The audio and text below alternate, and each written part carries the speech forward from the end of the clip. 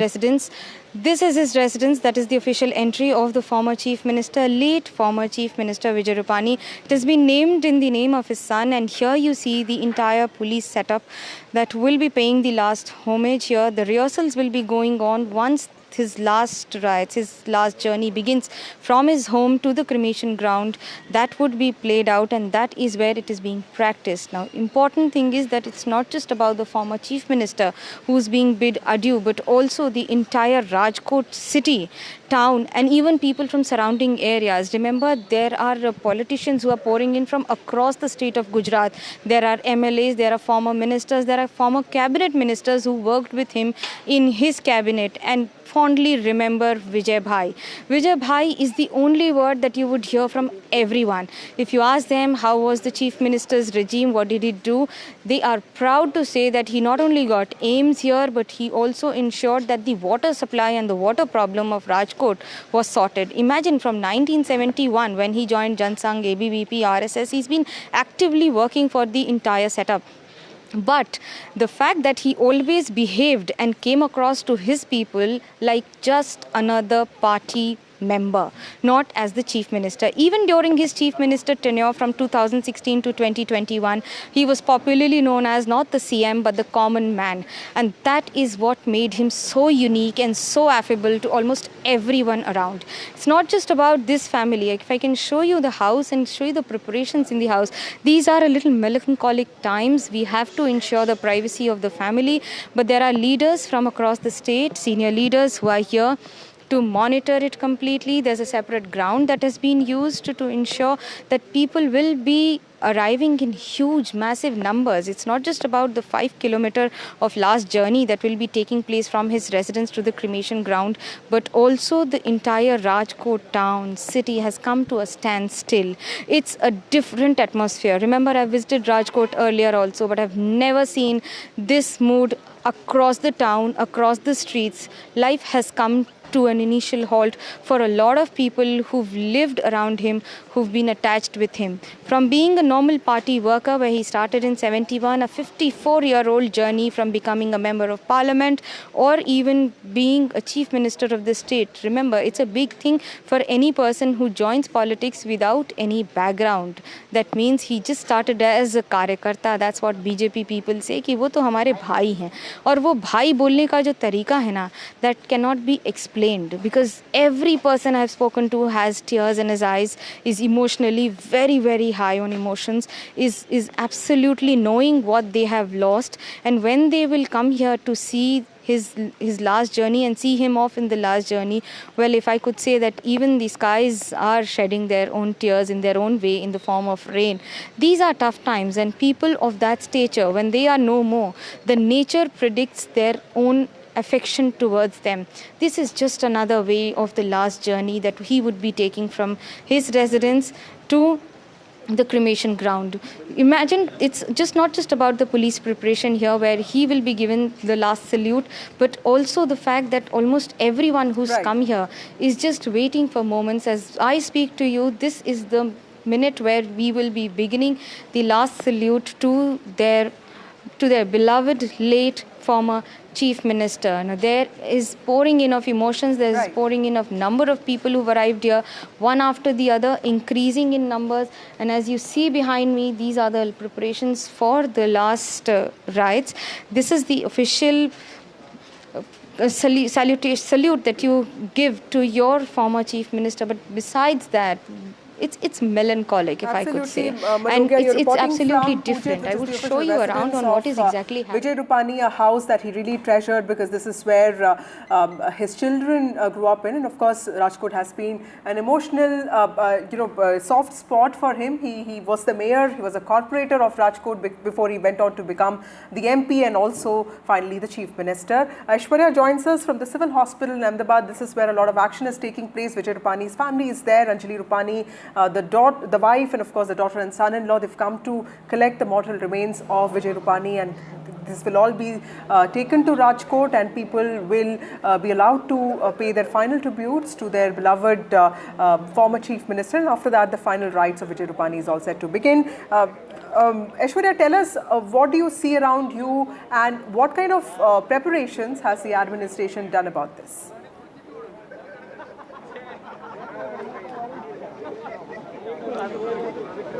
Well, last-minute preparations are underway as the family of Mr. Vijay Rupani has arrived at the civil hospital here in Ahmedabad, and the formalities that are being done inside is only the wait for the handing over of the mortal remains of former Chief Minister of Gujarat. The ambulance had been kept on standby over here. In that particular ambulance, the mortal remains of Vijay Rupani will be taken from the civil hospital over here in Ahmedabad to the Ahmedabad airport. But one thing, what I can see over here, and let us tell our viewers as well, in 2019, when Vijay Rupani, along with Prime Minister Narendra Modi, inaugurated that particular hospital that's just right behind me, that's India's biggest COVID hospital.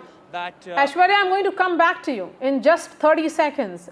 There's a piece of breaking news that is coming in now. Air India flight AI315, which was en route from Hong Kong to Delhi, was forced to return to its origin after the pilot suspected some technical issue mid-air. The flight AI315, operated by Boeing 787-8 Dreamliner, in fact, went back to Hong Kong from Delhi. That's what sources are saying. What really happened? Shiv Arur is joining us live. Shiv, over to you. Scant details coming in right now. What we can confirm is that AI315 from Hong Kong to Delhi, which took off a short while ago, has taken a U-turn and landed back in Hong Kong after the pilot declared some kind of a technical snag. The nature of this snag is not known just yet, but this Air India aircraft was a 787 Dreamliner -8, 787-8 Dreamliner, which basically means it's identical to the Air India flight 171 that crashed last Thursday in Ahmedabad. It's part of the 787 fleet. The circumstances under which a diversion was necessary and a U-turn was necessary to land back in Hong Kong suggest that this was obviously a serious technical fault, or the pilot felt compelled on forced to actually land as a note of abundant precaution. Remember, in aviation, pilots have very little margin, so they need to leave a lot of space as far as aviation safety is concerned. So the smallest signs of any kinds of trouble usually means overcompensating in terms of safety measures, and that's probably why, just to err on the side of caution, it's likely that he landed. This could be a serious fault, it could be a minor fault, we don't just know, but we must also acknowledge that in the wake of AI171, there is a heightened amount of global attention, media attention to aviation incidents. We saw an Air India flight that was that landed in Phuket after there was a bomb scare. This morning, Lufthansa flight yesterday, in fact, took a U-turn and landed back in Frankfurt after it was headed for Hyderabad owing to another bomb scare. Now you've got a technical snag forcing a Dreamliner aircraft, once again of Air India, to take a U-turn and land back in Hong Kong. So we'll have to wait to see what the nature of this fault was and whether this aircraft, this flight 315, will be cleared to proceed very soon. Air India hasn't confirmed much, but the question then is, Shiv, that this is a Dreamliner again that we are looking at. The pilots, of course, being extremely cautious and careful after that incident which happened in Ahmedabad. But Shiv, the flight takes off from Hong Kong, it's Delhi bound. Then within how many minutes can we tell our viewers that the flight goes back to Hong Kong and lands there? Well, that information has not come out just yet, but that will be an important factor in the investigation itself. How long after takeoff was this snag actually encountered by this particular pilot? I would be cautious about drawing any parallels as far as the 787 fleet is concerned, because remember, the investigation into the Ahmedabad crash is still ongoing. So there is no reason yet to believe that this could be a 787 issue or a flight-specific issue to what happened happened in Hong Kong. So I don't want to personally jump the gun on that. But I think your question is an important one because remember, in the Ahmedabad crash, the emergency, the technical snag that was encountered by the pilots happened barely seconds after takeoff. In this particular case, it appears to be a little longer than that, though we cannot confirm exactly how much time that U-turn was taken in. All we can say at this point of time is that that technical fault or that snag may have been serious enough to force a U-turn. A U-turn is never a simple decision. It's an expensive decision from an airline's perspective. Pilots are always trained to take these decisions only when they're absolutely sure that they need that decision to be taken in the interests of aviation safety, which is always paramount, and therefore this could happen. The question to ask, of course, also is whether in the wake of the Ahmedabad crash and with the DGCA issuing enhanced safety inspections on the ground for the 787 fleet, could there be a heightened sense of sensitivity to snags on the 787? Right. We are not sure about that. We'll have to see. That seems to be also a possibility, a heightened sense of caution after what really happened with AI 171 in Ahmedabad. Air India flight AI 315 en route from Hong Kong to Delhi now forced to return to its origin after the pilot suspected a technical issue mid-air. Our colleague Shivaru reporting on that. It's an evolving story. We'll keep getting you details as and when we get them. It's time to take a short break. We'll be back in just a bit.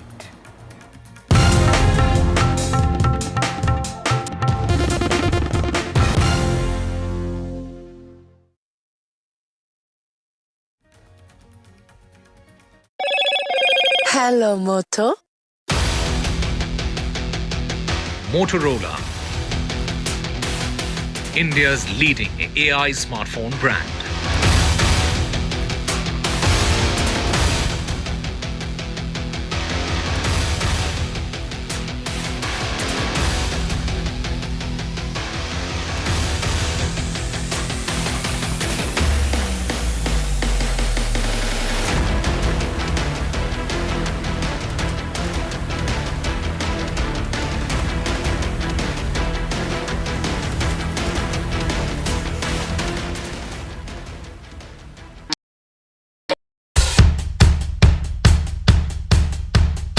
The markets move fast. And so should your portfolio. Expert insights, real-time stock picks. Do I buy Ola? Should I hold CDSL for the long term? Buy, sell or hold. The answers you need, straight from the experts. Callers from India and across the world. Connect live, ask, decide and invest wisely. Your portfolio, your future. Ask Profit.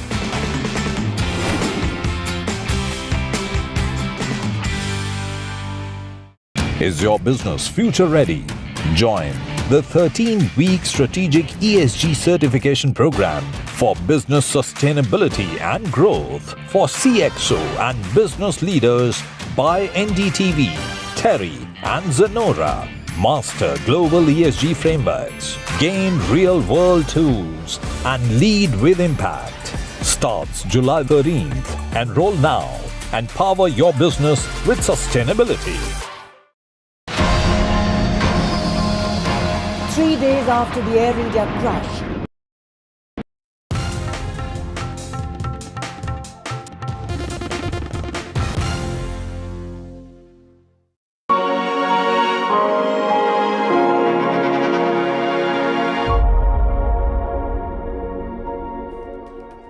today is paying tribute to its beloved son of the soil, Vijay Rupani, the former Chief Minister and former Gujarat BJP chief.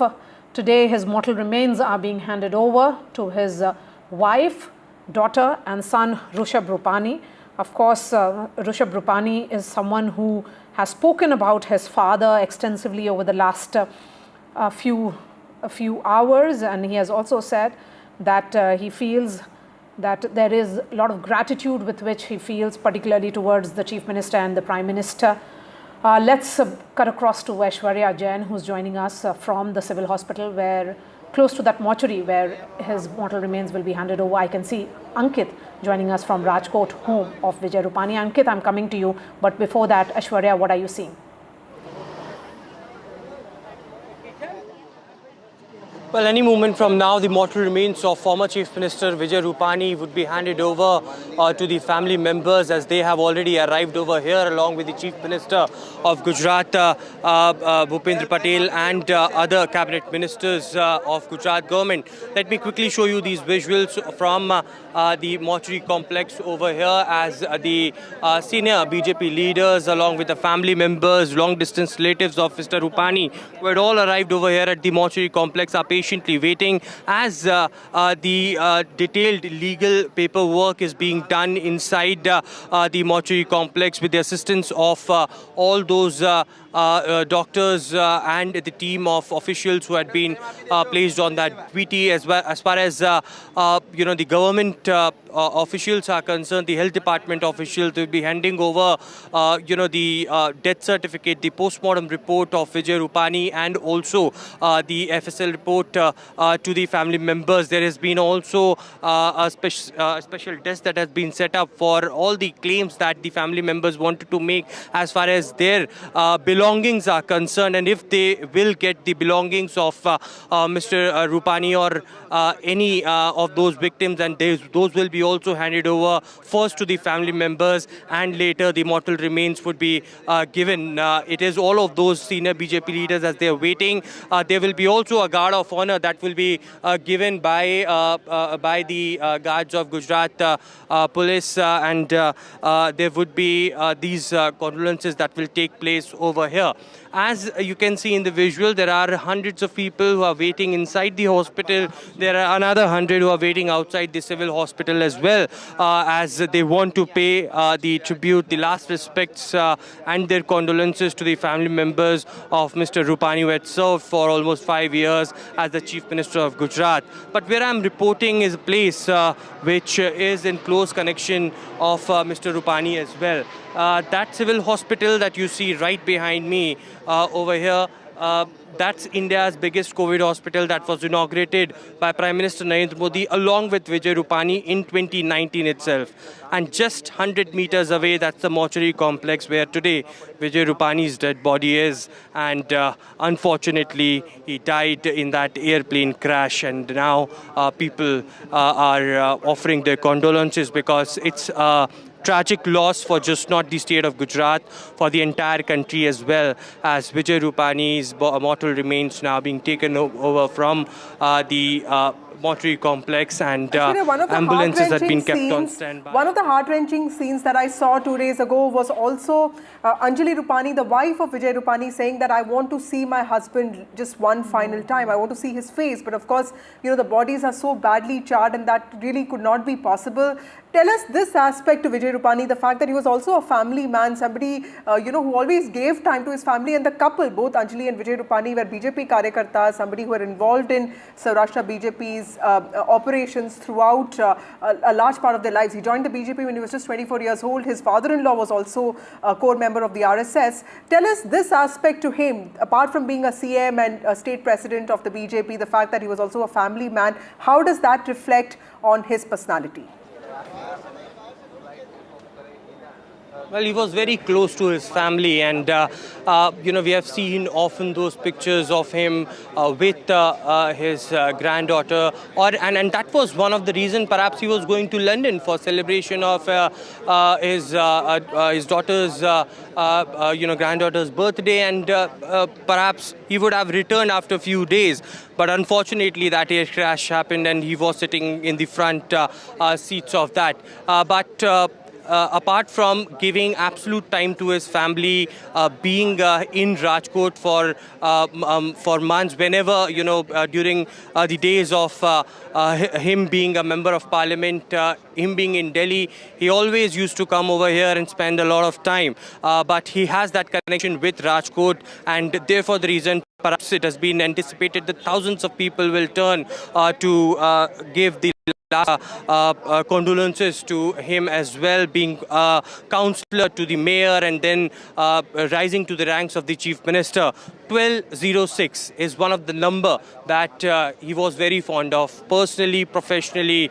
His days from his scooter days and from the car that he drives all has that 1206 number. And it was 12 June 1206, that day when he died as well, taking that number along with him. Let me quickly show you these visuals, as well as there is some movement which is happening at the mortuary complex, as now, any time from now,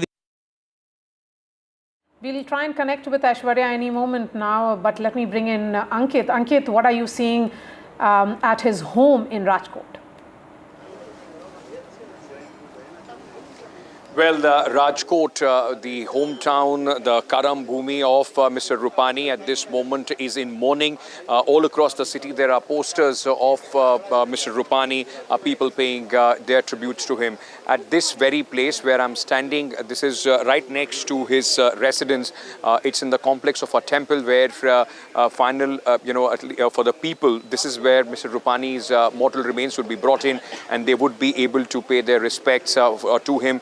We have been told between 4 to 5 is the time which has been kept for this, where the Home Minister is also expected. What you are seeing at this moment is the preparations being done by the state police, or the rehearsal being done by the state police as far as the mortal remains are concerned, because remember, he will be cremated with full state honors. And what you are seeing on your screens is the rehearsal which is going on.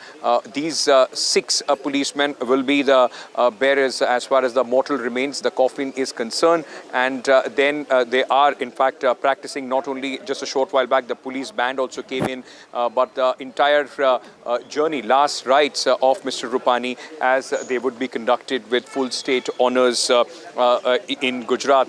One day mourning has also been in fact been declared for Mr. Rupani, the former chief minister.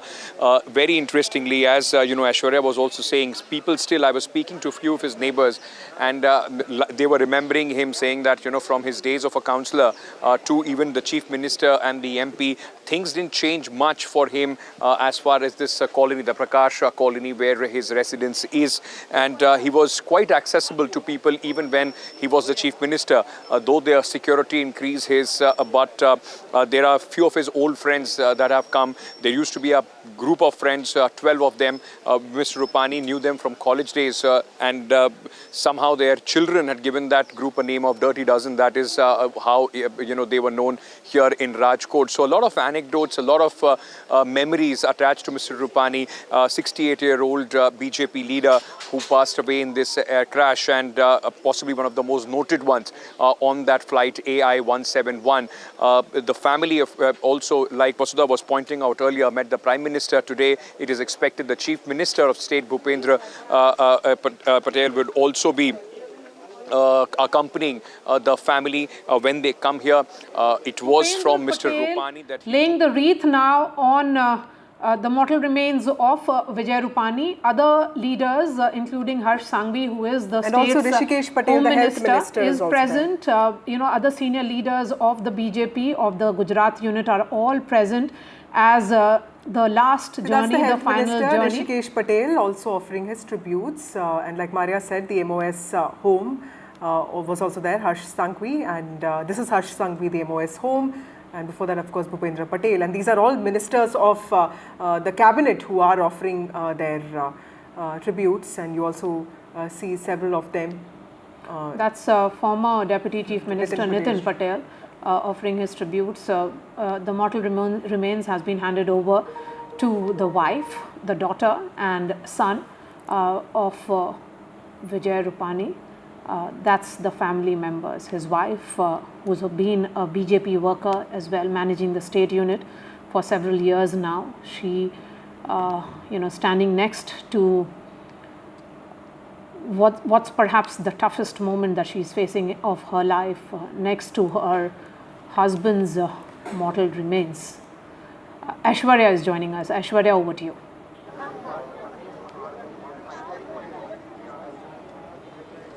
Well, the family members paying last respects to Mr. Rupani, and there you can see the coffin roll with the Indian flag over there. There are senior cabinet ministers from the Gujarat government that I can see just right behind me. It is the mortal remains which has just come out, guard of honor that will be given to former Chief Minister of Gujarat who has served the state from August 2016 to September 2021.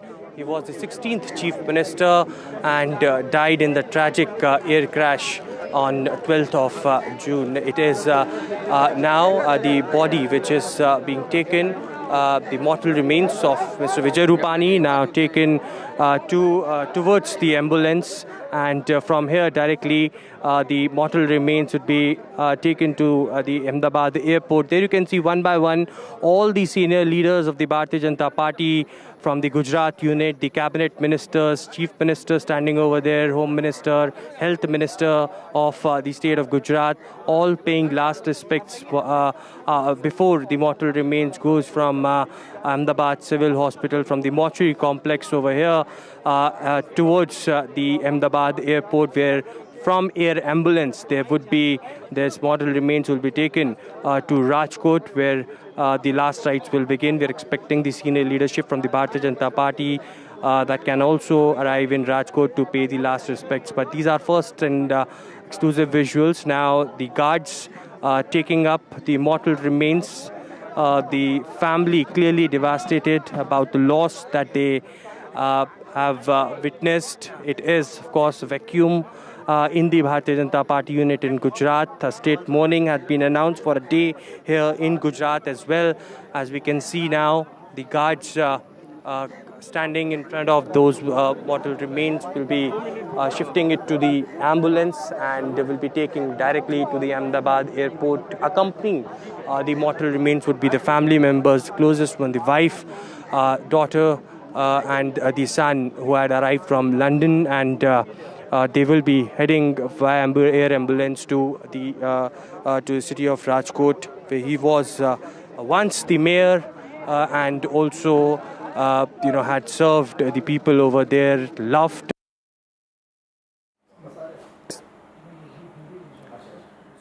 Well, those visuals there of mortal remains of Vijay Rupani being handed over to his family and the whole of Gujarat cabinet being present in full attendance. Bhupendra Patel was amongst the first to pay his tributes, followed by Rishikesh Patel, the health minister, senior ministers of the cabinet, including MOS Harsh Sanghvi. His entire family is present, Anjali Rupani, his wife, his son, Rishabh Rupani, and of course all of that, the mortal remains will be sent to Rajkot now, which is seen as his emotional spot, a place that he represented as an MLA, as an MP, and also went on to become the CM from.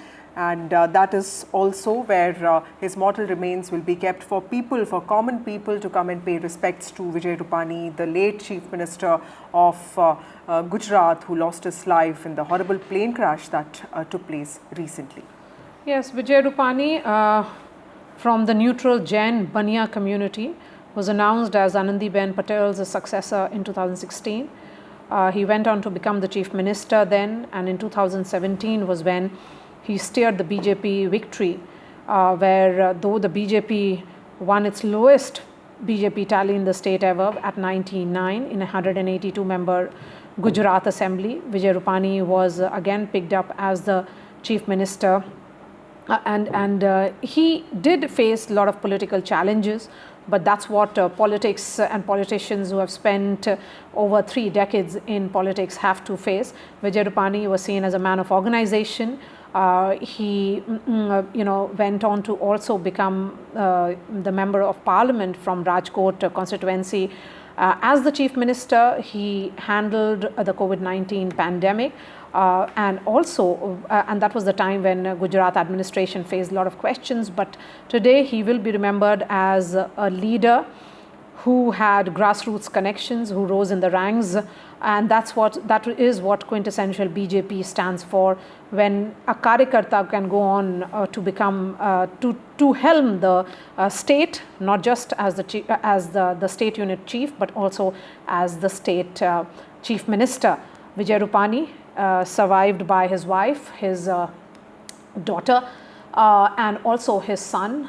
You can see those visuals, and of course now his body will be flown to Rajkot, where the last journey, the final journey of Vijay Rupani, 68-year-old, will begin. It's a very, very emotional moment for the family members and also for the people of Rajkot. They have seen the rise of Vijay Rupani. Let me bring in Ankit again, who continues to be with us from Rajkot, outside the residence of Vijay Rupani. Ankit, if you can hear me, you have been speaking to his family, you have been speaking to his friends. All of them have stories to share about the personal side of Vijay Rupani. What made Vijay Rupani that very, very liked and also very, very affable leader? You know, I think it was his ability not only to connect with his constituency, but, seem approachable. It was, he was somebody who was even behind, when he was the chair, on the chair of the chief minister, behind all those security paraphernalia, was seen as somebody who was accessible. And that made Vijay Rupani, for a lot of people here, especially in Rajkot, as somebody that they knew. They might have just heard about him from, people from his early days, but there is a sense that you talk to even the younger generation here, they would tell you that, there was a sense that you knew him personally. And that's why for Rajkot, it seems a very, very personal, devastating loss, where all across, you've seen these posters of Mr. Rupani and people paying tribute to him. It's raining today in Rajkot. The forecast through the day is of, a rainfall throughout the day. That has not stopped people to either come here or eventually that, we are expecting a lot of people to turn up when he's taken not only from the airport to this place, but from here to the crematorium, which is about 5 kilometers from where I'm standing in the Prakash colony. Like you and Vasudha Maria were talking about Mr. Rupani and his political journey. I remember covering the 2017, elections of Gujarat. And as you pointed out, it was possibly one of the closest that the BJP came to losing and the Congress came to winning in the last 3 decades or so. And, just before the results were announced, at that point of time, there was this whole thing created that Mr. Rupani, who had taken over just about a year back, that he is going to be the scapegoat. The entire blame will fall on his shoulders. And but destiny, how it turns, the BJP still managed to win. And Mr. Rupani came back as the chief minister. That was, of course, one of the biggest highlights of his political career, of being a sitting chief minister, winning, Gujarat and coming back on the seat of power, not, withholding the challenges that he had to face from outside and within the political combinations as well. And that tells you how politically, deft he was in maneuvering those challenges for so many years. And of course, a hardcore Karyakarta. He took over from Anandiben Patel, and as soon as he was told that it's time to, pass on the baton to Bhupendra Patel, Mr. Rupani, did that without the usual drama that you would associate with any other political party, where seat of power becomes the most important thing. And that is exactly how he's being defined today. He's been remembered today as an organization man, a thorough RSS man, as somebody who believed in taking people along rather than confrontation. Right. Also, Ankit, there was certain aspect to Vijay Rupani as a chief minister. Every time I would speak to him, there was, he was particularly interested in the irrigation projects, Sujalam Suflam Yojana. He was also particularly interested in domicile reservations, and it was very human-centric. He would always talk about how it is important to be accessible to people. He didn't talk about big industrial projects, but very small things. What aspects of his personality do you think rubbed on to his political career as well? Because Vijay Rupani, the head of BJP in Gujarat, is not very different from Vijay Rupani, who was the chief minister. Affable, accessible, and a Karyakarta at heart. I think the whole the aspect that you were speaking about, being people-centric and being accessible to people, like I've been saying, even when he was the chief minister, with all the security paraphernalia, people felt that he's still just a call away, that you could walk to his house and if Mr. Rupani is in Rajkot, he will give you a patient hearing. And being an organization man, he was also somebody when they were, warring factions, BJP thinking of how they want to move forward, because, it was difficult difficult for anybody to fill the giant shoes that that Mr. Narendra Modi left being the head of the state here in Gujarat. Mr. Rupani came in as somebody who was able to take people along, not as a compromise candidate, but as somebody who could, who had connections across, every big leader, across every big faction in the BJP, and was able to take them along, and that helped during his chief minister, ship as well. The time that he was able to get a chief minister, deputy chief minister like Mr. Patel, and he was also seen as somebody. And remember, this was also the period when the BJP was coming after the upheaval of very closely losing or coming close to losing that election, the whole partidar agitation. So he was seen as a calming factor in the state from 2017 going onwards, and that's the role that he played. And I think his personality of not being too hindered, about things, about trying to weather all the storms, whether politically or personal, in that much calm fashion, that helped him not only as the chief minister, but also earlier as the party president, and then of course becoming the MP of Rajkot as well.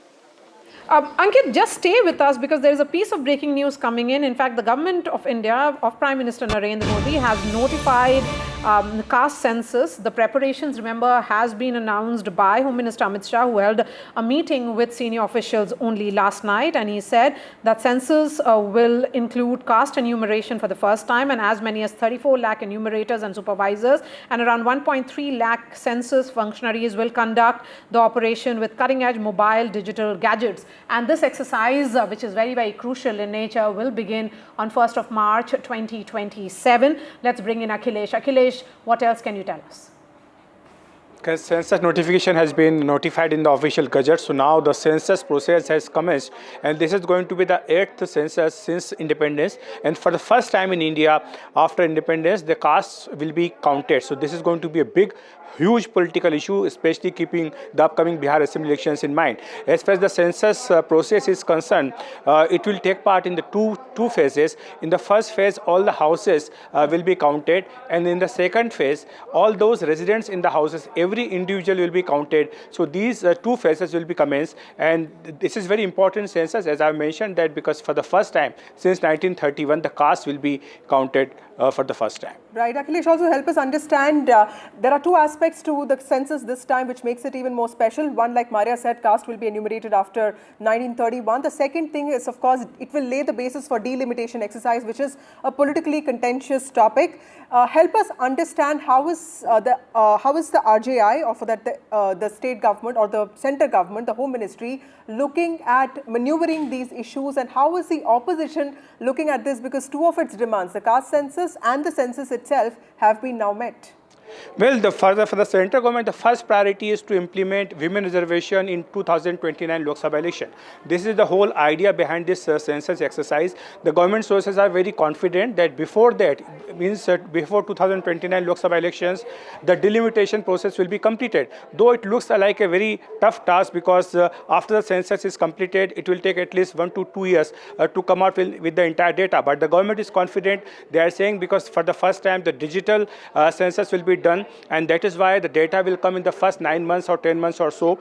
And immediately after that, the constitution has to be amended by parliament to constitute the delimitation commission. And the central government is also confident that the concerns expressed by the southern states will be taken into account, and that is why there will be no reason for any complaint by them. All right, Akhilesh, thank you so much for joining us. We are shifting focus back to our ongoing coverage of the tribute which is being poured in from across the country to the former Chief Minister of Gujarat, that is Vijay Rupani. Let's cut across to those visuals which are coming in.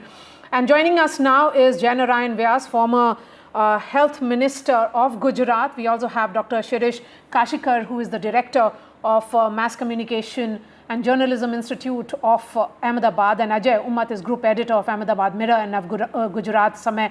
I'm going to begin with you, Mr. Ummat. We are looking at those very, very poignant images come in of the entire Gujarat unit, the entire Gujarat administration, right from the Chief Minister and also the family members of late Vijay Rupani in attendance. When we look at these images, I would want you to remember Vijay Rupani and your memories of Vijay Rupani. Maria, look, Vijay Rupani, when he started his career as Chief Minister of Gujarat, it was a very, very turbulent period for Bharatiya Janata Party. You must have seen that, the 2017 elections, Bharatiya Janata Party has reached to its lowest ebb, 99 versus 77 of Congress Party. The reason was, it was a time of Patel reservation, agitation, and Jignesh Mewani and Alpesh Thakur and Hardik Patel, they had taken against, Bharatiya Janata Party. So Vijay Rupani was brought in at that point of time. And though caste combination or caste equation was not in his favor, but Prime Minister Narendra Modi and Amit Bhai Shah, they thought that, he is the right person to handle the situation. And I distinctly remember in his first speech, he said that I have not come here to play a 5-day cricket match or 1-day cricket match. It will be a 2020 match.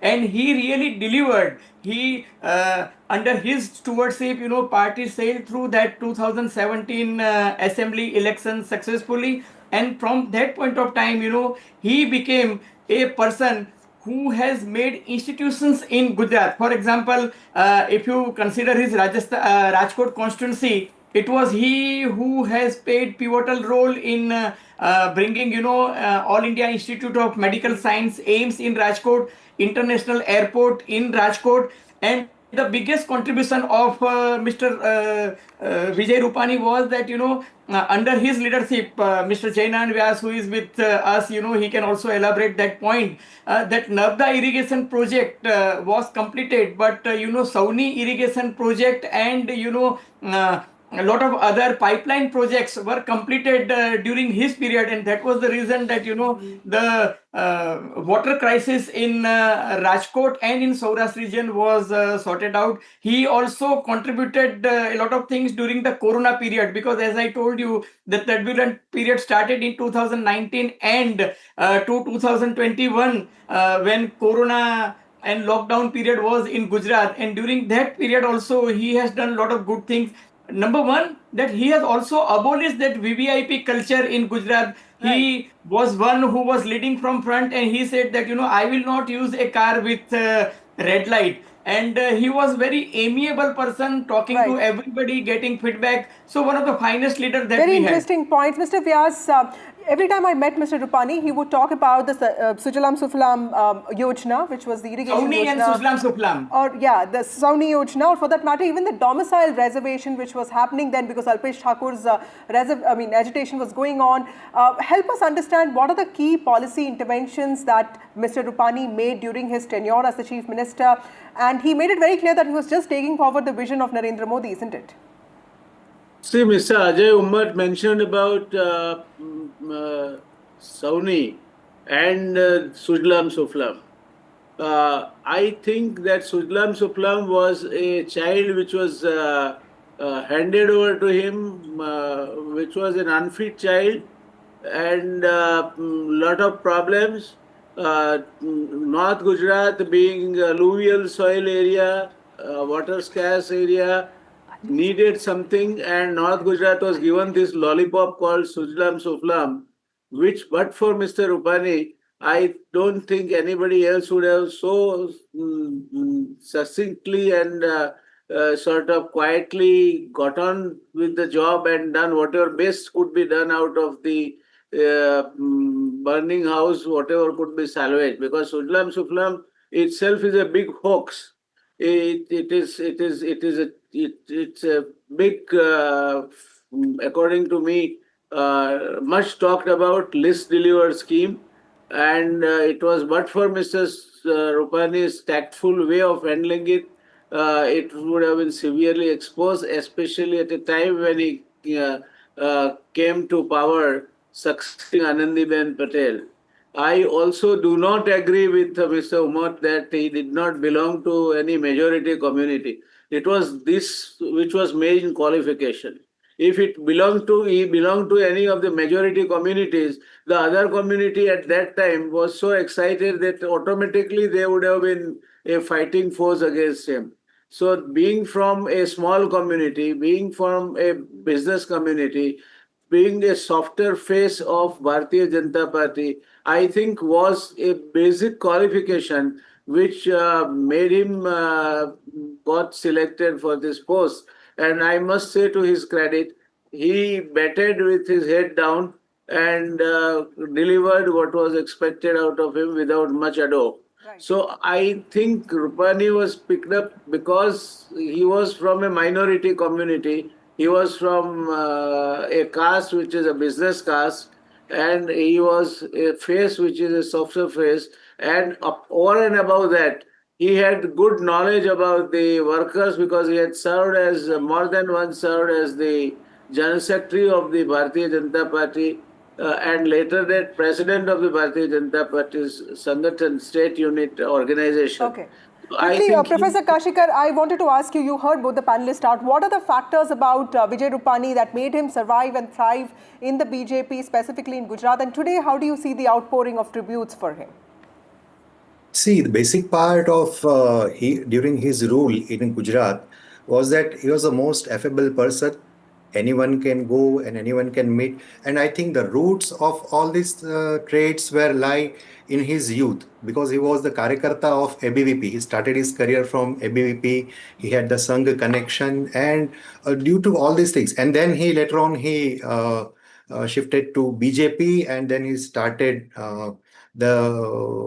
climbing the ladder in the leadership in BJP. But even during those times, when even in, if we see, though he belonged to Rajkot and his political career started from Rajkot, we must say that in BJP, after Jansangh part, during Jansangh, Keshubhai was there. Keshubhai Patel was the face of BJP, very rustic and rural. He belonged to rural area of Saurashtra and he represented that part of Saurashtra or Gujarat rather we can say. But in the case of Vijay Bhai, he belonged to the city area. He represented a sort of urban face of BJP and he worked very hard for BJP, even in those days when BJP was not in power. And from there he started. I'm going to come back to you in 30 career. seconds, sir. Let me bring in Aarti, who has some special aspects of Vijay Rupani's life. Aarti, over to you. That's right, Maria. Thank you. Now, of course, let me take our viewers to what exactly happened. Just an overview of the story, right? Vijay Rupani, he died in the Air India crash. He survived by his wife and 2 children. Leaders had gone to meet them, console them as well at their residence.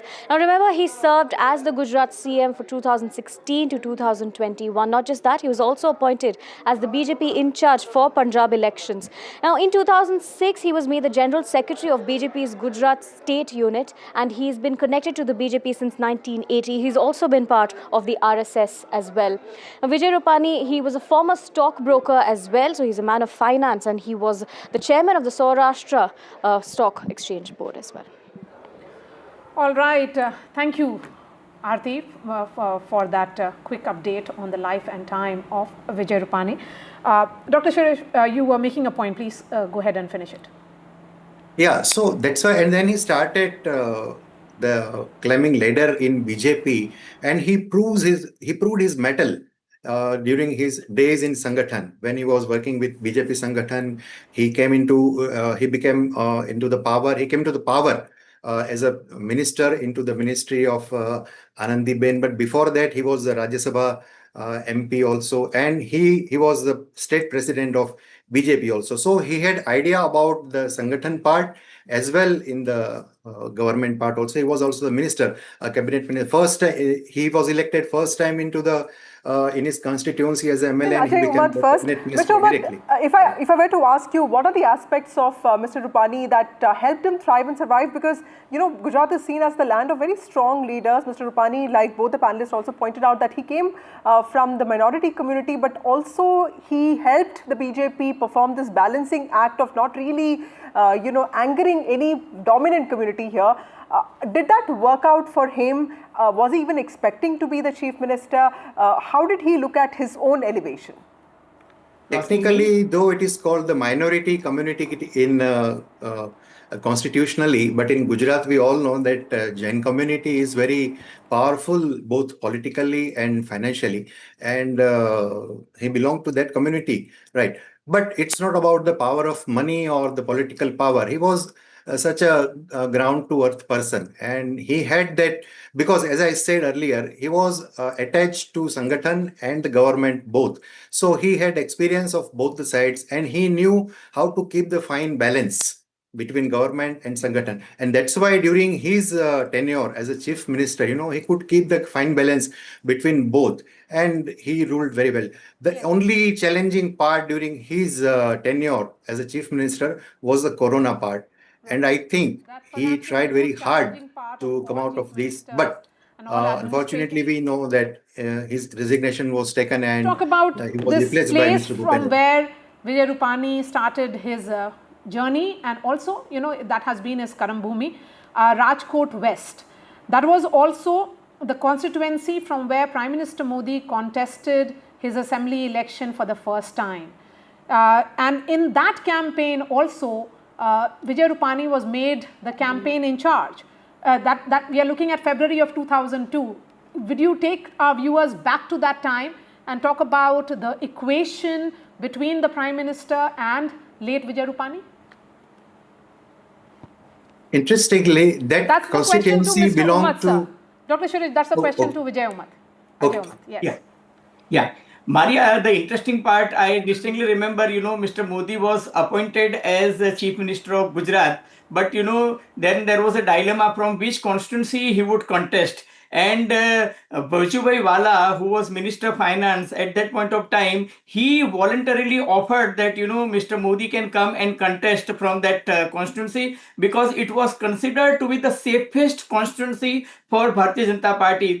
If you consider the top 10 safest constituency of Bharatiya Janata Party in Gujarat, like in Parliament, you say that Gandhinagar or Surat or Navsari is the safest. Likewise, in assembly segment, top 3, you can consider Rajkot was one of the most safest. So Vallabhbhai Wala voluntarily offered Mr. Narendra Modi that you come and contest from Rajkot constituency, and Mr. Modi had gone there. And Vijay Rupani was in charge, and he was in charge not only for Mr. Narendra Modi, but he used to be in charge for even Vallabhbhai Wala when he used to contest from that constituency. I distinctly remember in 2012, everybody thought, that Mr. Modi is going to become Prime Minister in 2014. So in 2012 Assembly election, Mr. Rupani would be offered that Assembly seat, but it was not offered to him, and everybody thought that he will be upset. I asked him, Vijay Bhai, you were supposed to contest from this. He said, no, my job as Karyakarta is to whatever my party will say, and I have faith in Somnath.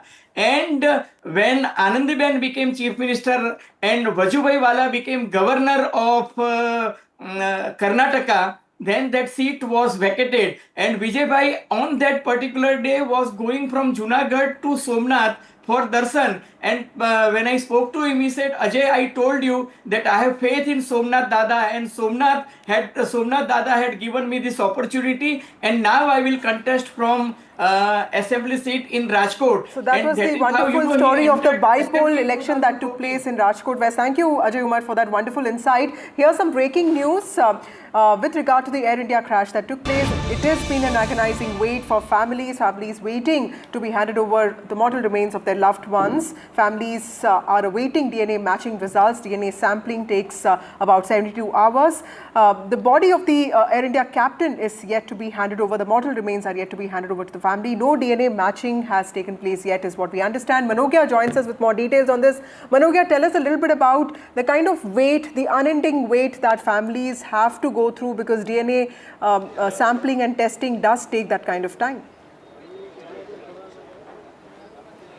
Well, it will take a little bit of time, or rather more than 72 hours per identification, because there are multiple tests that are being done. The bodies are in a condition that they have to be stitched together and then handed over to the family. There are times where the doctors have been telling us that they're working non-stop, and a single body might have to be tested 3 times whether the DNA is matching or not.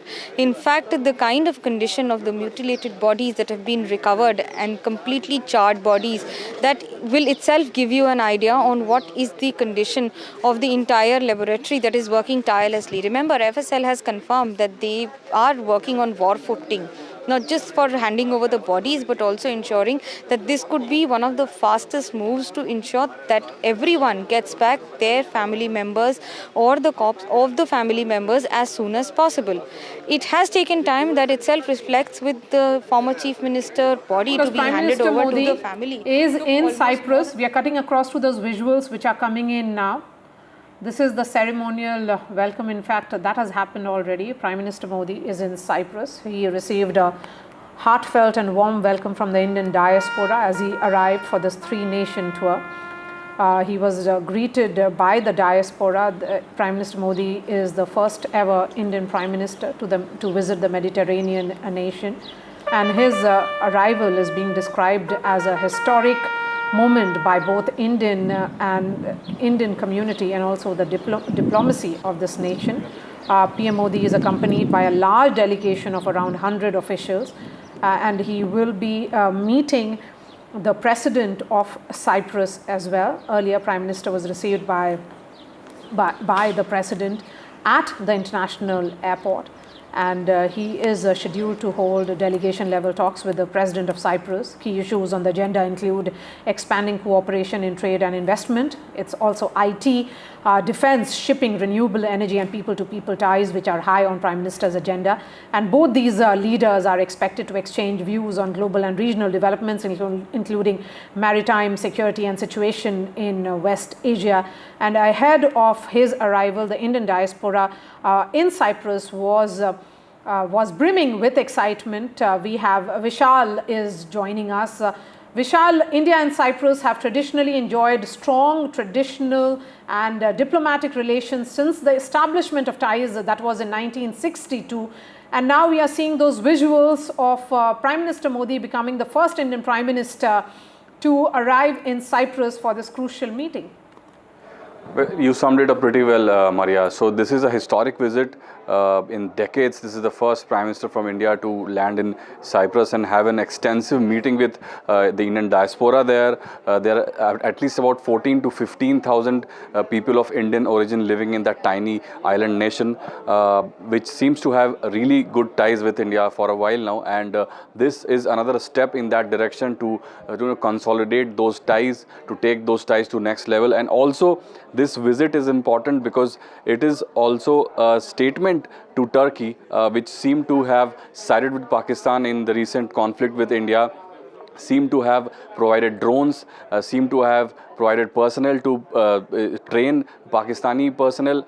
So this was also a statement made by India by visiting Cyprus. Cyprus and Turkey have had a long history of fraught relations. So that is what India has been trying to comment on by visiting Cyprus and saying to Turkey that India also has a hold in that region. So it's a significant visit, as we've been talking about throughout the day, that this will build the ties to the next level. There will be several things discussed. Several things have already been discussed, be it shipping industry, be it how to take the ties to the next level. So all of the topics have been discussed, and you can see the pictures live on screen. Prime Minister is there. Now he'll be heading to Canada for the G7 meet, which has its the center in Mid East right now, because whether we like it or not, the war between Israel and Iran has gripped debates across the world. It had originally been thought that Russia-Ukraine war would be, having, as a center point here, but it's now Israel and Iran. Right. Vishal, the Prime Minister's visit to Cyprus on the way to the G7 summit is also a message to Turkey, like you rightly pointed out. How is India looking at deepening its ties with the regional allies of Turkey, including Armenia, Egypt and Cyprus? We sent multi-party delegations to the other two countries. The Prime Minister himself is visiting Cyprus today. What kind of a message is Turkey going to get from all of this? So as I've been talking about, and all of our reporters have been talking about, that the Turkey and Pakistan ties were highlighted in the recent past, especially regarding Op Sindoor, in which a lot of Turkish drones were used, a lot of trainers from Turkey had arrived and provided some help to Pakistan. That's what the reports suggested. There's no confirmation on that.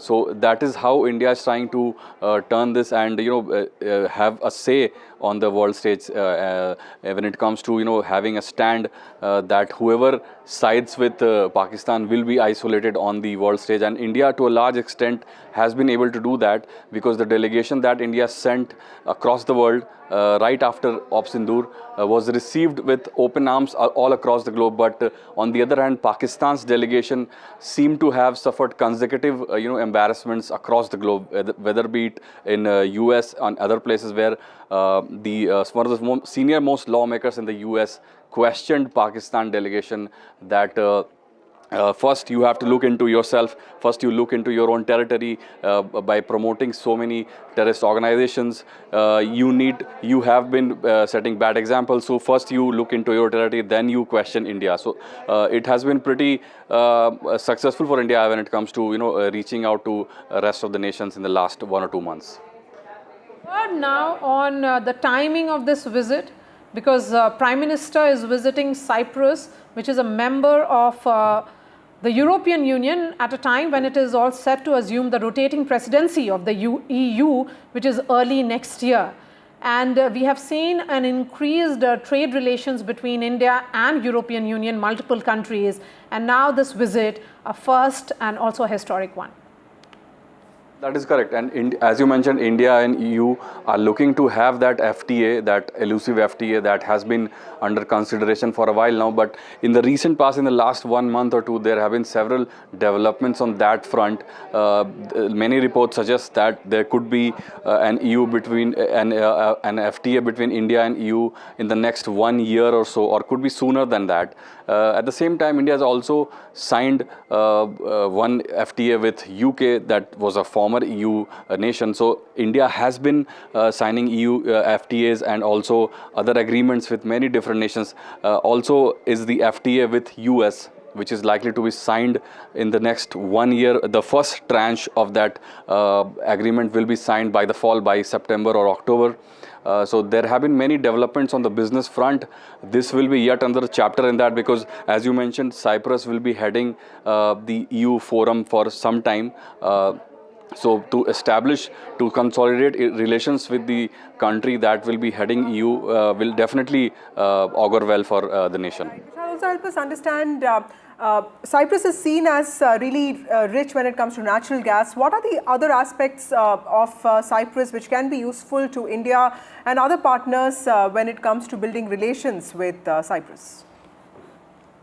Biggest thing would be the shipping industry in Cyprus, because Cyprus and the neighboring countries are big on shipping. The routes that are connecting these countries to the rest of the world, these are some of the most important routes, especially near the Mediterranean. That tiny stretch of sea sees some of the most busy shipping routes in the world. Some of the most some of the biggest containers pass through these routes. So this will be a key win for India if India is going to sign some shipping agreements with Cyprus and some of the neighboring countries. Right. Also, Vishal, this is the Prime Minister's first international visit after Operation Sindoor. How is India's fight against terrorism going to be an important part of his three-nation tour? How is the Prime Minister also going to explain India's position and also in some ways garner the kind of support that India needs diplomatically against Pakistan? Well, India's fight against terrorism, this fight has been, received with open arms across the globe. Just now we spoke about the delegations that were sent by India and Pakistan both. There was a stark contrast between both the delegations. Indian delegation spanned almost all across the globe, was received almost everywhere with open arms, and Pakistan was heavily criticized. So the world is taking notice what India is trying to say about Pakistan, which is clearly the hotbed of terrorism, and that is what the concentration has been, to highlight how Pakistan has been trying to promote terrorism and also at the same time getting these key positions. Just a few weeks ago, Pakistan was given 2 key positions at the UNSC, which is one of which is the key Taliban Sanctions Committee, and the other one is the other one also deals with terrorism. So the 2 key UNSC groups are now headed by Pakistan. So this is a quandary that India needs to counter because Pakistan has strong allies. So the fact that India is trying to highlight Pak's terror angle to the world stage is quite important and has been taken notice of. Yes, that's right. And Prime Minister Modi is accompanied by a large delegation, which is around 100 officials, and they are visiting Cyprus on invitation of President Nikos, who is the President of Cyprus. And Prime Minister, during his visit, will be meeting there'll be delegation level talks with the President. There are key issues on the agenda, which includes expanding cooperation in trade and investment, defense and shipping, as Vishal was highlighting. People-to-people ties again become very important, because as soon as the Prime Minister arrived, there was a huge Indian diaspora which welcomed him. The Prime Minister, remember, had engaged the diaspora and exchanged greetings and acknowledged their support. The diaspora meet has been one of the big highlights of Prime Minister Modi's international tour in the last 11 years. And then there will be business around shipping and other aspects. And these 2 countries have traditionally enjoyed strong diplomatic relations since the establishment of ties in 1962. What we have seen is Cyprus had consistently supported India's position on Kashmir and other key issues on international platforms, including the United Nations. So that diplomatic, support or strong diplomatic relations which has been there between the 2 countries, Vishal, becomes important. We can see perhaps the bilateral meetings which have begun between the 2 countries. The President of Cyprus, Nikos Christodoulidis, that's his name, can be seen along with Prime Minister Modi. Although the Indian community in Cyprus may be small in number, but they play a very, very vital role in local education, healthcare and business sectors. This kind of bonhomie which is on display is essentially reflecting the deep-rooted historic ties between the 2 nations. Right, Maria, like you rightly pointed out, Prime Minister Modi's visit to Cyprus is the first by any Indian Prime Minister in 23 years. It's also being viewed, like Vishal said, as a diplomatic signal to Turkey, which in some ways had backed Pakistan when it came to Operation Sindoor. Turkey is, just for the understanding of our viewers, Turkey has occupied 1/3 of the island since 1974. It has backed Pakistan during Operation Sindoor. This is also a diplomatic move by India to send across a message that it has taken note of Turkey's support. Prime Minister's trip is the first trip abroad by him since Operation Sindoor was initiated. It's being seen particularly important in that context, because India also wants to tell the world about how it is a victim of terror and needs to tell the world about the new normal that it has put in place. The Prime Minister is visiting Cyprus at the invitation of the President of Cyprus. He's also, like you rightly pointed out, accompanied by a delegation of over 100 officials, and this is part of his 3-nation tour that will span across 5 days, and it includes Canada for the G7 summit. This is also the first ever visit to Croatia by an Indian Prime Minister, which also then becomes very important. The Cyprus visit, like we were talking about, is significant for diplomatic, economic and geopolitical reasons, and it reflects the growing importance of this part of the world in India's broader and global outlook. Vishal joins us back. Vishal, just for the benefit of our viewers, just sum it up as to how important is the Prime Minister's visit to Cyprus. Why is this country important in the context of Operation Sindoor, and what does this visit entail?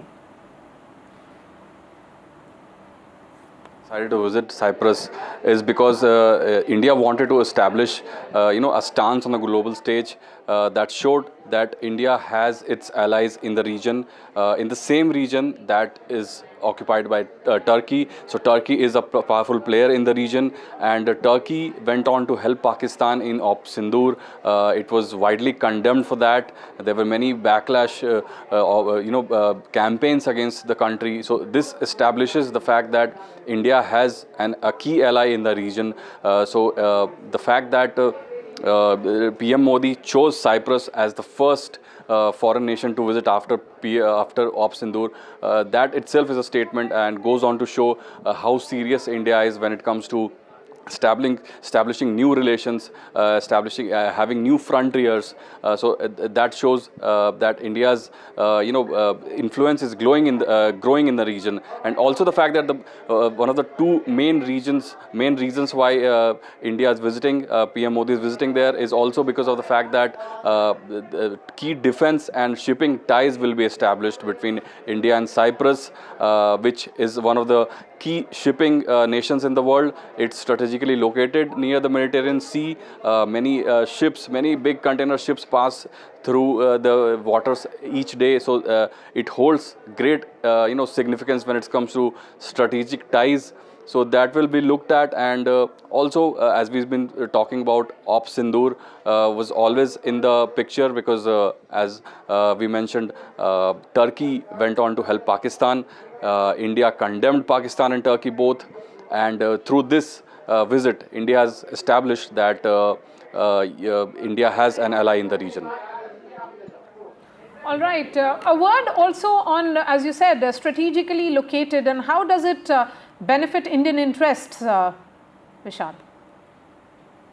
One of the key areas through which ships take containers across the globe. Many big companies across the globe have containers running through through those waters.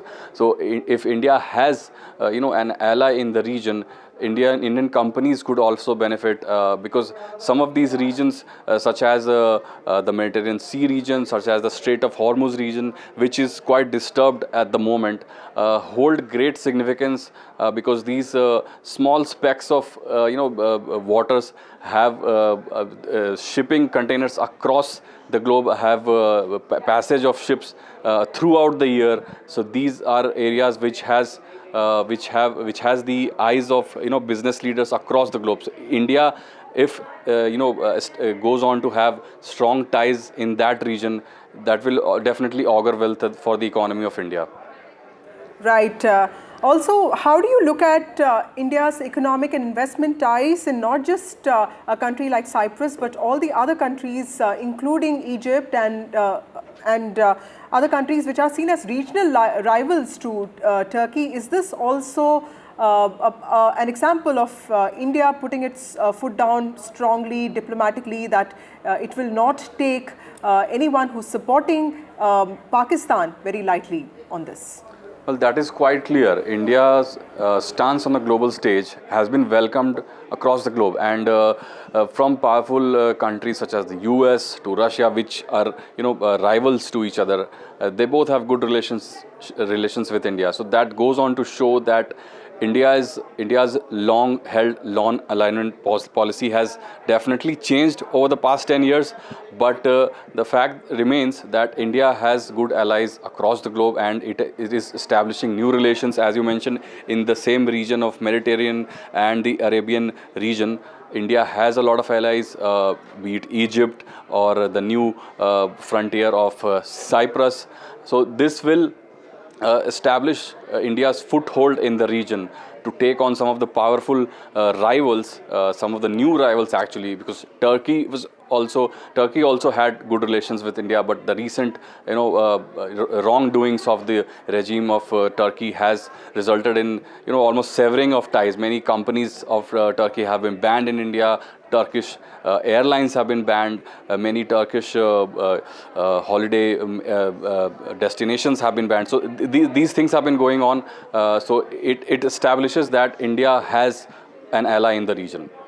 Vishal, also India has been expanding, diversifying its energy energy sources, and that makes Cyprus strategically important for us because of its natural gas reserves. Help us understand with the kind of tensions that this part of the world has seen because of Turkish drilling, how is India going to benefit with an enhanced bilateral relations with Cyprus?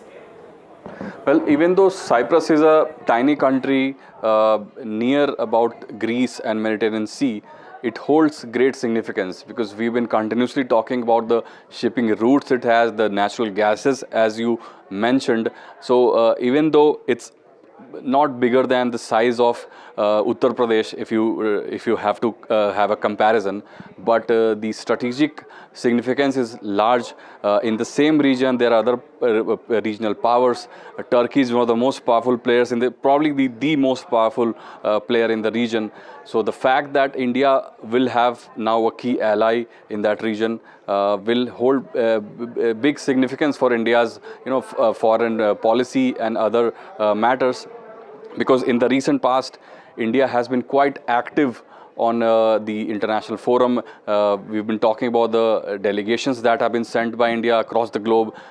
We've been meeting people, talking about various issues from terrorism to how to make the world economy better. So these things will also be in focus because India has been engaging with almost all the countries in the world and has been establishing new relationships. Right, Vishal, thank you so much. Prime Minister's three-nation tour has begun with that crucial bilateral meeting with the Cyprus president. A quick break and then we return.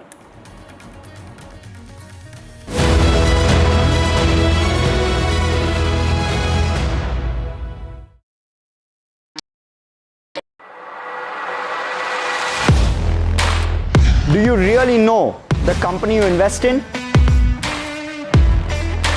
What is the real picture behind presentations and claims? Is the outlook as rosy as the company claims? Know Your Company, powered by NDTV Profit Research, shines a light on the biggest stock market movers.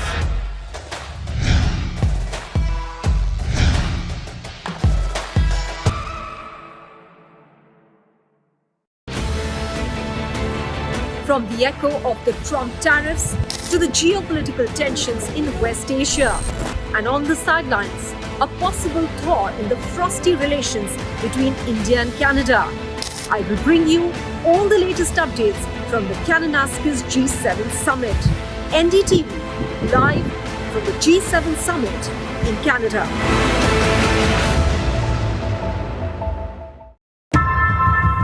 How often have you turned away from debates that descend into endless fights?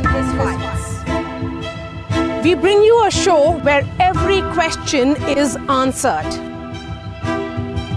where every debate finds its resolution, where every story finds its conclusion, where opinions collide but facts prevail, where stories unfold with insights and trust. When the noise ends, the last word begins.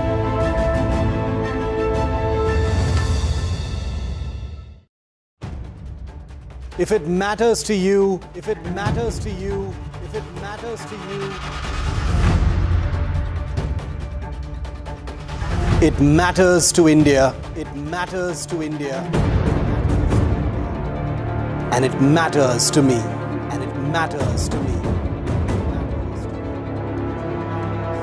India Matters with Shivaru.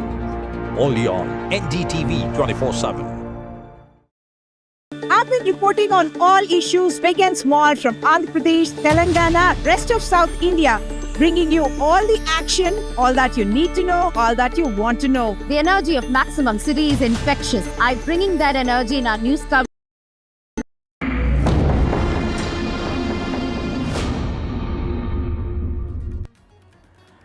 Welcome back. There's been a crucial piece of discovery in the Air India investigation. The cockpit voice recorder now has been found, and this means that there could be some clarity that could be expected on the Mayday message that the pilot had sent on that fateful day. That's right, and it will piece together all the communication that was happening in that cockpit. Remember, it's the the data recorder and the voice recorder, which are two aspects of the black box. The black box was recovered 48 hours ago, and now sources the investigators are in fact confirming that the cockpit voice recorder has been found as well, which has all the details, but perhaps the decoding of this entire, the data of that will take a little more time. Divya is joining us. Over to you, Divya. Give us the details and the significance of the cockpit voice recorder. Right, Maria and Vasa, let's get you details. This is the second component of the black box that has been found earlier. One part of the black box was found, and that was the flight. Let's cut across to it. संप्रभुता और क्षेत्रीय अखंडता और हमारे लोगों की समृद्धि के लिए हमारी अटूट प्रतिबद्धता का प्रतीक है। एक्सेलेंसी, मैं इस सम्मान को भारत और साइप्रस के संबंधों के प्रति एक जिम्मेदारी के रूप में इसका महत्व मैं समझता हूं और मैं उस भाव से इसको लेता हूं। मुझे पूरा विश्वास है कि हमारी सक्रिय साझेदारी आने वाले समय में और भी नई ऊंचाइयों को छुएगी। हम मिलकर न केवल अपने देशों के विकास को मजबूत करेंगे, बल्कि एक शांतिपूर्ण और सुरक्षित वैश्विक वातावरण के लिए, उसके निर्माण के लिए भी मिलकर के योगदान देंगे। मैं फिर एक बार इस सम्मान के लिए आपका हृदय से बहुत बहुत आभार व्यक्त करता हूं।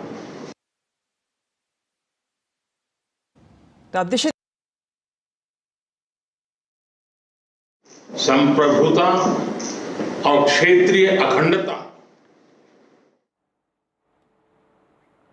Prime Minister Modi speaking about Cyprus and the role of Cyprus and the crucial strategic ties between the two countries and how important it is. Remember, he has become the first Indian Prime Minister to visit the island nation, and it becomes important because it achieved its independence in 1969, and ever since the two countries have been very strong on the bilateral ties. Prime Minister Modi there becoming the first Indian Prime Minister to visit Cyprus. Absolutely. Cyprus is also a key partner when it comes to natural gas exploration for India. India is also renewing its ties with a lot of regional players in the world which have been against Turkey traditionally, historically, and this is also a large message that's being sent out to Turkey after what happened with its backing to Pakistan in the context of Operation Sindoor. This is the first international visit of the Prime Minister, a three-nation tour spanning across 5 days to 3 different countries: Croatia, Cyprus and Canada. And of course, Canada is where the G7 meeting is going to take place, a G7 summit where the Prime Minister is expected to meet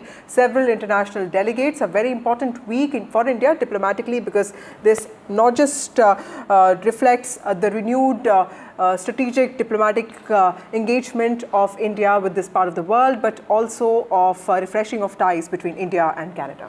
That's right. This remains our top focus here on NDTV. We are slipping into a short break, and news and updates will continue on the other side.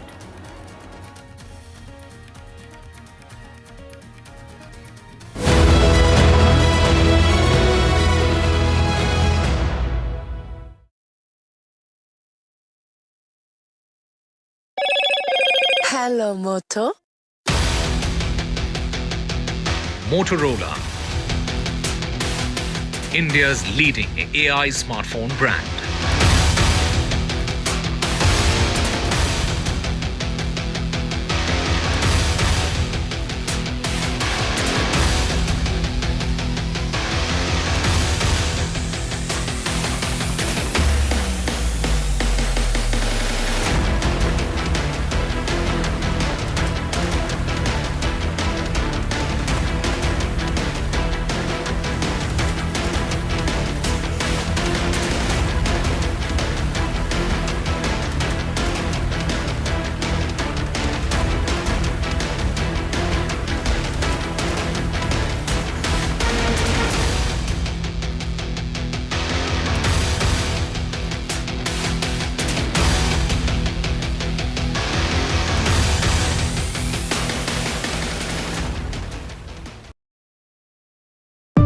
today's interconnected world, India's voice is more crucial than ever.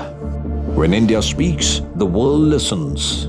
At NDTV World, we are that voice, bringing you intelligent and insightful news from India and beyond. From geopolitics and diplomacy to economic shifts, migrations, tech disruptions, and the stories of our diaspora. We cover the news that shapes our global future. NDTV World, your new home for global news, is here.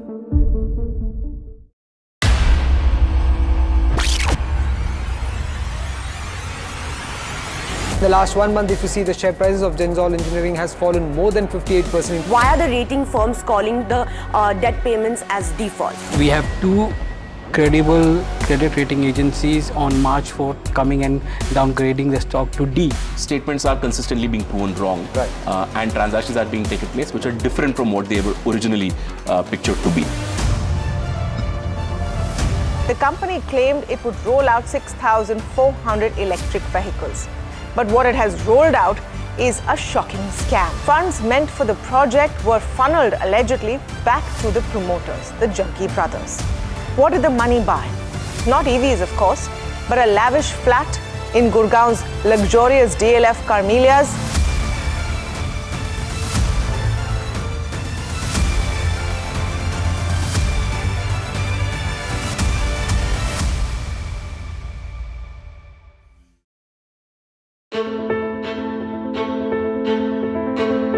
News is not just headlines, it is what impacts you.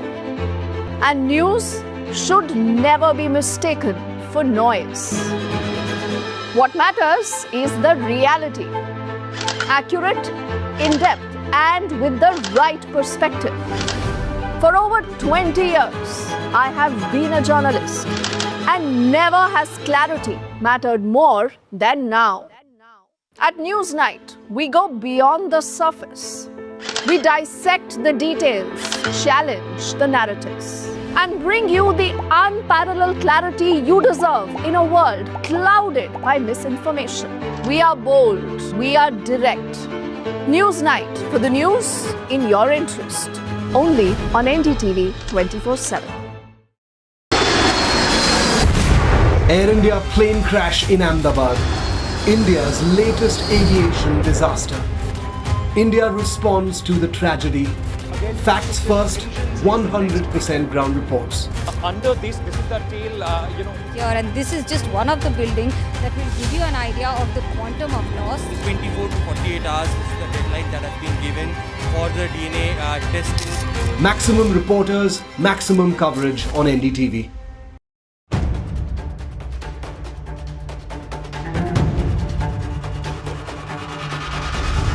If it matters to you, if it matters to you, if it matters to you,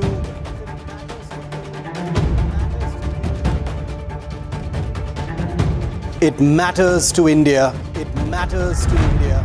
It matters to India. And it matters to me. And it matters to me.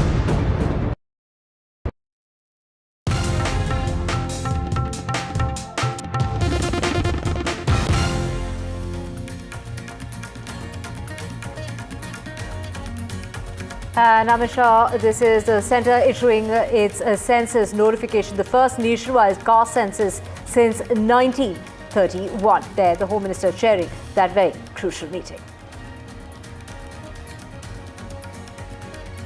And Prime Minister Modi is in Cyprus, and Cyprus confers the Prime Minister with the highest honour. This is a strategic push amid Turkey tensions, and this is before the Prime Minister heads to Canada to attend the G7 summit.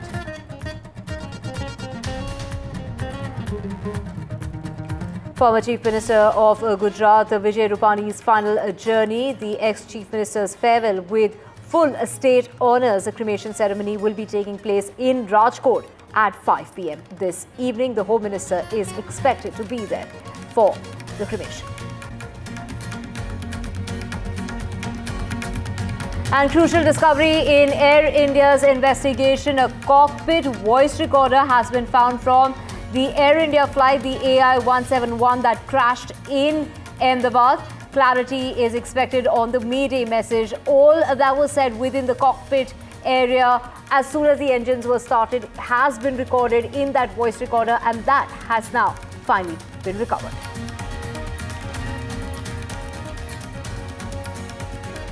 And Boeing experts are in Ahmedabad in order to analyze the crash. This is in order to help in the investigation to analyze the details of the crash. Do remember that Boeing has been under the scanner, and its reputation that has been tarnished as of late is now the officials and the experts of Boeing in Ahmedabad.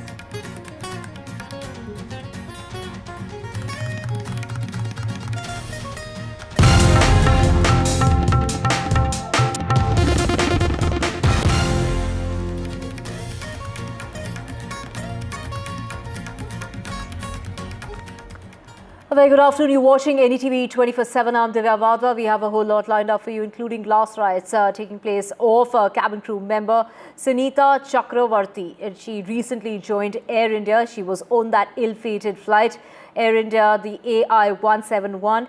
She was a resident of the Juhu area. She was one of the members of the cabin crew, having been recently she went ahead and joined Air India. Before that, she was previously working with Go Air. My colleague Radhika joining us to get us all the details. Radhika, last rights are being held of the cabin crew member. Get us details of how recently had Sunita Chakravarti joined Air India. Take us through her journey with Air India, and before that, we believe she was also working with Go Air. That's right. A very, very tragic visuals, of course, coming in of family members really lighting that fire. Sunita Chakravarti, a crew member of Air India, who were among the 10 crew members who lost her life in that a tragic crash that happened. There were 10 crew members and 2 pilots on board. And of course, in total, 241 people lost their lives in that tragedy. Sunita Chakravarti was a young, ambitious crew member there. She had, yes, recently joined Air India. Before that, she was with Go Air.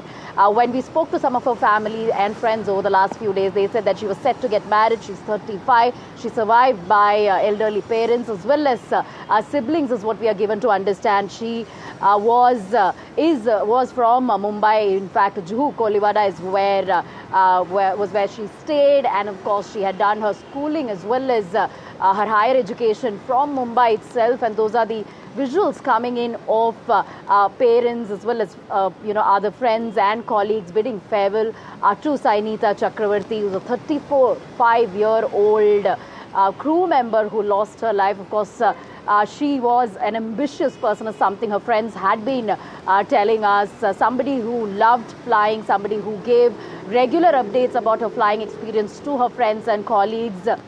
And somebody who was extremely driven is what her family members had said. So unfortunate though that her life was cut short in this tragic crash. In fact, earlier today we were also told that Sumit, who was the pilot, his final rites would also take place today, but that has been postponed as the DNA sampling and testing has not concluded. Of course, that is another complex process that is happening in Ahmedabad Hospital, which is the DNA sampling, DNA testing, and subsequent DNA matching as well.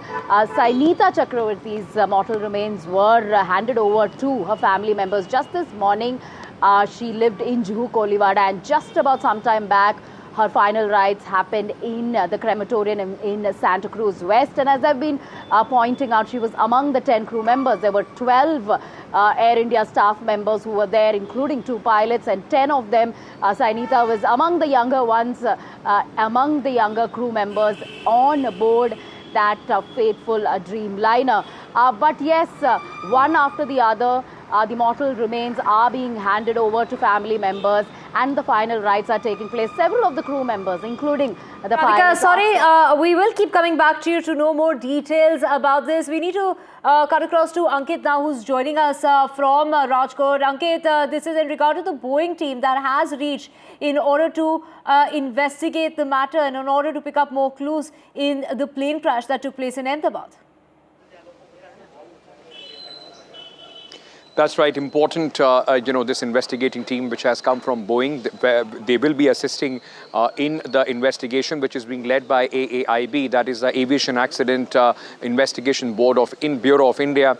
They are the ones, those who are leading this investigation. And remember, the Boeing team becomes very, very important because Boeing is the manufacturer of 787 Dreamliner, which the Air India was operating, Air India 171, which crashed. This is the first time since 2011 an aircraft which is considered to be quite safe. This is the first time this wide-body aircraft has seen this kind of an accident in which, just one on 242 on board lost their lives. And there are 34 people on the ground, those who have also, in fact, lost their lives. Many others are still injured and recuperating at the hospital. Now, the Boeing team of engineers and investigators, those who are in Ahmedabad, they have been taken to the crash site. Now, this becomes very, very important because they are the engineers, those who manufacture this plane. They would want to understand exact trajectory of the plane and the moment, the way it followed the path and hit this building. Apart from that, there are, remember, some physical investigation of the entire wreckage, which has the tail section which was brought down yesterday itself, the largely intact tail section, one engine, which also becomes a very important piece of forensic investigation, which is lodged in just about 400 meters from the place where the tail was of the mess of the BJ Medical College junior doctors mess. That's where they would also be going and understanding the situation of the engine. All of this debris and wreckage will be taken, very, very minutely looked at, studied at, and coupled with the black box which has been recovered, both the cockpit voice recorder and the data recorder of this aircraft is going to give us a picture of what exactly happened. So Boeing becomes a very important instrument in this entire investigation, Divya.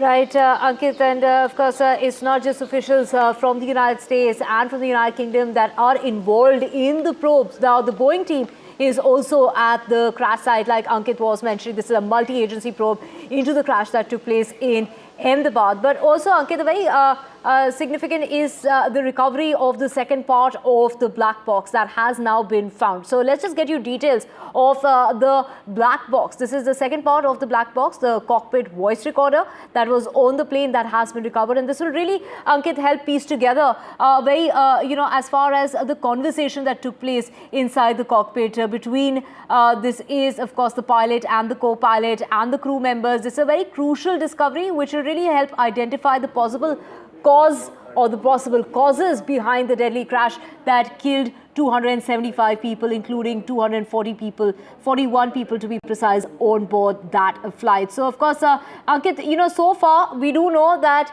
the initial part of the black box was found on Friday, and that was in record time of about 28 hours, given the fact, just for the sake of, reference to our viewers, take us through the kind of damage that you've seen all across the area of the crash site. Well, the crash site, which was the hostel, the BJ Medical hostel of the junior doctors, it is about a kilometer, but the entire crash area where the debris was strewn, about 700 meters in this entire, residential complex. The tail of the plane got stuck on the roof of the mess and the kitchen, and that's where both these black boxes were found. In fact, remember, they are part of one component with two different factions as far as this black box is concerned. One, of course, records the conversation or the noise as far as the cockpit is concerned. The other part is the mechanical part of this entire aircraft. Now, both of them were recovered from the wreckage on the terrace itself, where the tail was lodged, and this is largely placed within that section of the tail. Now, how this will help, because remember, not just the 50 seconds from the time it came to the taxi, to the runway for taxiing, and then the 31 seconds attempted takeoff where it seemed that it was not able to gain enough thrust and elevation. The black box will tell the investigators exactly the conversation that happened between the pilot and the co-pilot and the crew members before the takeoff, and at the time, the crucial time when they began the sequence of takeoff, what was the conversation between them and the ATC. Apart from that, the other important details that the black box would be able to, the cockpit voice recorder would be able to tell are the various signs, the warning signs and the noise that they create. That is going to be very, very important to understand whether there was a complete systemic failure of this aircraft that resulted in this crash, coupled with the 1,000 parameters that the data recorder has, will give the investigators a sense whether it was a human error or it was a mechanical failure that resulted in the crash of AI-171. This would also, in a way, give initial signs of whether the other wide-body aircrafts, the 787s, which are being operated by not only by operators in India, like the Air India, but all across the world, whether they need immediate grounding of all these aircraft for further investigation, or business can run as usual as far as all those aircrafts are concerned. So not just in India, but across the world, at this moment, every operator which flies 787 keenly looking at the causes of this crash. Right, of course, we have breaking news coming in. Ankit, we will keep coming back to you for more on that second component of the black box that has been recovered. Well, breaking news coming in of a Rapido driver. This is a Rapido driver who has, in fact, breaking news coming in, assaulted a woman in Bengaluru. So this is another crime against women that has been reported in the state of Karnataka, in Bengaluru, yet again in the Jayanagar area, that has gone completely viral. The woman who had booked this Rapido bike ride is said to have been irked with the rider for his rash riding. She got off the bike and began to question him over the same, and is said to have been abused by him. The argument escalated and the two couldn't understand each other, as one spoke only English and the rider could only speak in Kannada. Eventually, when the woman is said to have refused to pay and return the helmet, the rider is then seen assaulting her. She is seen falling to the ground as he slaps her. The woman works at a jewelry store, and the cops who learnt about the incident requested the woman to file an FIR. The woman, however, didn't want to take the matter any further on the insistence of the police. This is a case that has been registered and investigation is underway. So a very shocking incident that's coming to light from the state of Karnataka, of how matters are being taken into, people are taking matters into their own hands, given the fact that this was a ride that was booked by a woman. It was his, the way he was riding the bike was of concern, which is why the woman got off the bike, and then she refused to pay him for that ride. And of course, this resulted in that altercation that you can see on your screen right now. This is the altercation in which the woman was pushed to the ground, and then the Rapido driver is seen slapping the woman for raising an issue about the way he was riding the bike. She did say that he was riding the bike in a very improper manner. It was a rash riding is what she went on to comment about, and that is what led to that altercation. He threw her to the ground. Literally, she falls to the ground, and then he goes about slapping the woman.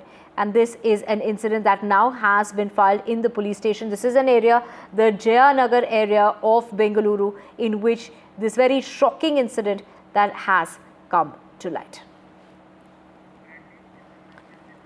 This Rapido driver has now, a case has been registered against this Rapido driver for basically, assaulting a woman in Bengaluru. This is not the first such incident that's come to light. There are many such incidents that are being reported in the state of Karnataka. In fact, the opposition in Karnataka has been raising issues such as the safety and security of women in the state. Here you have, in broad daylight, a man who was hired through perhaps an app for a bike ride. This was a woman who was working in a jewelry store.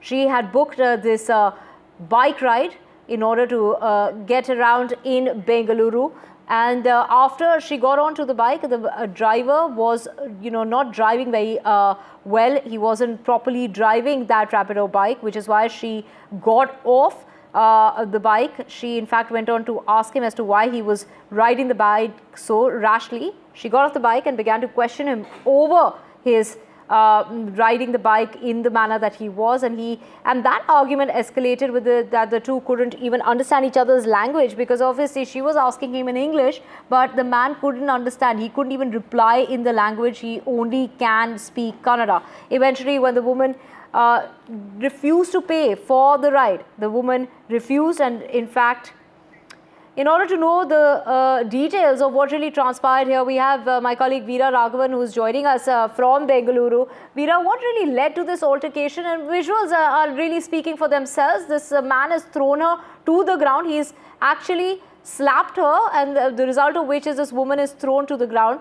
And visuals are really telling that picture of what really transpired. And of course, the opposition there in Karnataka has been raising this question when it comes to the safety and security of women in the state. Forget leave the opposition aside. For the moment, this is a controversy around bike taxis. This video comes at a time when there is a ban on bike taxis, and there have been strong reactions coming to it. So, the High Court had banned the use of bike taxis as well. As far as this incident is concerned, it's still unconfirmed. We don't have categorical details, but it is believed that the woman had raised the issue of rash riding on the bike taxi, and that resulted into an altercation, which resulted in this.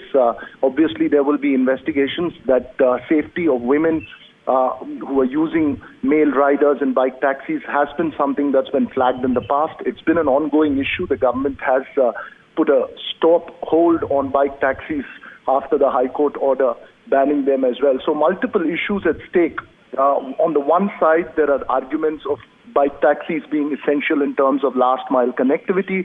On the other hand, it's the question of regulating them, who can be part of a bike taxi and who cannot be part of a bike taxi, whether it is a commercial service. There are multiple different points of view that comes across. And of course, this altercation and this video, which has gone viral, as you mentioned, coming in the backdrop of that entire controversy that's been playing out over the ban on bike taxi. As I mentioned, strong social media reactions as well from several commuters and users on the ban or stopping of bike taxis in the city. To know more on this, as far as the reactions are concerned, we have Brinda Arige, a women rights activist, joining us as well. Ma'am, if you take a look at the visuals on your screen, this video that's gone completely viral of this Rapido driver slapping a woman for objecting to his rash driving in Bengaluru. Your reaction?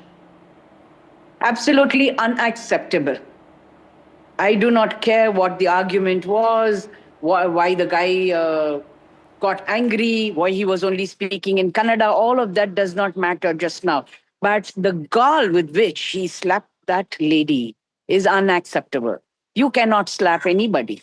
You are there doing a service for a payment, and you will be asked why you are driving or riding rash, because the commuter, the person, the consumer wants you to ride in a certain manner. If it is to be done in that manner, do it in that manner.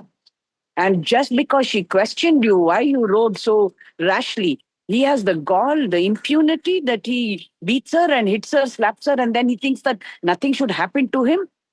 Unacceptable. This is an atrocious act, and it is a man doing it against a woman, because men for too long have continued to be fed and this toxic masculinity that they can get away with anything. You slap a woman, it is okay. Of late, if the person is not speaking in a certain language, which we would like them to learn the language of the state. But if they are not talking, becoming violent with them, unacceptable. This is a service that you are delivering. So when there is a service delivery, customer is king or queen. And Absolutely. That means you do what you're asked to do by the customer. And the customer questioned you, why are you driving rashly? Which means he would have not only put her life in danger, but would have made her feel very uncomfortable. Because rash also means, where do you hold on to? Absolutely. Very valid points being raised, ma'am. Just hold on to that thought. We also have Deepak, my colleague, joining us from Bengaluru. Deepak, the confrontation escalated into this heated argument during which the driver allegedly physically, as we can see, assaulted the woman. He slapped her, thrashed her, and literally she's fallen to the ground. Take a look at this assault that's taken place, and that too in broad daylight, and of course raising a lot of concerns as to how can people really think that they can get away with something like this? I mean, he is an employee of the company. She hired him for that ride. He obviously wasn't riding, properly. It's something that she kind of raised an issue, raised an alarm about, did question him about it. And this is what she gets in return. She gets slapped by the man who doesn't know how to even ride the bike that, he has been employed for. Well, absolutely appalling to say the least. What's most surprising is that the assault happens while there are onlookers, bystanders there. They were privy to the argument that was going on because the two weren't able to properly communicate. She was, speaking only in, English. He was continuing to speak in Kannada. The argument was over how he was riding. She was irked, refused to pay. That's when he's said to have slapped her. But of course, quite uncalled for. The people there don't even stop him. And after, he slaps her, they just stand there as if nothing has happened. They don't intervene. That is the most appalling of, everything that you see in this video. The police right now have registered a non-cognizable report. They're saying that the woman didn't want to take this matter up for reasons best known to her. They insisted that it should be taken up. And then she was at the police station, eventually an NCR being registered here, and an investigation is currently going on. And if the police, of course, through the course of the investigation find enough reason to believe this NCR, of course, could transition into an FIR. We haven't yet heard from the driver about what exactly happened. The NCR, of course, is based on the complaint by the woman who works in a nearby shop there. Quite shocking to see this sort of an assault happening in broad daylight. Nobody really coming to her help. That is something that has even raised several concerns, because while we talk about safety of women, while we talk about assaults on women, such incidents coming to the fore repeatedly from the city of Bengaluru or other parts of the country. How does society as a whole react to such situations? Do they really help a woman in such situations? These are question marks that do arise, and a situation like this where you can see them taking the argument to the bystanders, while they're hoping that the bystanders mediate, while they, of course, don't do much there to at least prevent an assault. Something could have been done, or at least after the assault to reprimand him could have come a long way in how the society really looks at such instances and, more importantly, reacts to them. Right, of course, Deepak, this really comes on the heels of, this man in Bengaluru who was arrested for assaulting two women in a park. Let me just take this again to Brinda. Brinda Adige, take us through the kind of cases that are coming to light. We're seeing so many cases that are being reported. These are crimes against women, particularly in the city of Bengaluru. Your reaction and, what kind of measures do you think need to be in place in order to ensure that such kind of incidents don't take place? See, first and foremost, even today, many of them do not know or understand that sexual harassment, sexual assault, and street sexual harassment are crimes. They still think that they can get away with it. Because like this lady and many others, we do not want to go to the police station to make a complaint, because not only is it tedious, but it is very cumbersome and long drawn in the court. We have been talking about mobile courts for such kind of crimes, because mobile courts could probably be at different geographies and these complaints can be made immediately, and also some alternative, some kind of a justice, a procedural justice can be arrived at. So I would think that immediately the government needs to start working on these kind of redressal mechanisms. Not enough just for us to have progressive laws and talk so much about it. We also need to educate.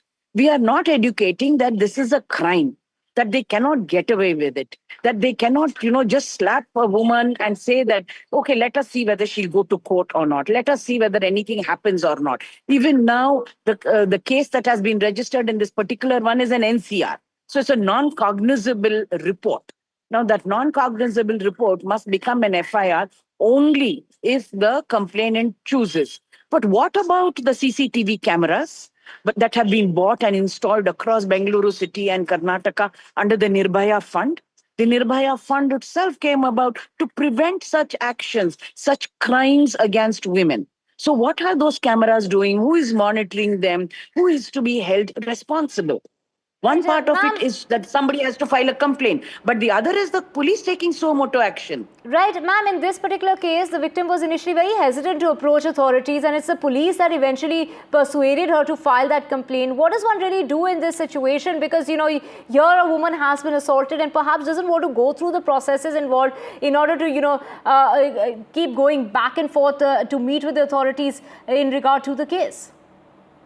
The one you spoke about was the bystanders who should have become upstanders, who should have intervened. But that said, what are the cameras doing? Does the police have a role? Okay, they might look at it in the evening, probably, summarize and say, let's see what's happening in different parts of Bengaluru. When they see it, does the law allow them to register a suo motu action? Does the law allow them to register a suo motu case? These are questions that we must ask, because women will be very hesitant to come forward. The kind of questioning that happens, the tediousness and the cumbersome processes that it takes, the long drawn court processes, because all of this have to go to court.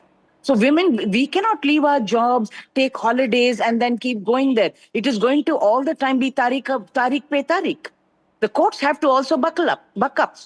Right, and an example needs to be set by the government, particularly of Karnataka, in regard to crimes against women in this particular case, and what kind of action will be taken in order to ensure that such incidents don't take place. Thank you so much, ma'am, for speaking with us here on NDTV. Very shocking incident from Bengaluru that's come to light. A video that you can see on your screen at the moment of this woman who's being thrashed by a Rapido rider. He is a Rapido rider who was in fact riding that bike. This is a bike ride that she had in fact gone ahead and booked for herself. She used to work in a jewelry store. She had booked this ride, and the man was riding rashly, which is what she raised an objection to. Got off the bike and did not want to pay the man for the kind of way that he was riding that particular bike, and that is what led to this heated argument. The woman was talking in English. The man could only speak in Kannada. They could not understand each other, but eventually the Rapido rider, as you can see on a screen, ended up slapping the woman. The woman fell to the ground. This is an assault case that has now finally been registered. This is on the behest of the police. The police convinced the woman to go ahead and file that complaint against the Rapido rider. Now, what really needs to be seen is the kind of action that the company will take in this particular case. With that, we're slipping away a short break. Back with a whole lot more. Do stay with us.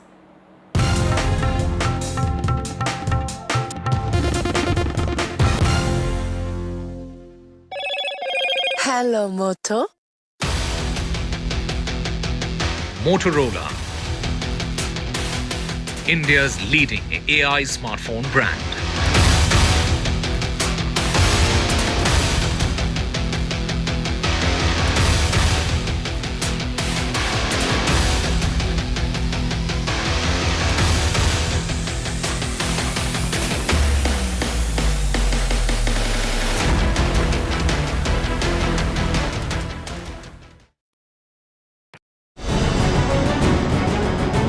Why was there a hurry? Was it the government that was in a hurry? I don't want to blame anyone. Joining us today here in the NDTV newsroom.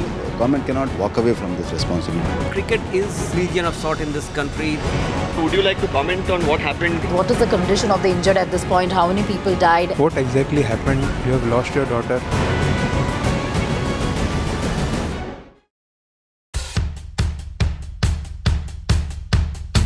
The markets move fast.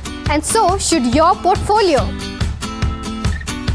Expert insights, real-time stock picks. Do I buy Ola? Should I hold CDSL for the long term? Buy, sell or hold?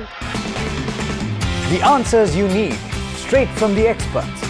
Callers from India and across the world. Connect live, ask, decide and invest wisely. Your portfolio, your future. Ask Profit.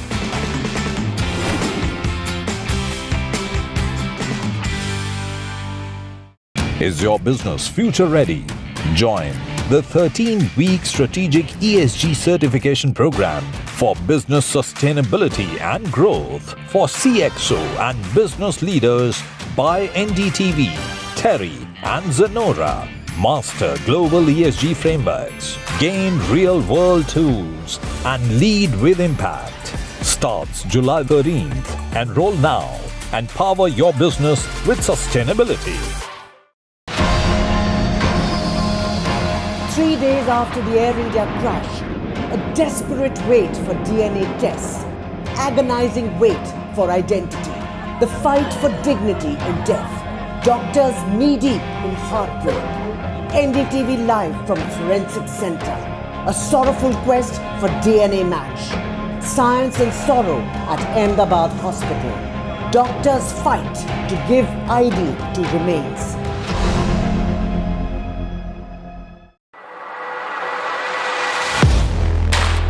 Do you really know the company you invest in? What is the real picture behind presentations and claims? Is the outlook as rosy as the company claims? Know Your Company, powered by NDTV Profit Research, shines a light on the biggest stock market movers.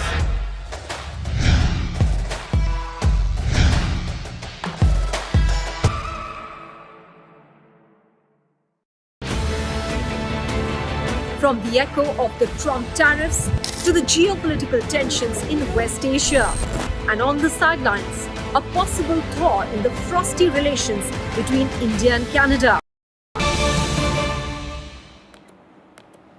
Welcome back. Let's get you breaking news coming in from the national capital, and this is in regard to the demolition drive which is underway in the Ashok Vihar and Wazirpur area, targeting over 200 illegal slum. These are slum structures. This is the second operation that's taking place. So, this is a massive demolition drive that's being carried out in the slums of Delhi's Ashok Vihar and Wazirpur area amid massive police protection. Several illegal structures were demolished during the drive by the Delhi Development Authority, DDA, using excavators and diggers, also JCB machines. The demolition is part of Rekha Gupta's government. This is the anti-encroachment drive across the national capital. About 250 police officers have been deployed as well. Over 200 homes are encroaching upon government land, and those are to be demolished is what officials were heard saying. This is the second demolition drive that is being carried out in this area this particular month. And we have Shreya, my colleague, joining us. Shreya, after the last drive that took place on the 2nd of June, and in less than 2 weeks' time, we're seeing this second demolition drive. Take us through the details.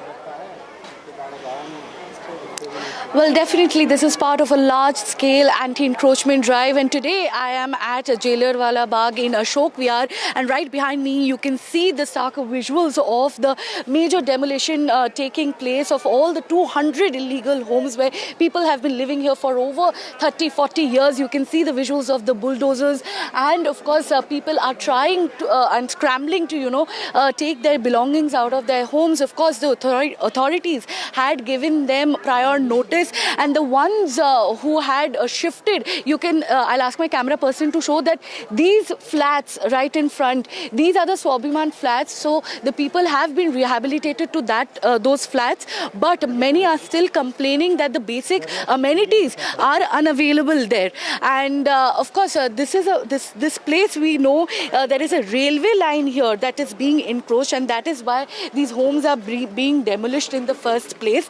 And because Chief Minister Rekha Gupta has also stressed accountability, that if a railway line is encroached and there is an accident, who will be responsible? It is the people living here who will have to face the collateral damage. Now I'm currently joined by this little boy who along with his family has shifted to this rehabilitation flat, Swabhiman flat, which looks all bright and colorful from outside. But I'll ask him, आप कब उधर shift किए? 1 महीने बाद. 1 महीने पहले? हाँ. उधर का क्या समस्या है? वहाँ पानी नहीं आ रहा है, और हम पानी जाते नीचे बनने, और बिजली तो आ रही है. पहले नहीं आती थी, अब आ रही है बिजली. और पानी की तो बहुत दिक्कत है. कैसे पानी आ रही है घर से? पानी बहुत नमकीन आ रहा है, एकदम खारा पानी. और इधर जो लोग अभी तक नहीं जा पाए उधर, उन लोग का घर अभी तोड़ दिया कि अभी भी उन लोग का घर नहीं? अभी हैगा, अभी स्टे लगा है, इसलिए बच गया है घर. फिर उसके बाद उनका भी घर तोड़ने वाले. तो तुम्हारा जब घर इधर का जब इन लोग ने तोड़ दिया, तुम कितने साल से इधर रह रहे हो? मैं तो पैदाइशी हूँ इधर. तो उधर जाके अब बेहतर जगह है, बड़ा जगह है? हाँ, अच्छा जगह है, बस पानी का दिक्कत है. Right. So as you heard from this 14-year-old chap who has recently shifted to the rehabilitation center, which is the Swabhiman flats, now the question of obviously it revolves around, are the urban poor of the national capital being pushed further into, going into other encroachment areas and living there, or such rehabilitation centers with proper basic amenities will be provided to the people? That is the main question that only time will tell. And for now, we know that this is part of a major anti-encroachment drive, which is completely court mandated. And these are the visuals that we are getting you from Jailerwala Bagh in Ashok Vihar. Right, thank you so much, Shreya, for getting us all those details. We will keep coming back to you for more on that. Moving on now to Pune, where narrow space overcrowding and the ignorance of warning signs led to the tragic bridge collapse over the Indrani River. This is near Pune. Many tourists who were on the bridge fell into the river that had been in spate after heavy rainfall that was reported over the weekend. 4 people have died and over 50 people have been injured. These people have been rescued in operations that ended this morning. Before and after pictures of the bridge shows that there were warning signs. Particularly, it was not made for more than 1 or 2 wheelers and a couple of people at a time. According to officials, the bridge had a width of just 4 feet, making it extremely narrow. However, at the time of the tragedy, there were around 7 to 8 bikes on the bridge. In addition, a huge crowd. Officials said there were more than 100 people who were present on the bridge at the time, ignoring the warning board at the spot. According to officials, potholes had appeared on the bridge, causing 2 wheelers to collide. With no permanent solution, locals had put cement blocks on the bridge in order to cover the potholes temporarily. Let's listen in to one of the victims who got injured in the process when this bridge gave way. Apparently, it shook for at least about 5 minutes, is from what we're hearing from the locals in the area. Eyewitnesses saying that the bridge shook for at least 5 minutes before it collapsed. Listen in. वहाँ पे जो अभी इतनी भीड़ हुई थी कि उसकी वजह से वो वारदात हुई है, तो वहाँ पे जो बाइक्स आ रही थी और कुछ बाइक जा रही थी, तो उसकी वजह से क्या हुआ था कि जो रोड है वो ब्लॉक हो गया था, तो उसकी वजह से जो आने वाले और जाने वाले वो जा नहीं पा रहे थे, तो सब एक जगह पे जो भीड़ जमा हुई उसकी वजह से जो बैलेंस गया और जो पुल था वो बहुत ही पुराना था, तो उसकी वजह से वो एक साइड गया और पूरा का पूरा कोलैप्स हो गया नदी में। तो उसकी वजह से क्या हुआ, जो बीच में थे सेंटर में वो पानी में बह गए और जो हमारे जैसे थोड़े से पानी से बहाव के बाजू में थे तो हम जाके पत्थर पर गिरे, तो पत्थर पर गिरने की वजह से हमारे पैर को लगाए, किसी के सर पे लगाए। Anuj joining us to get us the very latest. Anuj, this was a bridge that was built 30 years ago, and this was a bridge that was built for farmers, but it ended up being used by tourists and by people on 2-wheelers, and that's really something which was a concern, which was being raised by the locals. In fact, the locals have gone on to say that there were warning signs, but they were completely ignored.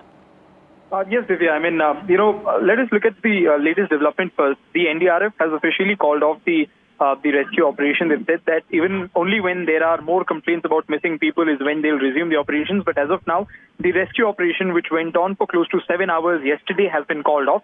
But there are still teams, local rescue units which are not affiliated to NDRF or any other government institution. But, local NGOs are still trying to clear up the place because there's a huge amount of metal bridge that has fallen down, and there are also a lot of bikes there. That is number one. Number two, I've been speaking to a lot of locals here throughout this day, and all of them have been saying how it is not just recently that they've started speaking about how this bridge was getting dangerous, but letters have been sent to authorities, to Gram Panchayat, to Public Works Department, since 2015. There was a letter sent in 2017 as well, and later, a bunch of letters were sent to Gram Panchayat as well.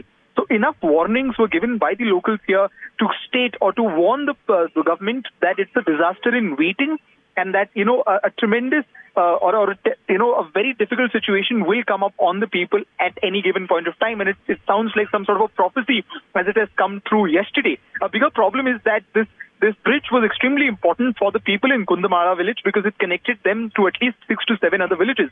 And now with this bridge going down, it increases close to 20 kilometers of their, travel to schools, markets, or their workplace, something as basic as that. So it has definitely added a lot of woes, not just, of course, to those who have lost their lives, but also to the people of Kundamara who had been demanding time and again for a newer bridge, and all the paperwork was done. But what we have gathered, from the local authorities here is that the work order for the new bridge was passed only as recently as on 10th of June, which is literally last week. But why was there this delay, right? From 2022 till 2025, there's close to 2.5 years of delay, especially on a bridge which was termed dangerous. Right. Thank you so much, Anuj, for joining us with those details. Well, we have breaking news coming in at the moment, and this is in regard to the situation in Iran and Israel. Now, Iran has assured Indians this is in regard to bring back the Indian students from Iran. Do remember that there are about 10,000 Indians who are stuck in Iran at the moment. So this is as the war escalates. Indian students are in the crossfire as far as the war zone worries that is in fact gripping the parents. The next Indian mass evacuation is expected because this is with the assurances that are being given in regard to getting students, particularly from Karnataka, who are stuck in Iran. So this is the assurance that is being given in regard to get the students who are stuck. 10,000 Indians live in Iran, most of whom, at least 6,000, are students in Iran. We have my colleague Deepak joining us. Deepak, this is in regard to the Bengaluru body there writing to the Foreign Ministry in order to ensure that the students from Karnataka who are studying in Iran are safely brought back home. Yes, they are all studying medical education. This is at the Shahid Beheshti Medical University near Tehran is what we are learning. This is the capital of Iran, of course. They are all worried at this moment and they are hoping that the Ministry of External Affairs does everything to bring them back to safety. And at this point in time, this is R.C. Krishna, who's the Vice Chairman of the NRI Committee in Karnataka, who's written to the Ministry of External Affairs, urging for action to be taken in this regard. Now, we should note when the war between, Ukraine and Russia as well broke out, it was the case of trying to bring back medical students. And here in Iran as well, it looks like a similar case. Right, Deepak, we will keep tracking the story in regard to the students who are stuck there, students from India. There are 10,000 Indians who are stuck in Iran. Deepak, if you have any information regarding, from what we're hearing since early this morning, is that students are being made to move, to relocate them to safer locations. If you have any information regarding that, has that process been completed or is it ongoing? Well, usually in such situations, you do have certain protocols that are to be followed, especially for those who are studying in medical institutions and especially who are not from the resident country. Many of them, of course, advise to seek shelter if there is a situation where there are sirens going off. There is also alternate arrangements that are being made. Consistently, we've been told that the Ministry of External Affairs is in touch with the embassy there in Iran to make sure that any Indians who are stranded there, who are working professionals or students, they are to be kept in safe locations until they can be brought back to the country. Right. Let's just have more breaking news coming in, and this is in regard to the Petroleum Minister who has spoken to NDTV when it comes to oil stocks. Hardeep Puri has gone on to say that they're conducting daily review meetings. There's sufficient stock. That is what the Petroleum Minister has gone on to say. This is in regard to, of course, the oil situation. The Petroleum Minister, Hardeep Singh Puri, has spoken on the geopolitical uncertainty when it comes to the Middle East and due to the global tensions. Let's listen in to Hardeep Puri. 3 pages, 2.5 pages of places where we found discovery. Now, what does that mean? It means, in essence, you've got green shoots discovery. Each place you found the oil, now you're estimating it, then you're digging deeper and deeper. As we speak, we have 4 places where ONGC and Oil India Limited are digging at 5,000 meters. I gave you figures at 2,500, 3,000. You have to keep giving it. Now, why was there reluctance earlier? I'll tell you that.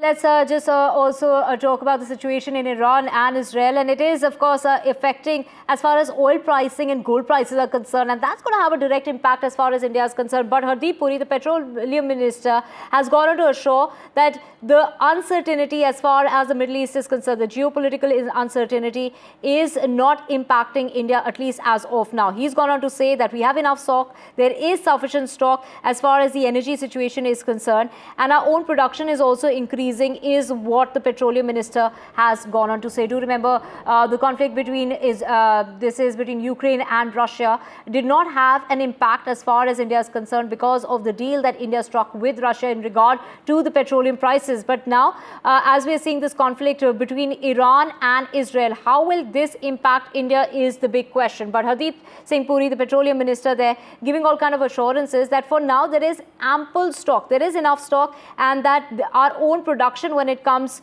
to the energy sector is also increasing. So they are, he's also gone on to say that they are conducting a daily review of the situation because this is a developing situation. Do remember, it's been 3 days and today is the 4th day of the conflict and the escalation and the explosions that one is hearing on both sides between Iran and Israel, and both sides not backing down. In fact, the United States might also get involved in the situation is what we are hearing, but Iran has gone on to reject those truce, the ceasefire offer that's being made by the mediators Oman and Qatar. We have Himanshu joining us to get us the very latest. Himanshu, should India be really worried about the energy sector at this point in time, given the fact that both sides, whether it's Iran or Israel, not really backing down? In fact, will America get involved? Will the situation start to de-escalate? A lot of questions hanging in the air for now, but majorly, how does this impact India and its oil pricing?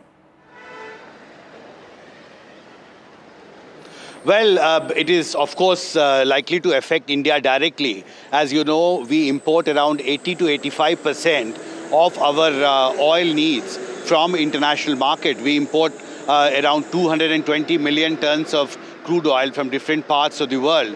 And if this uncertainty that has now been created because of this war in the Middle East, which is intensifying, has led to increased volatility in the international crude oil market. If you just look at the crude oil prices, the Brent crude, the index at which India buys crude oil from the international oil market, the prices have been fluctuating between 8 to 10%. And this increase, of course, is going to hurt our oil import bill. Oil economist Kirit Parikh has told NDTV that for every dollar increase in the crude oil price, the oil import bill of India goes up by around 12,000 crore.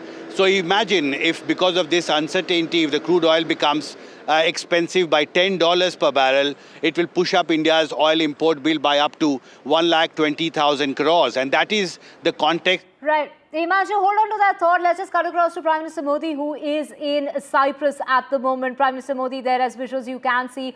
Let's just pull up those visuals of Prime Minister Modi. Tiny island nation. Even though it's tiny, it holds strategic influence because as we've been talking about the natural resources and the shipping industry there. And also the Indian diaspora there, it's numbering from 14 to 20,000. So that tiny nation has a lot of Indian origin people there. So there's a lot of connect between India and the nation that's quite far away from India. Indeed. Viewers tuning in right now, on your screens are those live visuals that are coming in of the delegation level discussions that are currently underway between India and Cyprus. On the Indian side, you can see the Prime Minister, National Security Advisor, Foreign Minister and the Foreign Secretary, and likewise their counterparts on the Cyprus side as well. What is expected, the press statements that will come out will give a sense of the thrust and the focus of the India-Cyprus relationship here going forward. On the economic and strategic sides, Vishal, there is likely to be focus on the Mediterranean connectivity, the IMEC corridor, focus also on fintech, given the fact that there's an MOU signed between GIFT City and the stock exchange in Cyprus. But I guess it's the importance of the snub to Turkey. That is the single most important geopolitical takeaway of these visuals on our screens, isn't it? Well, that's true because we all know that in the wake of Op Sindoor, it was revealed that Turkey had supported Pakistan and Pakistan's drone operatives. Many Turkish drone operatives had flown to Pakistan to extend their helping hands. So that is what India objected to. That at a time when the whole world was almost isolating Pakistan, Turkey chose to support it, and also some Turkish drones were spotted over Indian skies. So that was one of the main reasons why Turkey has been boycotted heavily from the Indian side. A lot of Turkish firms have been blacklisted on Indian soil. A lot of people have been, refused entry into Indian soil from the Turkey side. So all of that has been happening, and India, as I mentioned, wants to isolate Turkey, wants to isolate nations associated with Pakistan on the international stage. So this is a step in that direction, visiting Cyprus, which lies really close to Turkey. Right.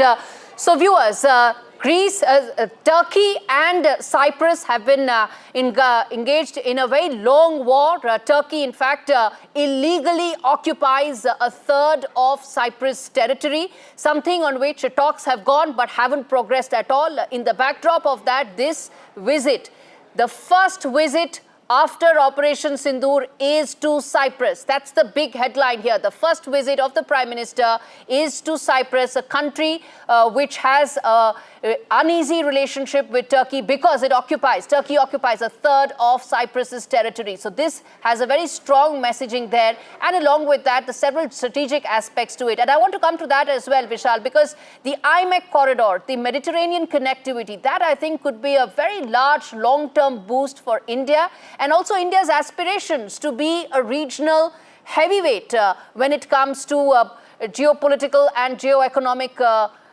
strategies. Exactly right. And IMEC, the world has its eye on IMEC because India will play a key part in it. That IMEC corridors will cover India to the Middle East and rest of the world. It will be a multi-trillion-dollar project is what experts have suggested. It will take some time to be completed, but India and the Middle East will have a key role in that. And just to talk about India-Cyprus ties, there has been a history between both the countries. There have been regular exchanges at the top level. In 2022, Jaishankar visited the island nation. In 2019, PM Modi met Cyprus president in US. In 2018, the then President Ramnath Kovind visited Cyprus. So there's a list of Indian leaders visiting Cyprus and Cyprus leaders visiting India. So this back and forth of friendship has been going on, and this is yet another step in consolidating that old friendship. And let me now focus on the EU presidency that will come to Cyprus in the first half of 2026. It has a direct impact on the messaging when it comes to Cyprus has been a very, very strong votary of India's position when it comes to terrorism. It has been a very strong votary of India's position on Kashmir, and also backs New Delhi completely. So when Cyprus takes the rotational presidency of the European Council next year, it has several impacts, doesn't it, on the political side, and also, of course, on the EU-India trade talks that have been progressing, but yet to, of course, close. That's exactly right. And India has been doing these FTAs, taking step in the direction of signing FTAs across the globe. Recently, India signed an FTA with UK, one of the attractive destinations for consumers on both sides.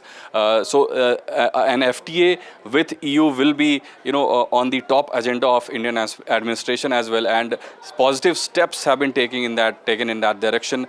EU chief recently hinted that there could soon be a deal between India and EU in the ranges of FTA. So that will have to be seen. There is some time in that, but it's been happening. And also, India is set to sign FTA with US, is what the reports have been suggesting. So through FTAs, India has been reaching out to multiple countries. And when Cyprus is at the helm of affairs at EU, India's newfound consolidated relationship with Cyprus will definitely play a role.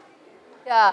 And I'm going to wrap this up right here. Vishal, thanks much for joining us on that big story, viewers, that we're going to keep coming back to with all details, all updates on your screens, viewers. If you're tuning in right now, are those latest visuals that are coming in of the Prime Minister's visit to Cyprus, delegation level talks that are currently underway. The press statement is what we are awaiting. That will give a sense of the direction and the trust areas of this partnership going forward. Message to Turkey, also likely to fit into India's larger geopolitical game plan. where it sees itself playing a major role in the Mediterranean Sea and the Mediterranean region, also fits in well. Cyprus fits in well for India's aspirations of the India, Middle East, Europe corridor, which is the counter to China's BRI, which is all about debt. And this is all about development. On that note, right, of course, Prime Minister Modi there in Cyprus and will be in Canada later this evening. We will keep tracking the Prime Minister's movement. But for now, let's just get you the latest. And this is in regard to a day after the DNA matching. The funeral of former Chief Minister of Gujarat, Vijay Rupani, will be held in Rajkot today.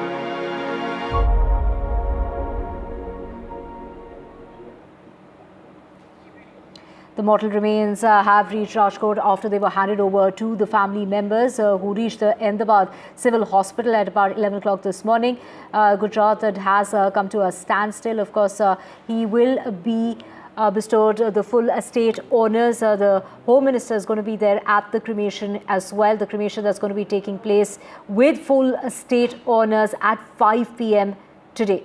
It's a tribute not just to the former Chief Minister, but to a leader who quietly but firmly shaped Gujarat's political culture in the post-Modi Amit Shah era. Vijay Rupani was often described as a man who filled the political vacuum when Narendra Modi moved to Delhi and Amit Shah took over the national reins. Well, his elevation to the Chief Minister's post took place in 2016 and came as a surprise to many. The state, as far as the BJP president is concerned, and a cabinet minister, Rupani was chosen over other contenders. His appointment was seen as a balancing act by the BJP's central leadership. Someone who was non-controversial, loyal and had RSS grounding and could steer Gujarat through its first post-Modi phase without deepening the factional rifts.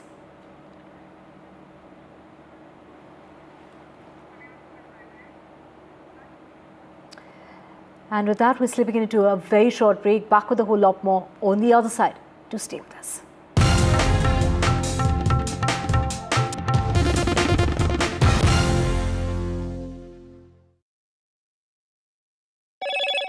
Hello, Moto.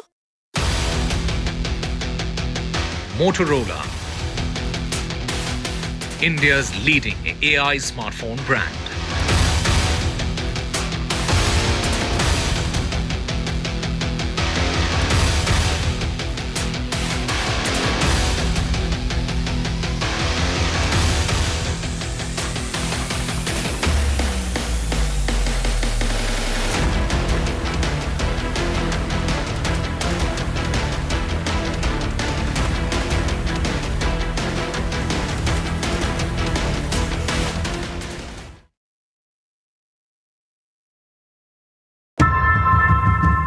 Often have you turned away from debates that descend into endless fights?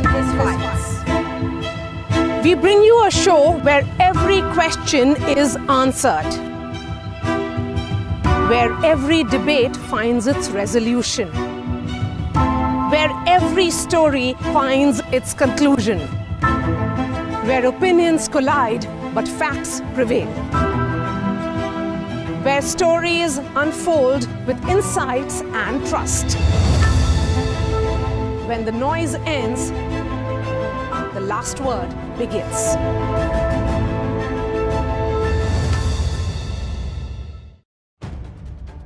If it matters to you, if it matters to you, if it matters to you, it matters to India. It matters to India. And it matters to me. And it matters to me. India Matters with Shivaru. Only on NDTV 24/7. I've been reporting on all issues big and small from Andhra Pradesh, Telangana, rest of South India, bringing you all the action, all that you need to know, all that you want to know. The energy of maximum city is infectious. I'm bringing that energy in our news coverage from financial capital Mumbai. Covering from the southernmost part of India over the last 23 years, I bring in-depth and 360-degree coverage from the Dravidian heartland. The land of Mishti, also known for its bitter politics. I have seen much water flow under the Howrah Bridge, covering Bengal in all its vivid colors. India's IT capital is always bustling, a city full of startups, stories and surprises. And I keep you ahead on all the Bengaluru buzz. In today's interconnected world, India's voice is more crucial than ever. When India speaks, the world listens.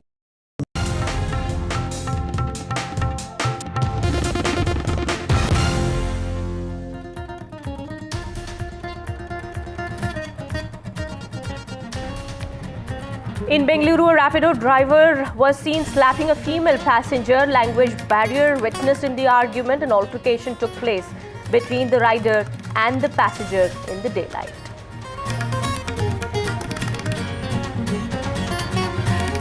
Center issues census notification. Census with caste enumeration will be done in 2027. This is the first nationwide caste census since 1931.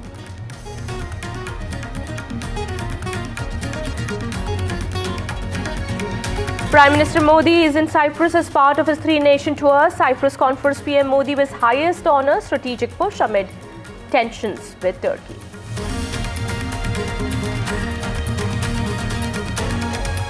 Former Chief Minister of Gujarat, Vijay Rupani's final journey today. Former Chief Minister will be bid farewell with state honours.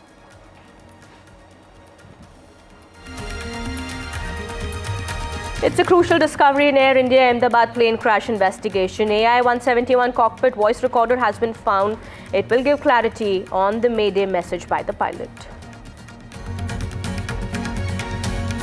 And Boeing experts are in Ahmedabad to analyze the Ahmedabad plane crash details.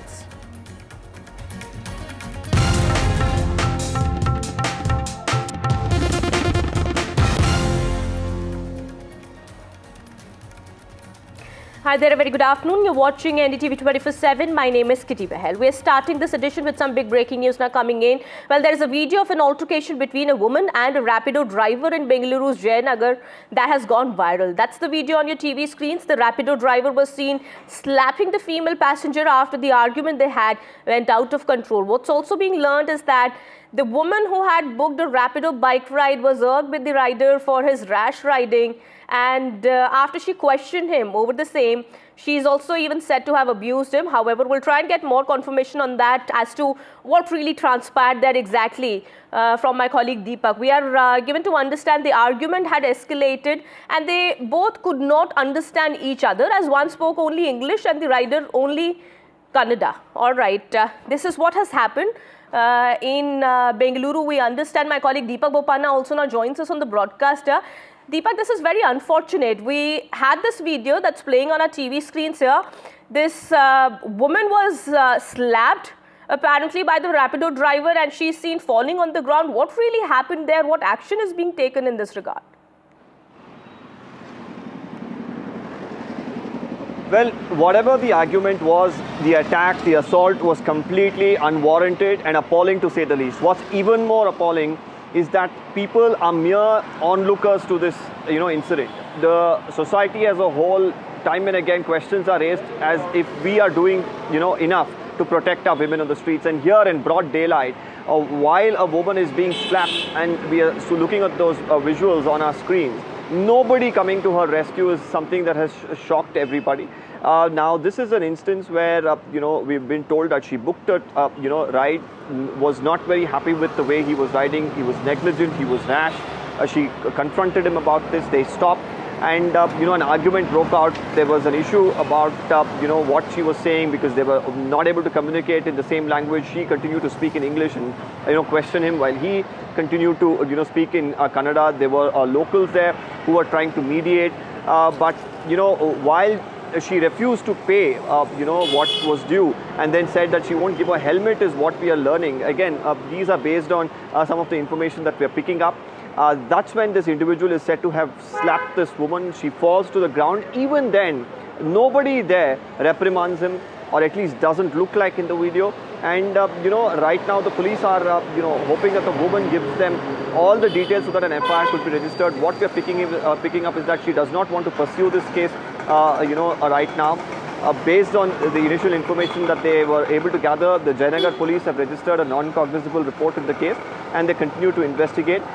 If the woman decides to go ahead and give all the details and cooperate with the investigation, they want to register an FIR as well. The cops are also looking at the option of whether, based on this particular video footage that's available, whether they can also, suo moto take up a case too. All of these developments expected, but meanwhile... Can you also tell us when did this incident happen?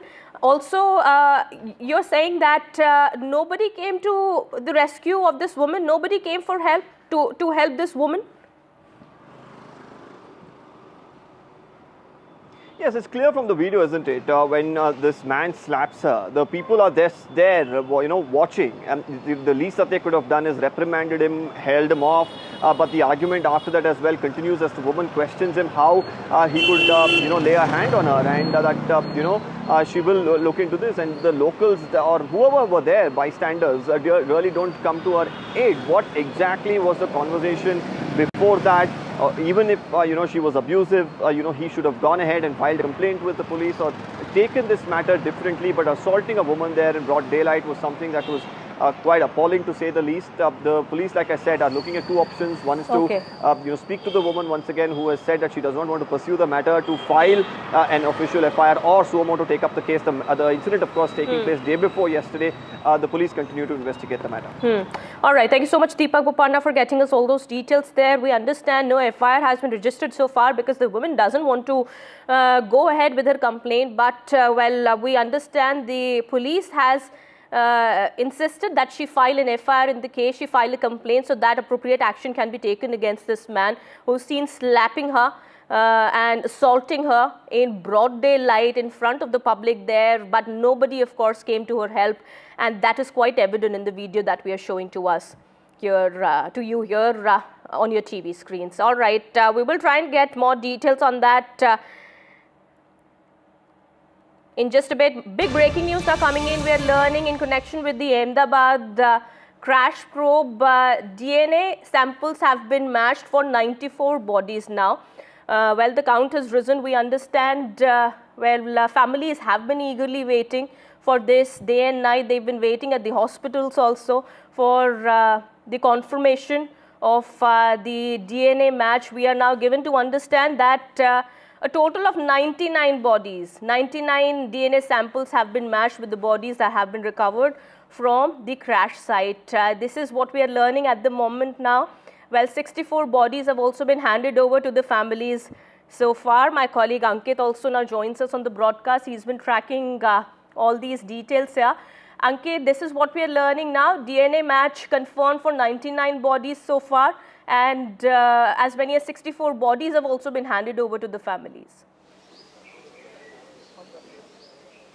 Well, that's been the priority as far as the state government of Gujarat is concerned ever since this incident came to light. Of course, this accident took place, and right from the time when the people had started coming in, the time frame that was given to them was from the time the sample is taken to 72 hours. As you are pointing out, 99 samples have been matched. That includes of former Chief Minister Vijay Rupani. Now, there are about 175 still left. So the process for them is on as we speak. It's a very tedious process which is being expedited. There are multiple team of doctors which have been divided, which are going through this meticulous process of matching the DNA of the deceased, the remains that they have found on the crash site to the people, those who are the living, in fact, members. And remember, it's only either your mother, father, sibling, or your children, those who are required to provide the sample for somebody to be matched. So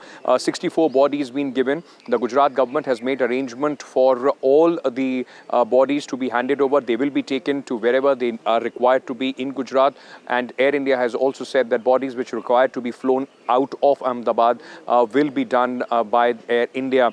Now, this, remember, the process, as we have been talking about, does take a little bit of time, and that is why, even 99 matches coming at this moment is, telling you how on priority this matching process is being conducted. Absolutely.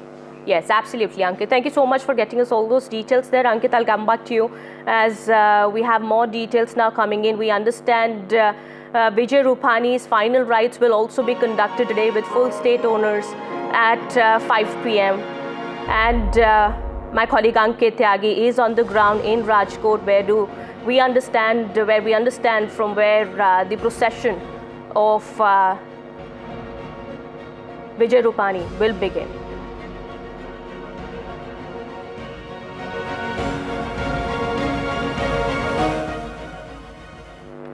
Well, a day after the DNA match, the funeral of former Chief Minister of Gujarat, Vijay Rupani, will be held in Rajkot with full state honours. His mortal remains are expected to reach Rajkot in some time from now, after they were handed over to his family members who had reached the Ahmedabad Civil Hospital at 11 a.m. What we are now learning is that the final rites will start at 5 p.m. and before the last rites, his body public viewing for about an hour.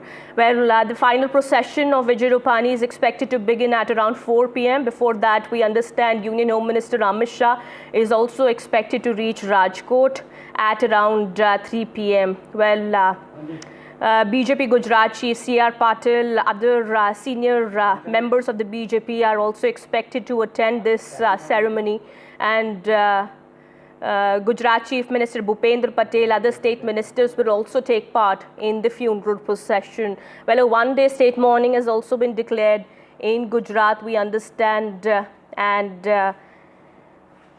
today the final rites of Vijay Rupani will be conducted, expected at 5 p.m. My colleague Ankit Tyagi with us on the broadcast here. He is in Rajkot tracking all the details there. Ankit, we understand the mortal remains are expected to reach in some time from now.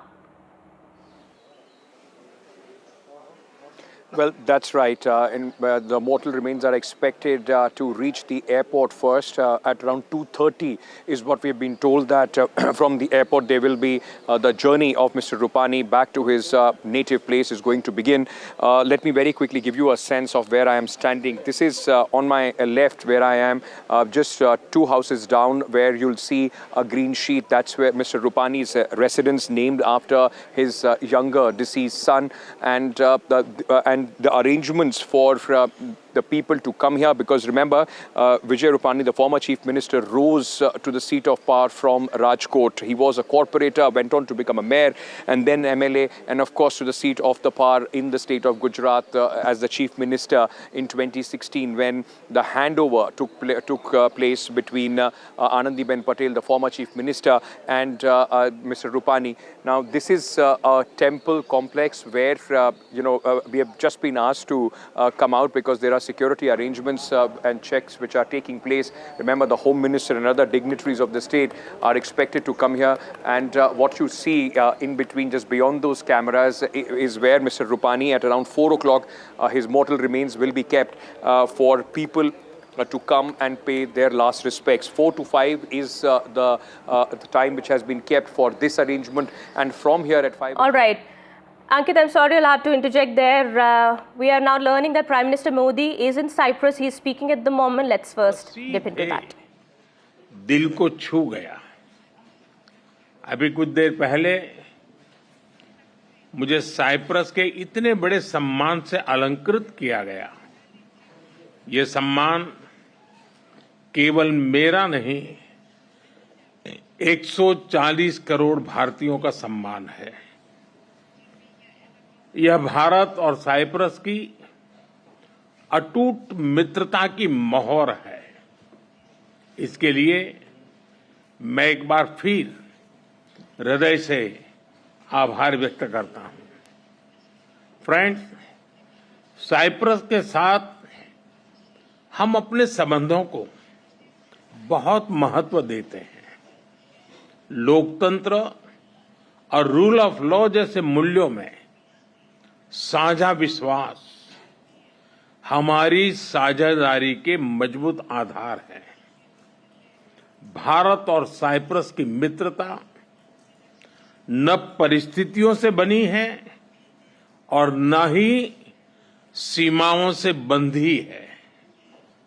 ये समय की कसौटी पर बार बार परखी गई है और समय के हर दौर में हमने सहयोग, सम्मान और समर्थन, इस भावनाओं को जीवंत रखा है। हम एक दूसरे की संप्रभुता और क्षेत्रीय अखंडता का सम्मान करते हैं। फ्रेंड्स, 2 दशक से भी लंबे अंतराल के बाद किसी भारतीय प्रधानमंत्री की साइप्रस यात्रा हो रही है और ये आपसी संबंधों में एक नया अध्याय लिखने का एक स्वर्णिम अवसर है। आज राष्ट्रपति जी और मैंने द्विपक्षीय संबंधों के सभी पहलुओं पर व्यापक चर्चा की। साइप्रस के विजन 2035 और विकसित भारत 2047 के विजन के कई पहलुओं में समानता है। इसलिए हम साथ मिलकर भविष्य को आकार देंगे। अपनी साझेदारी को स्ट्रैटेजिक दिशा देने के लिए हम अगले 5 वर्षों के लिए एक ठोस रोडमैप बनाएंगे। रक्षा और सहयोग को और मजबूती देने के लिए द्विपक्षीय डिफेंस कोऑपरेशन प्रोग्राम के तहत रक्षा उद्योग पर बल दिया जाएगा। साइबर और मैरीटाइम सिक्योरिटी पर अलग से डायलॉग शुरू किया जाएगा। क्रॉस बॉर्डर टेररिज्म के विरुद्ध भारत की लड़ाई में साइप्रस के सतत समर्थन के लिए हम बहुत बहुत आभारी हैं। आतंकवाद, ड्रग्स और आर्म्स की तस्करी की रोकथाम के लिए हमारी एजेंसीज के बीच रियल टाइम इंफॉर्मेशन एक्सचेंज का मैकेनिज्म तैयार किया जाएगा। हम दोनों सहमत हैं कि हमारे आपसी व्यापार और निवेश में बहुत पोटेंशियल है। कल राष्ट्रपति जी के साथ मैंने दोनों देशों के आर्थिक संबंधों को लेकर बिजनेस जगत में एक उत्साह और सिनर्जी को महसूस किया। हम एक पारस्परिक लाभकारी भारत और ईयू फ्री ट्रेड एग्रीमेंट को साल के अंत तक संपन्न करने के लिए काम कर रहे हैं। इस साल भारत, साइप्रस और ग्रीस बिजनेस और इन्वेस्टमेंट काउंसिल भी लॉन्च किया गया है। इन इनिशिएटिव से दोनों देशों के बीच आपसी व्यापार और निवेश को भी बल मिलेगा। Technology, innovation, health, agriculture, renewable energy. All right, Prime Minister Modi there speaking as he is in Cyprus. Meanwhile, we shift our focus here to the mortal remains of Vijay Rupani, which have now reached Rajkot. We understand the final rites of Vijay Rupani will be carried out here in Rajkot at 5 p.m. And before that, the mortal remains were brought from Ahmedabad to Rajkot through a flight where you have the family members of Vijay Rupani also were seen seated in this ambulance as others have also gathered to pay their last respects here.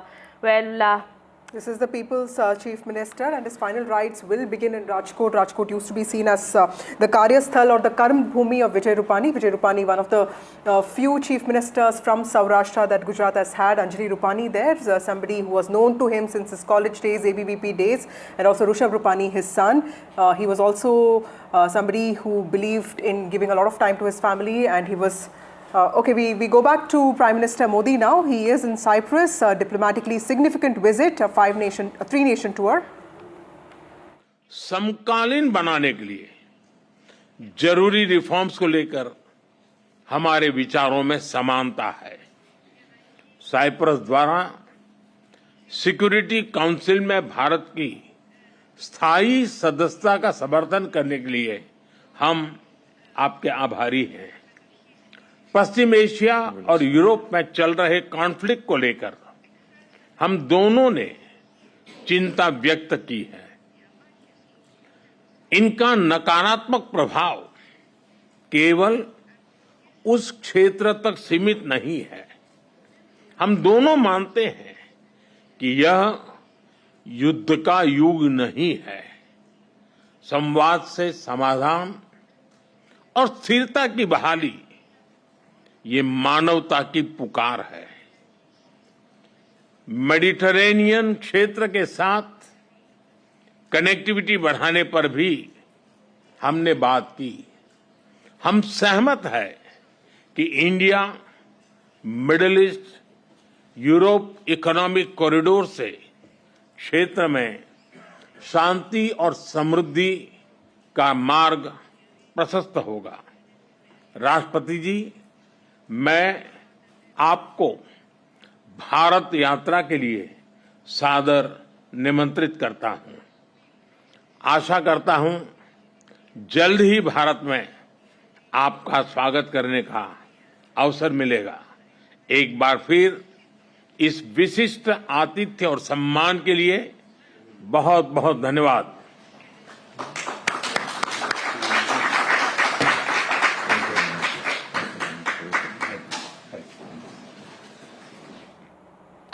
Prime Minister Modi here with the Cyprus President in the joint press conference. He's also extended an invitation to the President to visit India. We understand this visit of Prime Minister Modi to Cyprus, which is a part of the three-nation tour, is quite significant in the context of diplomatic, economic, as well as geopolitical reasons. We understand it also sends out a big message to Turkey, which had backed Pakistan during India's Operation Sindoor. And this is, of course, the first visit by an Indian PM in the last 23 years, and a very important, significant visit of Prime Minister Modi to Cyprus, after which we understand he will be going to Canada also for the G7 summit.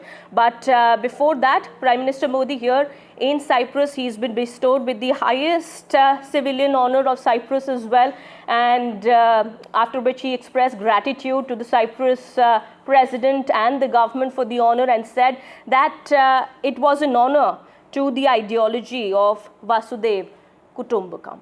Well, the Prime Minister also sending out a message to Turkey, in also a message that India is strengthening its ties with all those countries that have been historically against Turkey in some aspects, including Armenia, Egypt, and of course Cyprus now. Meanwhile, moving on to the story that is our top focus today. Mr. Rupani, Vijay Rupani's mortal remains in Rajkot, which is his emotional spot, a city that gave him the position of a corporator, an MLA, an MP, and finally the Chief Minister. Anjali Rupani there, somebody who has been with him for several years. Remember, Mr. Rupani also lost his youngest son a few years ago, and Pujit Rupani, in fact, his son Rishabh Rupani is also sitting next to his mother, and this is Mr. Rupani's family with the mortal remains of Vijay Rupani, and people will be allowed to pay tributes to their leader, to their Chief Minister, to a person that they could relate with. They used to call him Vijay in Rajkot. He used to represent Rajkot West for several years. This is the same seat that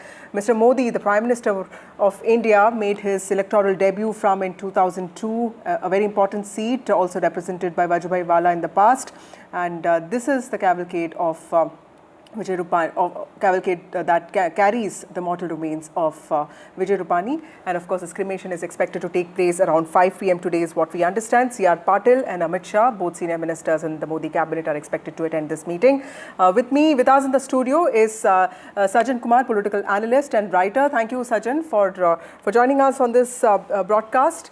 How do you see the importance of somebody like Vijay Rupani, somebody belonging to the Jain Baniya community, somebody who comes from Saurashtra, because after Keshubai Patel, the fact that you had a chief minister from Saurashtra itself was a big thing. And the fact that he was so mild-mannered, non-aggressive, in a state which has produced leaders like Narendra Modi and Amit Shah and Anandiben Patel. How do you see his... And even Shankar Singh Waghela. Yes, he also was. So how do you see his presence in that whole rainbow of leaders from Gujarat? So one of the contrast about Rupani was always that his being quite humble and accessible. That was, and always used to maintain a relatively low profile, not someone who would be very media savvy or giving statements. But besides that, being the old guard since JP movement, emergency time, what was also important that traditionally BJP has been weak in Saurashtra, and within the beginning of BJP strengthening in Saurashtra region, you see it starts from Rajkot, which was the base of Karma Bhumi of Vijay Rupani. So that goes into his making not just his own political career, but also contributing to the expansion of the party. Also, you see, he took the mantle of the CM at a time when Patidar movement was going on, Hardik Patel. Then you have Alpesh Thakur is leading the Thakur movement, another populous OBC caste in northern Gujarat. It was also the time when post GST, many of the business community in Surat's Hamari Bhool, Kamal Ka Phool was difficult, and he took the mantle at that time in 2016. And it was considered to be the most difficult assembly elections for BJP at that time. And it seemed that as if Congress may perhaps snatch the power away from the clutches of the BJP. So he took the mantle and successfully led BJP to the victory, 105 seats out of 182. And thereafter slowly BJP started gaining the old confidence. Because of the internal equations, perhaps BJP's state calculation before 2022 election to placate the Patidars once again. Right. He was replaced with Bhupendra Patel just 1 year. So that way he contributed to the party, but you do not see him ever expressing the grudge or ever kind of showing any sort of an activity. He shows to the core is what people say. Exactly. Ajay Sancheti also joins us, former MP. We have Shirish Kashikar, political analyst. Shirish, to you first. Professor Kashikar, 2017 was one of the most difficult elections that BJP has fought in Gujarat. The party was reduced to 99 seats, a simple majority, but it was also an election that was fraught with lots of tensions, the Patidar Andolan and illicit liquor and Jignesh Mevani, Una flogging and also GST rollout. Then of course in 2021, Vijay Rupani, under his leadership, BJP won all the 6 municipalities of Gujarat, including Surat, Rajkot, Vadodara.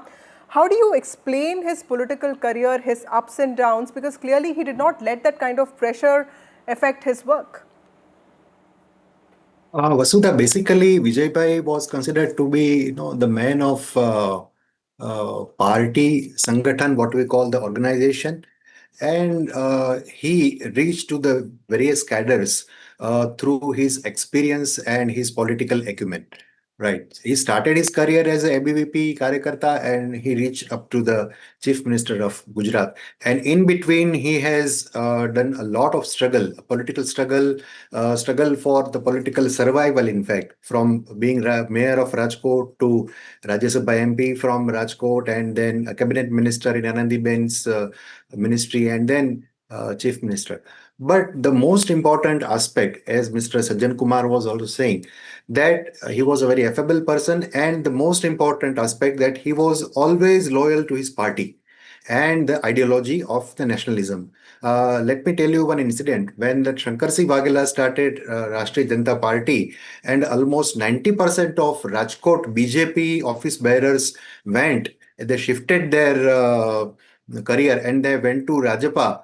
Only 2 people were there who still believed in BJP's capacity. One was Mr. Raju Dhruv, who is now the spokesperson, and another was Mr. Vijay Rupani. Right. And with Mr. Vijay Rupani's style and with his capacity, they again started rebuilding BJP.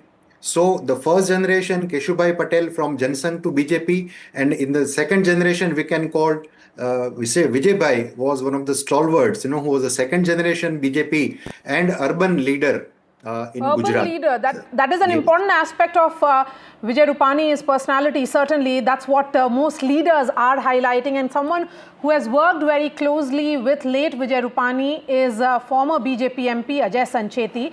He is also joining us now. Mr. Sancheti, your memories of Vijay Rupani, what do you think stood out the most in his 3-decade-long political career? See, as mentioned earlier by other people also, Vijay Bhai was an extremely sober man, simple man, but firm with the ideology. I remember whenever I met him, he had been to, I'll just narrate one small incident. He was in Nagpur for a Gujarati Samaj function, and some people approached him asking that they need certain facilities in Gujarat and all that. He very calmly, quietly listened them and just said, Ajay Bhai, aap jara sab dekh lena aur kya hai kya nahi mere ko bhej dena. And whenever I used to send some people's request to them, it was very well attended. Whatever legitimate request was there, his office could attend it. He used to look into it. A man with high stature, no greed of any chair, and used to work continuously, flawlessly for the party ideology. Mr. Sancheti, also, how would you describe Mr. Rupani's relationship with the Prime Minister, also with the Home Minister? He was largely seen as non-confrontational, someone who's not very aggressive, very mild-mannered. Did that also help him survive and thrive in this party? See, the party survived because of such karyakartas. And absolutely, as I said, there was no greed for any chair for him. Whatever responsibility was given by the party, he gladly accepted it, and he always moved on to the next responsibility. His chair was not an important issue for him any time. Right, a man with no greed. Thank you, Mr. Sancheti, for joining us. Also, going across to Ankit now. Ankit, you've been reporting from Rajkot, which was an emotional sweet spot for Vijay Rupani. This is the city that saw him as a corporator and then, of course, as an MP, MLA, and then finally as a Chief Minister. Today, it is an emotional moment for the city because they're also witnessing the final rites of the son of the soil. Tell us what kind of arrangements have been made there? What are people saying about him today? Well, it's a day of remembrance for the man, as you described him, as the son of the soil. Rajkot has been the place where he rose, learned the tricks of the trade in politics and rose to the top job in the state of Gujarat. Corporator, mayor, MLA, chief minister, MP, all that portfolio. But one thing that people here are remembering him about is that Vijay Rupani did not change from being the corporator to the chief minister or even the MP later. He remained, Vijay Rupani, accessible to the people. I want to just give you a sense of where I'm standing. I'm in the Prakash Colony where his residence is, and my colleague will show you the place where you see the green covering there. That's his residence, named after his younger deceased son. And on the other side is this temple complex. This temple complex, on the ground of this temple complex, arrangements have been made for Mr. Rupani's mortal remains to be brought in here. We are expecting that to happen at around 4 p.m. And once Sudesh will try and show you beyond the cameras, there is a place which has been made where Mr. Rupani's mortal remains will be kept for the public, for the people of Rajkot, who in fact remember him as Vijay Bhai, and they will come here and pay their last respects. The whole arrangement is for 1 hour between 4 to 5. The Home Minister is also expected to arrive in Rajkot at around 3 p.m. He will first come to his residence and then, of course, will come here to pay his respects. And that is the reason why massive security arrangements have also been made. Remember, the Chief Minister and other VIPs also in tow. And what will happen at this place is that the people would be allowed to pay their respects, and then from here at 5 o'clock we are expecting the procession the final journey of Mr. Rupani to begin. This will be then to a crematorium, which is about 4 kilometers from here. We are expecting it to be a half an hour, at least 1 hour long journey where people of Rajkot, those who are not able to come here, would be able to, in fact, see that entire procession, and then he will be, laid to rest. His cremation would begin, and his family members are also accompanying him from his mortal remains from Ahmedabad. We are expecting his wife and son to arrive here in a short while from now, and then, of course, the final preparations are going to begin. But at this moment, Rajkot awaits one of their most illustrious son of the soil, Vijay Rupani, who is now on his final journey. Yes, Ankit, and Rajkot has been very, very special for the BJP, also for Vijay Rupani, as you pointed out. Remember, it was from here that Prime Minister Modi's electoral journey in the Assembly of Gujarat also began. He contested for the first time in 2002, and at that time it was Vijay Rupani who was his election in charge. So that has been the kind of trust and equation between him and Prime Minister Modi, who saw him work efficiently as an organization man. He was a corporator for 8 terms. He also went on to be BJP's General Secretary in charge of Gujarat for 4 terms, and then becoming the BJP state president of Gujarat, also becoming the chief minister. So today, for the people of Rajkot, it's an emotional farewell as they bid farewell to someone who loved Rajkot as much as Rajkot gave him that place of prominence in Gujarat politics and also the politics of the entire country. Vijay Rupani's last journey, his final farewell has begun. We'll continue to be going to our reporters. Ankit, it's a very, very difficult moment for the family. We often tell about journalists who are covering these the last journeys of netas. But when you speak to his friends, Vijay Rupani was always someone who was very much with friends, invested in his family as much as his friendships. So that was that personal side, the individual side of Vijay Rupani, which perhaps you can share with our viewers, Ankit. Absolutely, he was a family man, thorough family man, as you are saying. And remember, he lost one of his son, and on his name, his house, of course, has been named after his son, and so is a trust that works for the underprivileged. In fact, Vijay Rupani was on his way to see his daughter in London, and as irony would have it, Maria, third time unlucky for the former chief minister, cancelled his ticket twice, that too because of his commitment, as we've been talking about, to the party as well. He was made in charge of the bypolls which are taking place in Punjab, and he was in fact involved in that bypoll, and for that reason he cancelled his ticket twice, wanted to go and meet his daughter. Ankit, we will just come back to you in just a bit. The first meeting of the team, of the probe team that is investigating the AI crash is underway now. This is the first meeting of the probe committee that is looking at what really happened. Remember that crucial parts of evidence have been found already.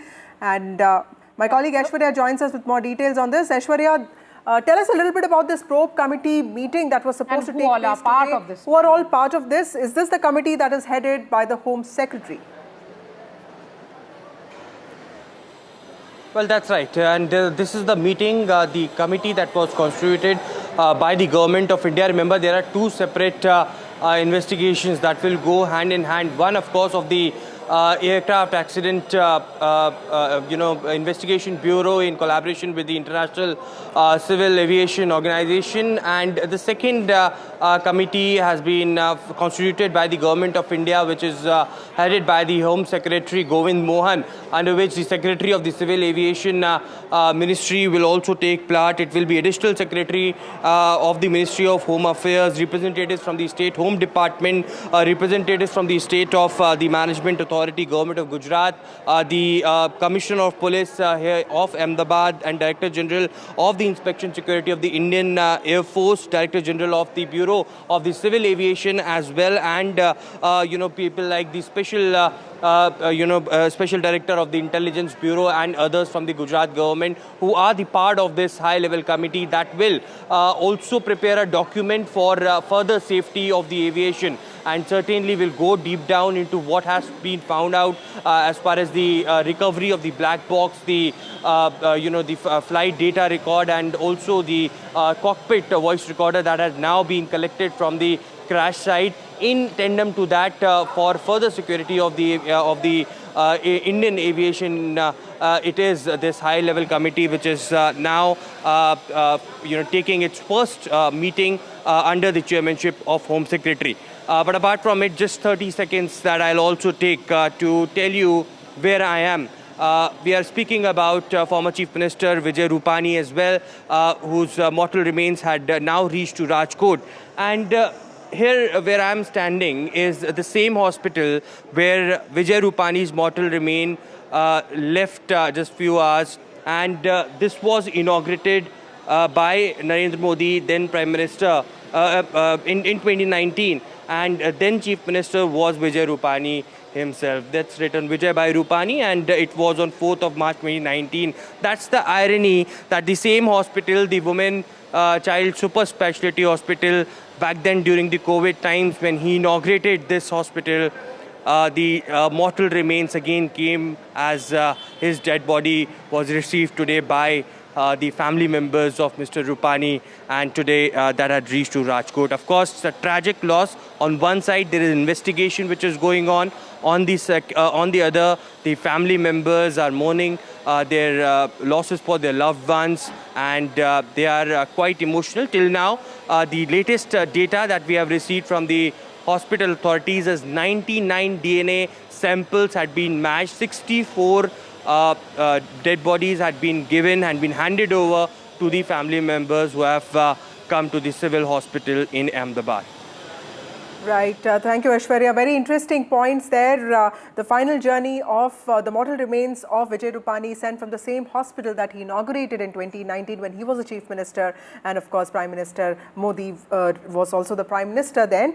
And of course, while we continue to focus on Vijay Rupani's final rites, here's also some breaking news on the Lufthansa flight that made U-turn today. And this was a flight that was en route to Frankfurt, to Hyderabad from Frankfurt. My colleague Shiv Arur joins us with more details on this. Shiv, help us understand if this was a sense of heightened caution by the pilot, because this was also a Dreamliner there. What have you picked up? Very much the pilot and the crew of that Lufthansa flight, erring on the side of caution, because whenever there is a bomb threat of any kind, it leaves the pilot and crew with very little, chance of actually doing that. In fact, the decision to actually divert and return would have been taken both from the air as well as from the ground. And like we've just been pointing out, the Lufthansa flight is one of 5 flights in just the last 12 hours which have seen some kind of incident, some kind of scare or the other. Now remember, in the wake of the Ahmedabad Air India flight 171 crash, there is heightened interest, heightened sensitivity and a heightened spotlight really globally over any small incident as far as aviation is concerned, because of the sheer volume of air travel. The Lufthansa flight from Frankfurt to Hyderabad had to make that U-turn owing to a bomb threat. It still hasn't taken off from there, so obviously there is a heightened state of alert, but there are many other aircraft and flights as well, at least 5 in the last 12 hours that have seen this kind of shift. So this smoke detected on the wheels of a flight that landed, a Saudi Airlines flight that landed in Lucknow. It was the wheels of the flight actually saw some sparks. So this was that second flight that we saw. Earlier today, there was an Air India flight from Hong Kong to Delhi, which saw a U-turn as well. This was the Saudi Airlines flight, the Frankfurt-Hyderabad flight. The Hong Kong flight to Delhi saw apparently some kind of a technical fault, not a bomb scare, that forced the crew of flight 315, Air India flight, again a 787 Dreamliner, to take a U-turn and land back. An Air Arabia flight also saw, problems this was a technical issue as far as that flight was concerned. Once it actually landed, this was Saudi Airlines. So, a whole host of them. Remember, it's important to put into context that individually each of these issues may not be of, heightened interest, but at a time when there is uncertainty over civil aviation in general, there is a cloud hanging over the global directives that might emanate from the big investigation that's going into the Ahmedabad crash. Every little incident that takes place, and all of these appear to be connected with India, either inbound flights or flights leaving from the country, there is going to be a sense of disquiet, uncertainty among the flying public, and that's the reason why we will factually report on each one of them. And Shiv, the point that you're trying to make, certainly about 5 such incidents in the last 12 hours is an indication of great degree of caution on the part of these pilots as well. Why do you think the number of such incidents has increased, particularly after that crash in Ahmedabad? Like I said, I think in the flying public in general, on social media, in the media in general, we're all tuned towards air emergencies at this point of time because of this atmosphere of dread and tragedy that has been created by what happened tragically to Flight 171. But your question is a very important one because there is a sense, and I've spoken to some experts, if we take the example of AI Flight 315 from Hong Kong to Delhi, which took a U-turn and landed back in Hong Kong owing to some kind of technical fault, there is reason to believe that in the wake of uncertainty over the 787s, over what kind of results will emerge from that investigation into what happened to the Ahmedabad flight, there could be a greater sense of sensitivity among pilots right now to err even more on the side of caution than they usually do, probably providing an even larger margin of error in terms of a focus on safety. There are many standard operating procedures as far as pilots are concerned. They never leave anything to chance. A wide berth is given to the possibility of things turning really bad in the air, and in the air you have very few options, and therefore sometimes taking a U-turn and landing in the face of a technical fault, in the face of a potential issue that might escalate in the event of a bomb scare, you have very limited options but to actually divert or take a U-turn and land back. But I think there may be heightened sensitivity to do that right now. All right, Shiv, thank you so much. In fact, there is a fresh video which has now surfaced with regards to that air crash which happened in Ahmedabad. I'm going to bring in Ankit Tyagi, who's getting us that piece of video. Remember, 265 lives, including 241 passengers and several junior doctors and local residents died in that airplane crash. We can see those visuals. In fact, there is a lady there perhaps running away when that entire crash happened, and there were 4 buildings of this entire complex which had multiple hostels, the doctor's hostel, where when this entire plane, when it took off from Ahmedabad airport, the Dreamliner actually crashed within seconds of taking off. The pilot did do a mayday call, but by then it was too late. The plane could not really take off, and we will try and get with, speak to Ankit in just a bit. But this seems to be a video from Meghani Nagar, which is where BJ Medical College is, and which is where this the ill-fated plane collapsed and crashed. And you can see a woman there trying to save her child, is what we understand. And there is a certain sense of panic. There are dogs that are running around. There are people that clearly they did not understand what really hit them. They don't understand what has happened. Remember, it's also been just a few days after Operation Sindoor. Gujarat is also a bordering state. There was anyway a sense of heightened vigil there, and you can see panic amongst people there in Ahmedabad, in Meghani Nagar, and this is where the plane that collapsed and exploded into this ball of fire, and now you can see people running around with a sense of panic.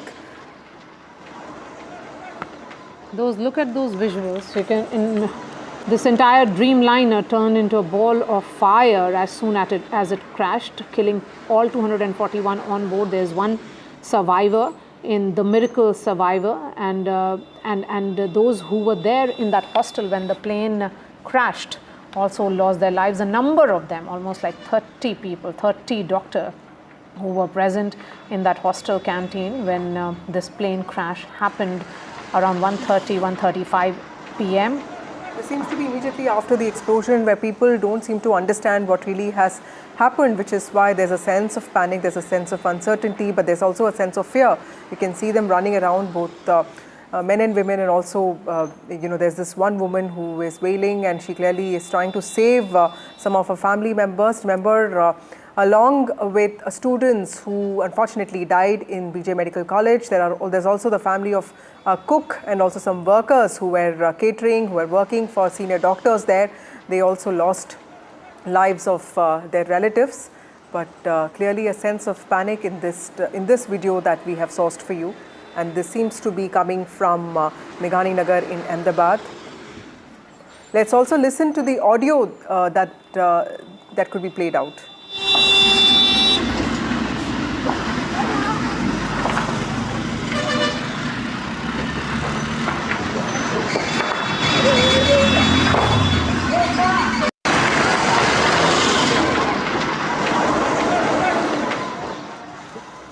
All right, those are the visuals, the first visuals among many which have surfaced so far in the last 72 hours. We can see a woman running away from the crash site. Of course, she is looking for and trying to understand as to what really happened. Something dropped from the sky is clearly there. Remember, the Dreamliner had taken off, and within 30 seconds, the plane actually crashed. Ankit Tyagi is joining us. Ankit, you have got this this video for us. Explain to us. We can see that entire smoke coming out, the fire still coming out. So certainly, it was within seconds of that crash. Absolutely. This is the exact time of impact into the building and the inferno which ensued, creating chaos on the ground. The building that you are seeing is the BJ Medical College hostel building, and this is the extreme end. So like we were reporting earlier from the tail which we were stuck at the mess, this is the part of the aircraft which is the front end of the aircraft which came to this very part, the entrance of the BJ Medical College and hostel. Now very quickly, let me tell you what you're seeing in your on the visuals. There are two set of visuals. One, of course, you will see a woman running away, some vehicles also moving away from that crash site. The other one also shows you Vishwash Kumar Ramesh, the lone survivor of this crash, in fact walking out. So he was in 11A, that is largely closer to the cockpit, and as he said, he was sitting on the emergency exit. The door broke and he was able to walk out, and while he is walking out, you will see a big bang and inferno happening behind him. That tells you that it was just a matter of milliseconds that he was able to walk out before a massive ball of fire in fact appeared behind him. You would also see a woman. She is in fact one of the women, those who were they had a tea shop right next to this entire hostel. Her son was delivering tiffin at this moment. Her son, 15-year-old son, is also among those victims. So extremely heartbreaking visuals these, but very important even with the point of investigation as well. So this woman was wailing, trying to get somebody to help her son. Unfortunately, he could not be saved. And on the other hand, you will see Vishwash Kumar Ramesh in that white t-shirt coming out from one of the broken walls of this building, and then just coming out. And you would also see yesterday and day before, we played the audio of the first ambulance driver from 108, the gentleman, the Sikh gentleman that you see in a turban. He's the one who is whisking away in fact Vishwash Kumar Ramesh away from that site. So very, very important and dramatic, these visuals of the point of impact, and also what ensued right after that, the inferno and the chaos. Right, Ankit. Also, talk to us a little bit about, we talk a lot about people who were on board on that day. 241 of them died, but also tell us a little bit about victims who actually lived nearby, including the family of the cook, and also the person, the tea seller that you're talking about. Tell us a little bit about people that you can see in this video. There is certainly a sense of panic that you can see. absolute sense of panic, people trying to save their lives. Remember, 241 is the number of the people, those who were on board, who passed away, but there are about 34 others on the ground who died. 4 of them MBBS students, 6 family members of other doctors, those who were staying at the hostel. Apart from that, there are 2, a lady and her granddaughter, the cooks, those who were in the mess, and also this woman who lost her child. There are others. I was, yesterday, and every nook and corner of Ahmedabad will give you that story. Yesterday in Ahmedabad, the hotel that we were staying at, we were told that one of their employees, because this place, the hostel you are seeing, used to be at one point of time the court, and there are a lot of people, notaries as they are called, known as notaries, used to sit there. So a family, a husband and a wife, had gone there to get some documents attested for an Aadhaar card. Both of them reached at the wrong time, and both of them died, leaving 2 young children behind. So there are many such stories. The woman that you see, she was a tea seller right in front. Her tapri, as it is known as here, the temporary structure, was on the wall of this very hostel. So she was right there. Her son had gone to deliver tiffins, and at that very moment when she heard the first bang, she came running, asking for somebody to help her son.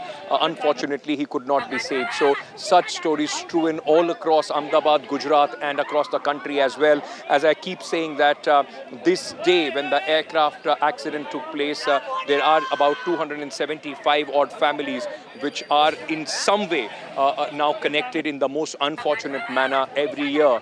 This will be the pain that all of them will collectively, in fact, feel all across the country. Who is it, who is really clicking this video? Who is making this video? And what was that individual clicking till the time, he opened his phone and started making this video? I think there were a lot of onlookers. So Maria, it was a matter of few seconds before they heard the loud impact of the plane first crashing into the mess on the first floor, and then the inferno ensued. This also tells you the little bit of time that Vishwash Kumar Ramesh had as soon as the impact took place. So it was upon that impact that he was, and I heard one of his testimony in which he said, so he was on the side where the wall was not blocking the entrance, and I've seen that door, that emergency door, which had flung, it broke one boundary wall, and it was on one of the gates of this hostel. Unfortunately, everybody else who were towards the buildings, they were stuck between the buildings and the inferno, very quickly engulfed everything and everybody who was inside. So you also see those few seconds that the survivor had. Similarly, the onlookers, those who had already started seeing a very low noise and descent of this aircraft, followed by that massive loud noise of it first hitting a tree, then a chimney, and then of course going into the hostel mess. Probably that was a few seconds that somebody had their phone on and they were able to connect and record this video. But this is a heartbreaking video, which also is very, very important piece of evidence as well. All the various angles of this video, the point of impact, the fire, will then tell us the story of the ill-fated flight AI-171. So all these videos will also be put together to try and understand exact sequence of event and what ensued after that. Right, Ankit. Also, tell us a little bit about the lone survivor. We know that it was completely miraculous for him to survive an incident of this scale. Have you able to gather anything more on what really happened there, and how is his health now? Because he was also severely injured in that whole plane crash. Well, actually, Vasudha, for as I said, it had to come. Every coincidence and percentage that you could take of luck came together for this man to survive. And on the contrary, he was not that badly injured. He was able to walk with a limp, of course. Face had some marks, but he was not as badly injured, of course, given the circumstances and given what happened to this entire plane. Let me tell you a little bit about Vishwash Kumar Ramesh, who was on 11A right next to the emergency door. As I described earlier, on point of impact, the door broke and flung out, and he was able to, in fact, get out because of that opening which he had. Now, unfortunately, let me tell you, because I've been speaking, I spoke to his cousin brother yesterday, and he told me that 15 people from his area in Diu, all of them had come together from a village called Patel. His own real brother, Ajay, was also on board this flight. Vishwas was lucky, Ajay not so much. All right, Ankit, thank you for getting us those visuals. Lone survivor walks out. We can see Vishwas, who was actually seated on 11D, walk out. He is the only lucky survivor of those 241, remember, who lost their lives, and he was passenger on seat 11D. On the other side is a woman desperately looking for help, moving away from that crash site. That was the site of impact. These are 4 hostels, remember, that were completely destroyed when the plane crashed into that site. A quick break and then we return.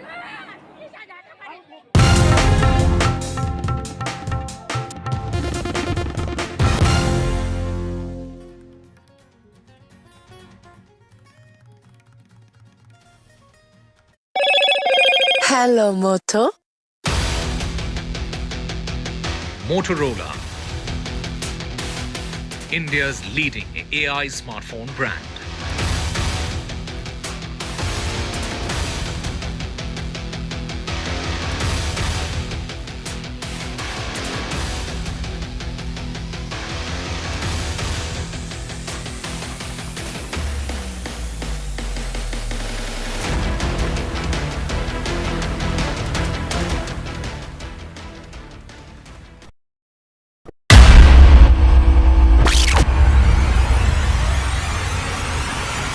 The last 1 month, if you see, the share prices of Genzol Engineering has fallen more than 58%. Why are the rating firms calling the debt payments as default? We have 2 credible credit rating agencies on March 4th coming and downgrading the stock to D. Statements are consistently being proven wrong, and transactions are being taken place which are different from what they were originally pictured to be.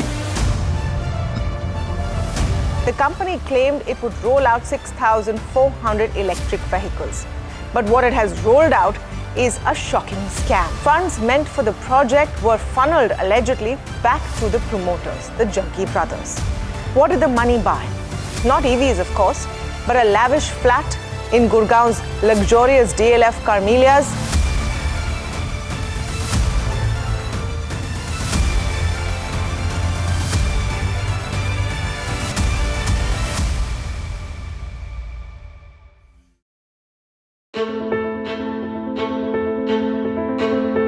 News is not just headlines, it is what impacts you. And news should never be mistaken for noise. What matters is the reality. Accurate, in-depth, and with the right perspective. For over 20 years, I have been a journalist, and never has clarity mattered more than now. At Newsnight, we go beyond the surface. We dissect the details, challenge the narratives, and bring you the unparalleled clarity you deserve in a world clouded by misinformation. We are bold, we are direct. Newsnight, for the news in your interest. Only on NDTV 24/7. Air India plane crash in Ahmedabad. India's latest aviation disaster. India responds to the tragedy. Facts first, 100% ground reports. Under this is the tail, Here, and this is just one of the buildings that will give you an idea of the quantum of loss. 24 to 48 hours is the deadline that has been given for the DNA testing. Maximum reporters, maximum coverage on NDTV.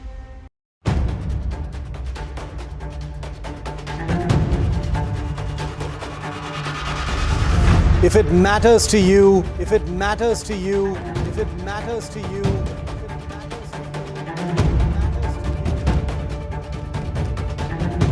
it matters to India. It matters to India.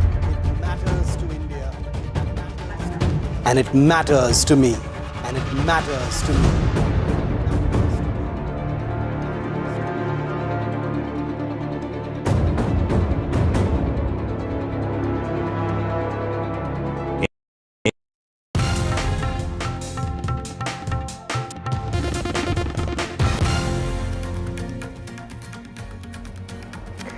Hi there, very good afternoon. You're watching NDTV 24/7. My name is Kitty Behel. In this edition, we will get you these heart-wrenching visuals that have come to light now of a mother who had to risk her life to save her son. Unfortunately, she couldn't do so in the Ahmedabad plane crash tragedy. We've seen how this tea vendor who was sitting on the roadside, she tried to save her son who had gone to deliver the food to her, and the mother was seen running out even as there was plumes of smoke right behind her, and her son was left behind. Another video of that lone survivor of the Ahmedabad plane crash who was seen walking out of this huge smoke, the only survivor of the A171 flight crash in Ahmedabad that very unfortunate day.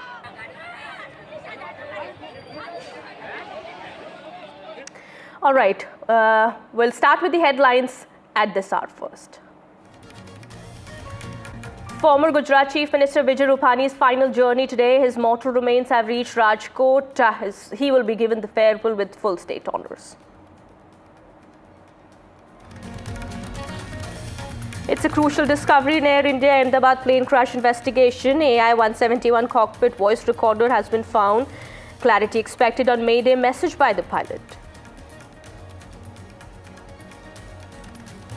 Boeing experts are in Gujarat's Ahmedabad to analyze the plane crash details. In Bengaluru, a Rapido rider was seen slapping a female passenger after an altercation broke out between the two. Centre issues census notification. Census with caste enumeration will be done in 2027. It's the first nationwide caste census since 1931. And Prime Minister Modi is in Cyprus as part of his three-nation tour. Cyprus has conferred Prime Minister Modi with the highest honour. It's being seen as a strategic push amid tensions with Turkey.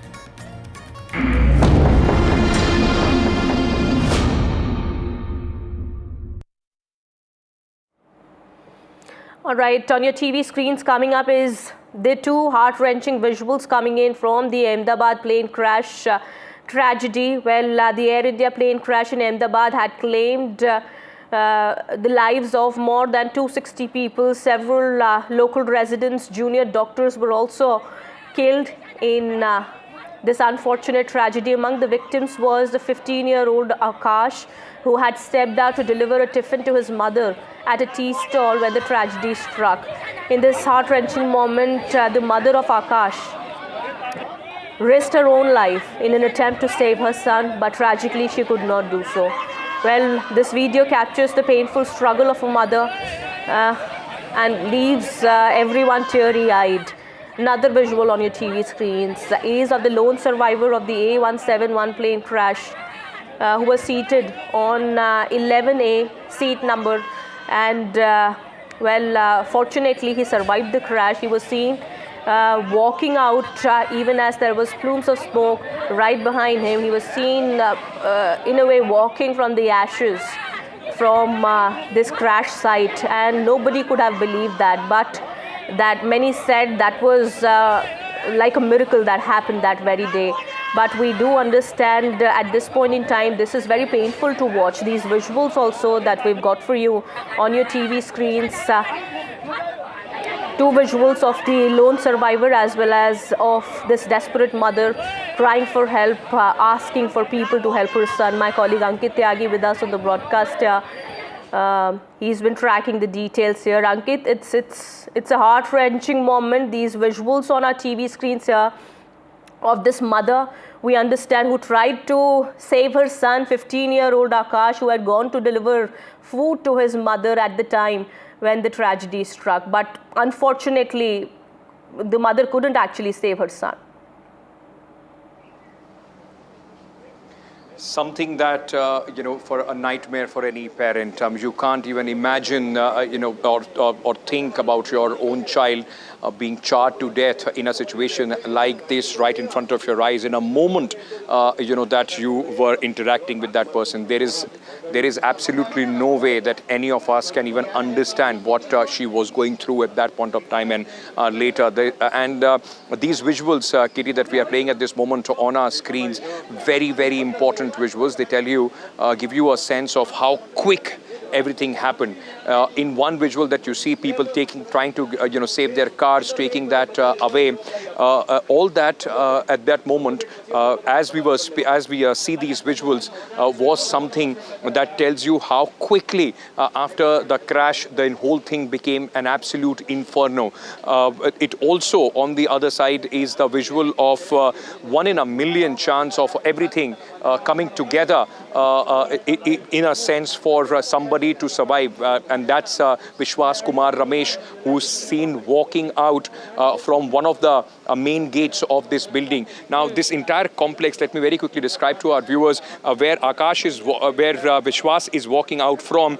That's the front, where the front area, the cockpit and beyond, landed of this aircraft. It was right next to the boundary wall. It's a big complex from the tail to where it in fact entered the mess to this very place where all this has happened, where Vishwash is walking out, is about 700 meters from that point. So the debris was strewn all across. Now, what you see also is Vishwash coming in. He has his phone in his hand.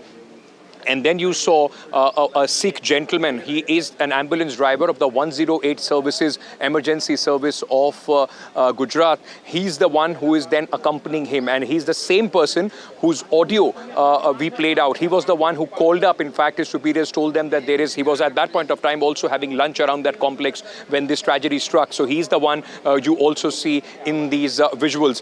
Let me also very quickly tell you that, for Vishwash, and he was accompanied by 14 others from his village, which is Patelwadi in Diu, and his own brother, Ajay, who also for the last 20 years have been settled in United Kingdom. Ajay and Vishwash both had come to their native place, and they were going back along with 13 others. 14, including Ajay, Vishwash's brother, died in this air crash, and Vishwash is the lone survivor. His family, I spoke to his cousin brother yesterday. His family from London arrived yesterday, and they have given their DNA sample for his brother to be matched. But these visuals tell you the story of the inferno, the chaos that ensued, and absolutely heartbreaking visuals of this mother. To look at these visuals, how this mother can be seen crying, asking for help, and running on the streets, asking for people to help her son. But nothing could have been done at that moment. And we understand her mother, her son was charred to death, even as there were plumes of smoke can be seen right behind her as she is running away from it, asking for help from people here. And another visual of that lone survivor who was seen walking out from this plume of smoke here in the Ahmedabad plane crash tragedy. All right, thanks so much, Ankit, for getting us all those details there. Meanwhile, we have some more news that's coming in at the moment, as the probe has now picked pace. First meeting of the high-level panel has begun. We understand that this meeting is taking place to probe the plane crash in Ahmedabad, and officials who are attending the meeting include the Ministry of Home Affairs officials as well as Ministry of Civil Aviation officials as well. My colleague Ishwarya Jain is also now joining us on the broadcast, getting us more on that. Ishwarya, we understand the first meeting of the high-level panel that has been set up to probe the air crash has begun now. What more can you tell us? What all is being talked about, and who all are participating?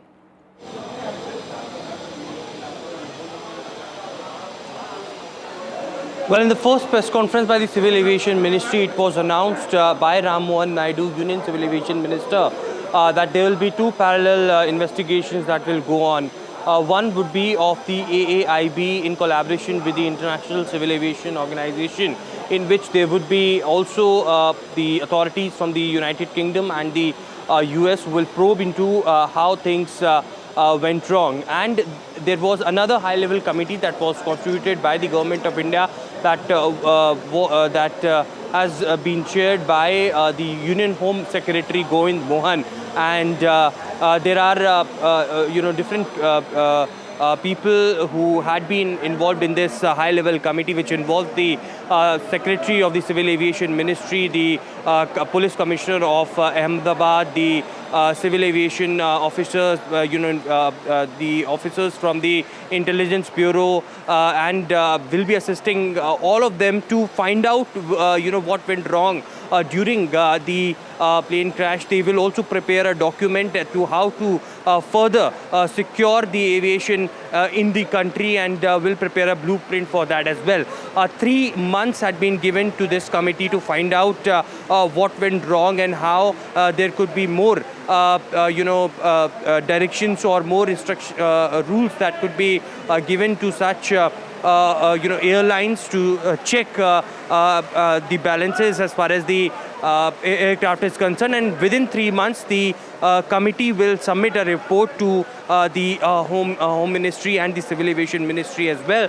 So today was the first day of this meeting that is currently underway at the Ministry of Home Affairs. On the other side, yes, it is a separate investigation. The forensic teams are recovering all the crucial evidences, the equipment from the crash site, and they are being sent to the forensic laboratory. All right, Aishwarya, thank you so much for getting us those details. We'll come back to you as more comes in. Meanwhile, we have visuals coming in of Prime Minister Modi along with Cyprus President. We understand he's at the historic center of Nicosia at the moment.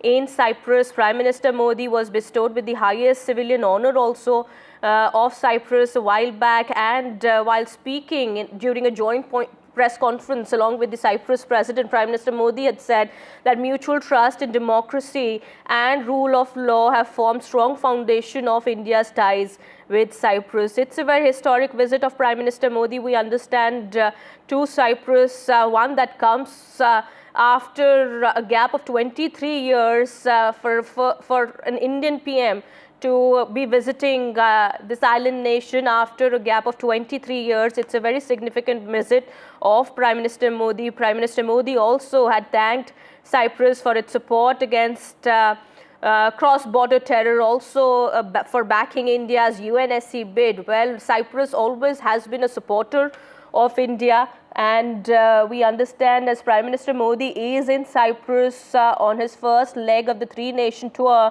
this is being seen visit that is too significant for both the nations. Also, we understand comes at a time when India wants to send a big message to Turkey, as Turkey earlier had backed Pakistan during India's Operation Sindoor, and well, this definitely sends out a big signal to Turkey. Amid the strained ties between both sides, we understand India and Turkey, and an important visit of Prime Minister Modi here in Cyprus. He's being seen along with the Cyprus President, my colleague Vishal. Vivek also with us on the broadcast. Vishal, describe us these visuals. We can see Prime Minister Modi here along with the Cyprus President. What are the two discussing here? What more can you tell us? So that will be seen because the statements will be released in a while after the visit is over, and the PM heads for Canada for the all-important G7 summit to which he has been invited. As far as this visit is concerned, Cyprus has been an ally of India for a while now, and in the last 20 years, this is the first time that any Indian Prime Minister has gone on to visit the country. But there have been a lot of back and forth visits from other leaders. Ramnath Kovind, the former President of India, visited Cyprus about 5 years ago. There was also a visit from a Cyprus delegation a few years ago to India. And it's a strategic stopover during this G7 summit that has started today.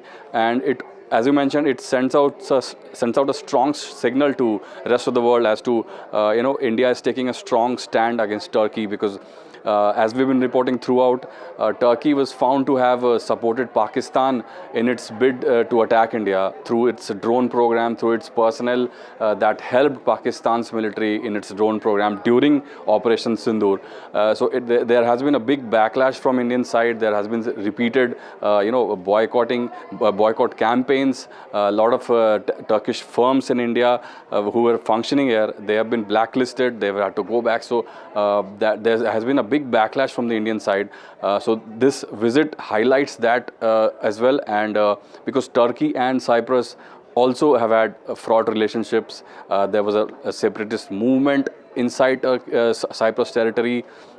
And also the fact that this visit also signifies a lot of strategic things, such as the shipping industry that can be encouraged through ties with Cyprus, and also the natural resources in the region.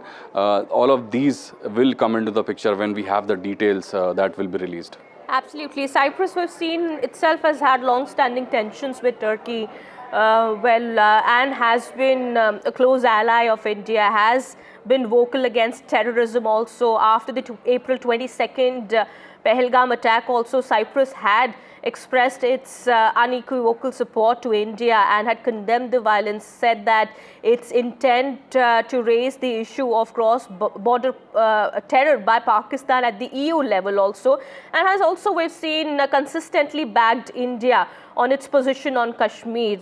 Well, other than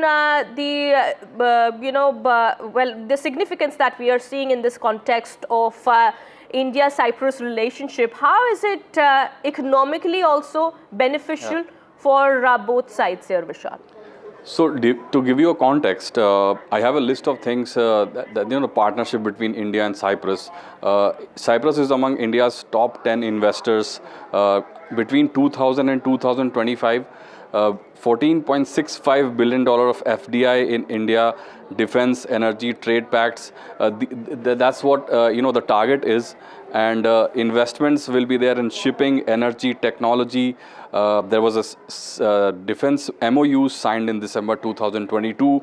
There are shared interests in the Mediterranean region, as we've been talking about, because it's a crucial, one of the most crucial shipping routes in the world. Also, the fact that there is at least 14,000 people of Indian origin living in that tiny island nation. So there's also that connect. Well, absolutely. Its location also definitely makes it a very key link in the India, Middle East, Europe economic corridor also. And that is something also that's being seen as a move aimed to position Cyprus as a gateway for India, for Indian businesses entering the European Union. That way also it's quite important, of course, Vishal, as you rightly explained there. We'll come back to you in just a bit. Meanwhile, those are latest visuals coming in of Prime Minister Modi there along with the Cyprus president. We will keep an eye on the developments here, and we will get you more with that. It's time for a quick break here. More continues on the other side.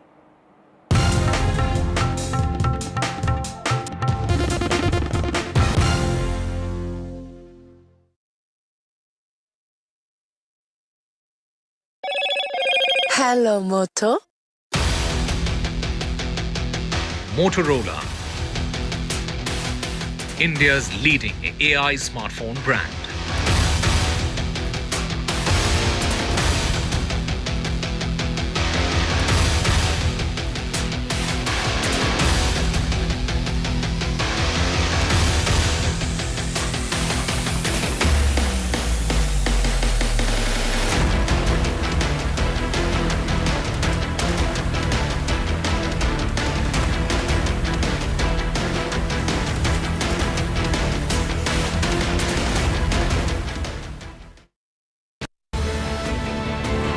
From the echo of the Trump tariffs to the geopolitical tensions in West Asia, and on the sidelines, a possible thaw in the frosty relations between India and Canada.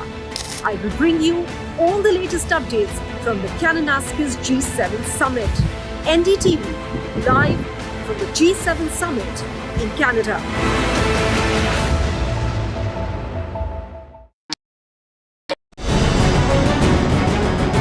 Why was there a hurry? Was it the government that was in a hurry? I don't want to blame anyone. Joining us today here in the NDTV newsroom. Government cannot walk away from this responsibility. Cricket is a region of sort in this country. Would you like to comment on what happened? What is the condition of the injured at this point? How many people died? What exactly happened? You have lost your daughter.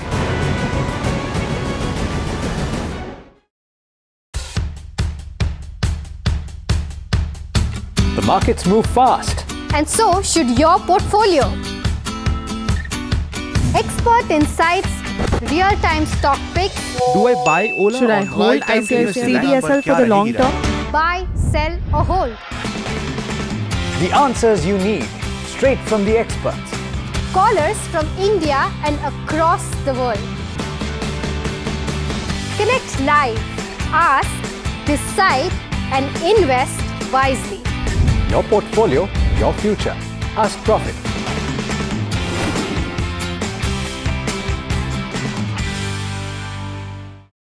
Is your business future ready? Join the 13-week strategic ESG certification program for business sustainability and growth for CXO and business leaders by NDTV, Terry and Zenora. Master global ESG frameworks, gain real-world tools and lead with impact. Starts July 13th. Enroll now and power your business with sustainability. 3 days after the Air India crash, a desperate wait for DNA tests, agonizing wait for identity, the fight for dignity in death, doctors knee-deep in heartbreak. NDTV live from Forensic Center, a sorrowful quest for DNA match. Science and sorrow at Ahmedabad Hospital. Doctors fight to give ID to remains.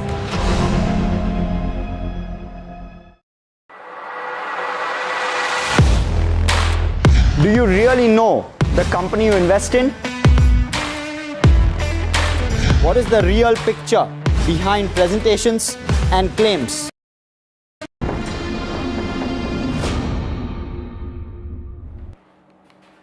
Welcome back after the break. As Pro picks pace in the Ahmedabad plane crash tragedy, the DNA matching is now complete for 99 victims. We understand 64 bodies have also been handed over to the families of those who were killed in this plane crash. Well, this is the latest that's coming in at the moment. DNA samples have been matched for 99 bodies. We understand the process is over. Well, the authorities have been trying to expedite the process, and forensic team experts have been engaged, as many as 36 so far in Ahmedabad Forensic Center, where this DNA matching is taking place. 64 bodies so far have been handed over to the families of those who were killed. My colleague Vishwash Jain also with us on the broadcast here. He's been tracking all the details. He's been outside the civil hospital in Ahmedabad for these many days and has been tracking all these updates here. We understand, Ishwarya, this is the latest update now coming in. 99 bodies, for 99 bodies, the DNA matching is now complete. Well, that's right. That's the latest data coming in. 99 DNA profiling had been done, and the DNA samples had been matched with the family members who had given the DNA samples earlier. We have been told that 64 of the dead bodies had been dispatched till now. The family members are coming one after another to the mortuary complex, where the formalities are being done as far as the death certificate, post-mortem report or the legal paperwork, and only after that the mortal remains of those who had lost their loved ones have been handed over to them. But to fast-track that entire process, there are continued instructions that have been given. Remember, 36 of the forensic experts with the 10 FSL teams are working day and night 24/7. And because the foreign nationals are also arriving, and yesterday it was the family of lone survivor Vishwash Kumar Ramesh also arrived. They gave the samples because one of their brothers have died in this unfortunate incident. It is them who will receive only after 72 hours after the processing of the DNA sampling. So yes, today 34 families is what is the estimate. They will be called in. They have already been contacted, and they are hoping, the civil hospital authorities are hoping that more bodies would be handed over by this evening. All right. Thank you so much, Chef, for getting us those details there. Well, the families have been eagerly waiting for these many days. We understand ever since the tragedy took place in Ahmedabad, this crash took place, after which families are waiting for authorities to identify their loved ones so that they can carry their remains and we understand so far the information that's coming in at the moment is that 99 bodies have been identified. That also includes the body of the DNA sampling that was conducted for former Gujarat Chief Minister Vijay Rupani. And as the Ahmedabad plane crash probe takes pace, the cockpit voice recorder of the plane has also been recovered 3 days after the crash. Officials investigating the Air India plane crash have confirmed that the cockpit voice recorder has been found. It's being seen as a crucial discovery that will help identify the possible cause behind the deadly crash that killed 270 people, including 241 people on board. My colleague Ankit Tyagi also with us on the broadcast here, getting us more on that. Ankit, help us understand how is the cockpit voice recorder now that has been recovered 3 days after the crash will help the authorities find out, what's gone wrong. That's a very crucial piece of evidence as far as this entire air crash investigation is concerned. The cockpit voice recorder, part of the black box, or sometimes it is also referred as the second black box, is part of two very important technical aspects of this entire aircraft, which are largely somewhere near the tail section. It was recovered from the very terrace of a mess where the tail had launched itself. The cockpit voice recorder, the CVR, not only records the conversation between the pilot and the co-pilot, but also the ATC, and it will also give a sense of all the noise that you hear in the cockpit, because in those 52 seconds, what was the conversation between the pilot and the co-pilot, what instructions were being given, and from the time it started taxiing, what was the conversation between the ATC and the pilots, when exactly was the mayday call given, and it will also tell you with all those noises whether some system failure noise was being produced inside the cockpit. So that it becomes a very crucial part of this entire investigation, coupled with what the data, the digital data recorder, about 1,000 parameters from various aspects of that aircraft have been in fact recorded in that, and that both of them collectively will tell us exactly what went wrong, whether it was a mechanical failure or whether that part of the investigation has already begun. How long could it take? Well, it's already been 3 months that has been set, the time limit that has been set for the investigation, and expect some time, at least 2 to 3 weeks before initial details start coming in. Even with the cockpit voice recorder and the other digital recorders, though largely it can be plugged and the data can be downloaded, but analyzing that data does take some time. We already know that the AAIB is on the job, plus being assisted by the Boeing team, which already came today and visited the crash site. We can expect at least 2 to 3 weeks before some initial observations, which would be important to try and understand whether other 787s need some sort of grounding or they need some improvement. All that will start coming in, but it will take some time before the real picture comes out as far as this entire investigation is concerned. Absolutely. Thanks so much, Ankit, for getting us those details. So the black box, we understand, consists of two devices. One that includes the FDR, that's the flight data recorder, and the other is the cockpit voice recorder. And this cockpit voice recorder has also been found. We understand this is definitely going to help identify the possible cause behind this deadly crash that killed as many as 270 people in Ahmedabad. My colleague Shiv Arur also now joins us on the broadcast. He is getting us more on why this cockpit voice recorder recovery is so significant.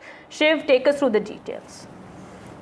So every aircraft has a black box which contains the flight data recorder and what is called the cockpit voice recorder. Now, both these devices have been recovered now. So let's tell you what exactly is expected to be revealed on the cockpit voice recorder of flight AI-171. Now, the cockpit voice recorder is like a hard drive which records audio conversations inside the aircraft, especially in the cockpit. The first thing and most important thing that the cockpit voice recorder will reveal are the exact last words of Captain Sumit Sabharwal and the co-pilot Clive Kundar in the cockpit. Remember, a mayday message was sent out just about 18 to 20 seconds after liftoff. What exactly were those words they actually used? Number two, it will clarify whether they mentioned just Mayday, Mayday, Mayday, or did they talk about thrust or lift or loss of power? Was it a brief message,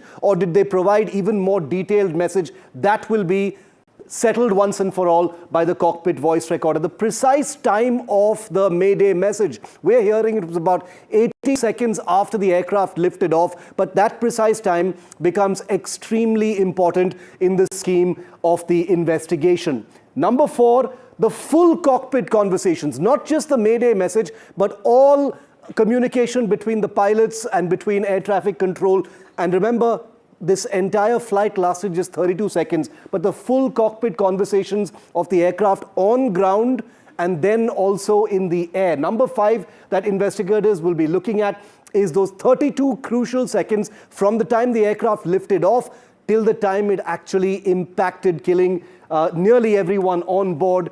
Those full conversations in those 32 seconds beyond just the Mayday call will be recorded. Cockpit audio warnings. Now remember, depending on what happened inside the cockpit, the flight control system, the warning systems inside the cockpit have audio signals, audio warning signs, audio alarms. There's even a stick shaker which has a vibrating sound. All of this would have been captured in the cockpit voice recorder and will allow investigators to create a sequential timeline. Number 7, any other audio indicators from the cockpit? Were there any other sounds, either technical sounds from the warning systems or by the pilots themselves? Sometimes there are verbal communications which may not necessarily be, words. There could be just sounds of acknowledgement. Those become important and will be captured on the cockpit voice recorder. Number 8, crew resource management on the flight deck. Remember, a tiny amount of time would have been recorded in the cockpit voice recorder, what was on the ground, and then those 32 seconds, how resources were used in the cockpit, what kind of CRM happened, that will be nailed in the cockpit voice recorder. And finally, and most importantly perhaps, a clear, very definitive, non-theorized sequential map layering the audio response to the alert system. When those communications actually happened between the pilots and when those alarms were actually triggered. Was there any delay between the alarm and the response? Was there any communication gap? All of those will be clarified. Remember, these were very, very qualified pilots, and whatever they were speaking in the cockpit has been recorded in that cockpit voice recorder and will be crucial to the investigation. And now let's tell you a little bit about the black box itself. The black box, like I said, contains both the flight data recorder and the cockpit voice recorder that I've just told you about. Now, both these devices are currently with the investigators who are looking at it. As we speak, in fact, analysis has already begun. That data has presumably already been downloaded and is being scrutinized right now. Now, the black box which contains these two devices is located in the tail of the aircraft. The tail, which became one of those, defining images of the crash, which had been largely intact. The black box, like I said, consists of two devices, which is the flight data recorder, also recovered, and the cockpit voice recorder. The FDR records all data, all parameters, airspeed, altitude, angle of attack, everything. And like I said, the cockpit voice recorder captures the timing sequence of events through audio communications inside the cockpit. So we can confirm, as NDTV reported first, that both these devices are now in the hands of forensics investigators to help them map the minute details which will be key to the crash probe. Absolutely. Thanks so much for getting us all those details there. We will keep an eye on the developments now coming in here.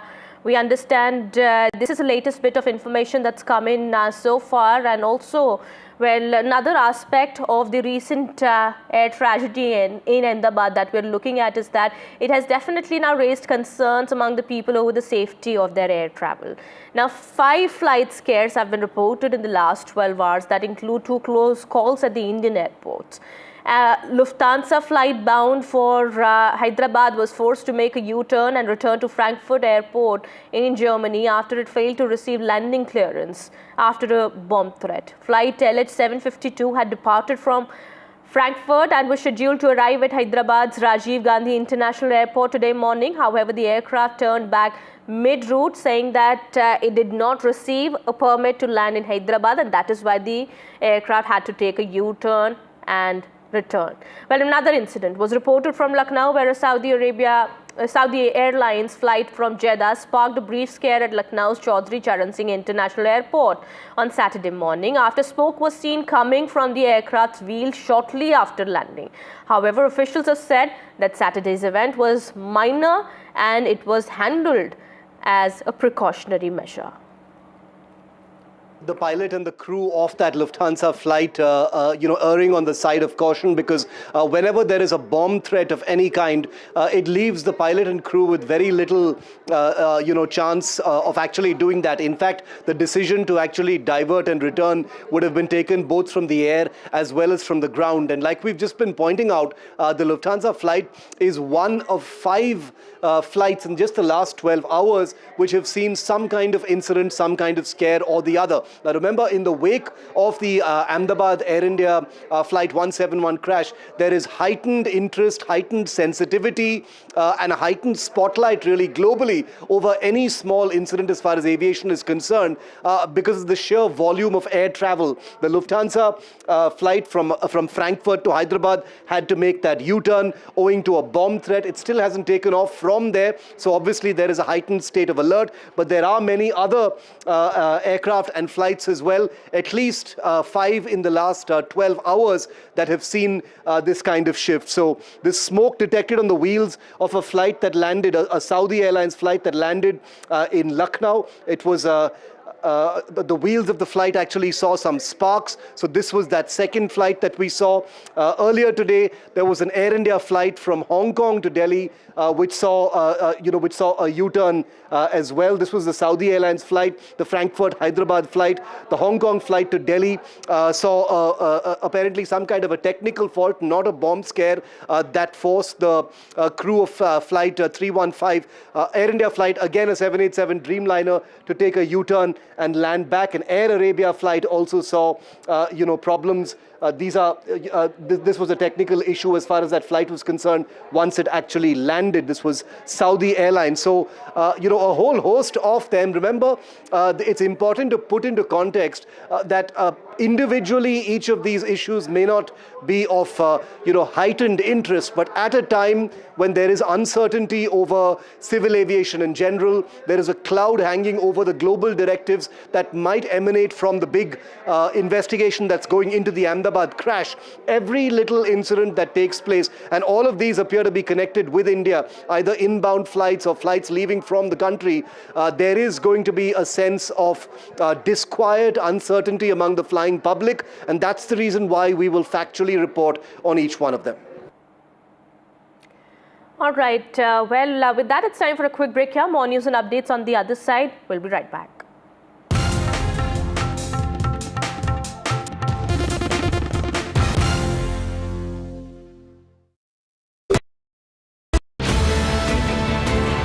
From the echo of the Trump tariffs to the geopolitical tensions in West Asia, and on the sidelines, a possible thaw in the frosty relations between India and Canada.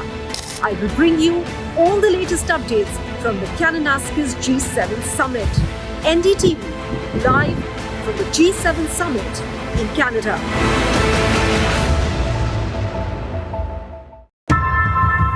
How often have you turned away from debates that descend into endless fights? We bring you a show where every question is answered, where every debate finds its resolution, where every story finds its conclusion, where opinions collide but facts prevail, where stories unfold with insights and trust. When the noise ends, the last word begins.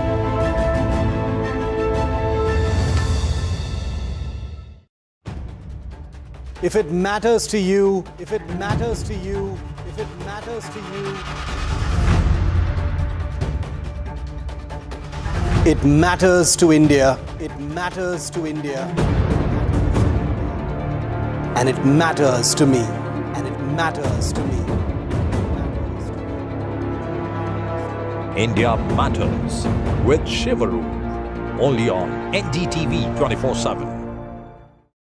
I've been reporting on all issues big and small from Andhra Pradesh, Telangana, rest of South India, bringing you all the action, all that you need to know, all that you want to know. The energy of maximum city is infectious. I'm bringing that energy in our news coverage from financial.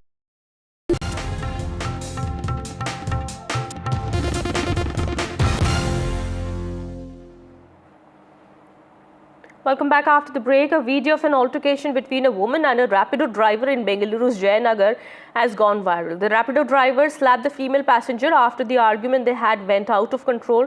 What's being learned is that the woman who had booked a Rapido bike ride was irked with the rider for his rash riding.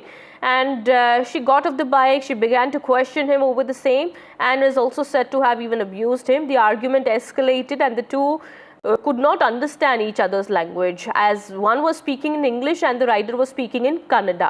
Well, the woman is eventually said to have refused to pay and return the helmet. The rider was seen then assaulting her and she is seen falling to the ground as he slaps her. Well, cops have requested now the woman to file an FIR, but she apparently doesn't want to take the matter further. ನಿಲ್ಲಿಸು ಅಂತ ಹೇಳ್ತಾರೆ. ನಾನು ಇರಿ madam ಇಲ್ಲಿ ನಿಲ್ಲಿಸ್ರಿ ಅಂತ ಹೇಳಿದೆ. ಅದನ್ನ ನಿಲ್ಲಿಸ್ಬಿಟ್ಟು left ಮುಂದೆ ಸ್ವಲ್ಪ ಒಂದು 100 ಮೀಟರ್ಸ್ ಮುಂದೆ ನಿಲ್ಲಿಸಿರ್ತೀನಿ ಅವ್ರ ಆಫೀಸಿಂದ ಮುಂದೆ. ನಿಲ್ಲಿಸ್ಬಿಟ್ಟು ಅವ್ರು ಹೇಳ್ತಾರೆ, ನಿಂಗೆ ಏನೇ ಓದಿರೋದು ಹಂಗೆ ಹಿಂಗೆ ನಿಂಗೆ ಅಷ್ಟು ಗೊತ್ತಾಗಲ್ವಾ, ರೂಟ್ ಗೊತ್ತಾಗಲ್ವಾ. ನಾನು ಮೇಡಮ್ ನಿಮಗೆ ಶಾರ್ಟ್ ಕಟ್ ಆಗಲಿ ಅಂತ ಹಿಂಗೆ ಕರ್ಕೊಂಡ್ಬಂದೆ ಅಂತ ಮಾತಾಡೋಕ್ಕೆ ಬಿಡ್ತಿಲ್ಲ. ಮಾತಾಡ್ತಾನೆ ಅವರೇ ರಾಶ ಮಾತಾಡ್ತವ್ರೆ, ಏನು ಓದಿದ್ಯಾ ಹಂಗೆ ಹಿಂಗೆ ಅಂತ ಮಾತಾಡ್ತವ್ರೆ. ನನಗೂ ಕೋಪ ಬಂತು. ಮೇಡಮ್ ನೀವೇ ಕೇಳಿದ್ರು, ಹಂಗಾರೆ ನಿಮ್ಮ ಕಂಟ್ರಿಗೆ ಹೋಗ್ಬಿಡಿ ಅಂತ ಅಂದೆ ನಾನು. ಹಂಗೆ ಎಷ್ಟು ಪೇಮೆಂಟ್ 77 ಅಂದರು. ನಾನು ಮಾತಾಡಿದೆ, ಹೋಗಿ ಮೇಡಮ್ ಆಯಿತು ಅಂತ ಅವ್ರು ಕೇಳ್ತಾರೆ. ಬೈತಾನೆ ಅವರೇ ಪೊಲೀಸ್ ಕಂಪ್ಲೇಂಟ್ ಕೊಟ್ಟೆ. ಆಮೇಲೆ ಅಲ್ಲಿ ಕತ್ತಬಿಟ್ಟು ಕೈ ಮಾಡೋಕ್ಕೆ ಬರ್ತಾರೆ. ಕೈ ಮಾಡೋಕ್ಕೆ ಬಂದಾಗ ನಾನು ಸುಮ್ಮನೆ ಹೇಳಿದೆ, ಮೇಡಮ್ ನಿಮ್ಗೆ ನನ್ನ ಕೈ ಮಾಡೋಕ್ಕೆ ರೈಟ್ಸ್ ಇಲ್ಲ, ಪರ್ಸನಲ್ ವಿಷಯ ರೈಟ್ಸ್ ಇಲ್ಲ, ನಾನು ಅಲ್ಲಿ ಬಂದು ಕಂಪ್ಲೇಂಟ್ ಮಾಡ್ತೀನಿ ಅಂತ ಇದು ಮಾಡೋದು. ತಿರ್ಗಾ ಬಂದು ಬ್ಯಾಸ್ಕೆಟಲ್ಲಿ ಅದು ಟಿಫಿನ್ ಬಾಕ್ಸ್ ಹೊಡಿತಾರೆ. ನನಗೆ ಕೋಪ ಬಂತು. ನಾನು ನೋಡ್ತಂಕ ಹೋಗ್ಬಿಟ್ಟು ಅಲ್ಲಿರೋರೆಲ್ಲ ಹೇಳ್ತಾರೆ, ಹೆಣ್ಮಕ್ಳ ಮೇಲೆ ಕೈ ಮಾಡಬಾರ್ದು ಅಂತ. ಮತ್ತೆ ಇವ್ರು ಮಾಡಿದ ತಪ್ಪ ಹಿಂಗೆಲ್ಲ ಅಂತ ಅಲ್ಲಿ ಗಾಡಿ ಕೆಲಸವ್ರು ಇಡ್ತಾರೆ. ಫಸ್ಟ್ ಅವರೇ ಹೊಡೆದಿದ್ದು, 2 ಸಲ ಹೊಡೆದ್ರು. ಒಂದು ಕತ್ತನ್ ಬಿಟ್ಟು ಅಂತ ಜೋಡಲ್ಲಿ ಬರ್ತಾ ವಾಯ್ಸ್ ರೈಸ್ ಮಾಡಕ್ಕೆ ಸ್ಟಾರ್ಟ್ ಮಾಡಿದ್ರು. All right, that's the Rapido driver who's trying to justify his action there. Deepak Bopanna, my colleague, is also now joining us from Bengaluru. He's been tracking this case. Well, Deepak, the Rapido driver, we understand no action has been taken since no FIR, no complaint has been registered by the woman so far. Any details about that? Any update about that? And on the other hand, you have this Rapido driver, we've heard him, he's justifying his action, saying that the woman first hit him and after that he retaliated.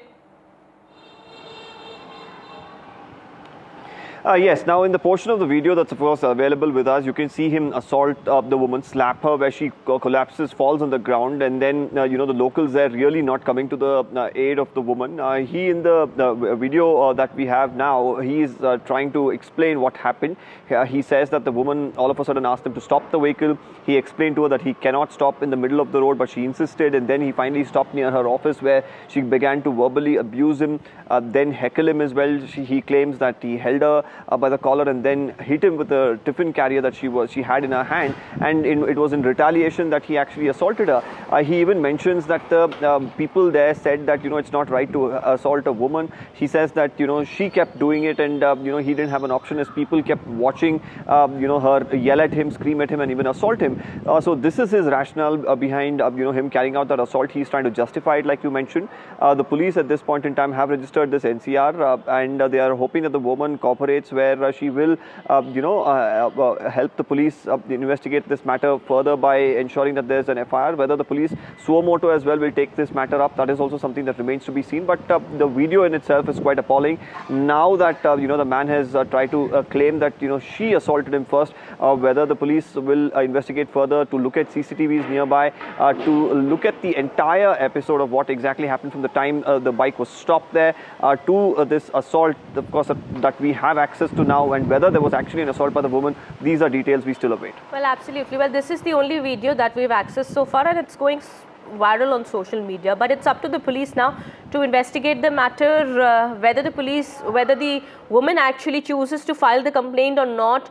If the police wants to go ahead, take action suo moto, that depends on them, of course. But it's up to the police now to investigate and find out the real reason behind why this has happened in the very first place. Mercilessly, this woman, we understand, she's been slapped, she was assaulted in broad daylight. Nobody came to her help. And now we understand the Rapido driver is saying that it was not his fault, and instead the woman tried to beat him up, and that is why he had to take action.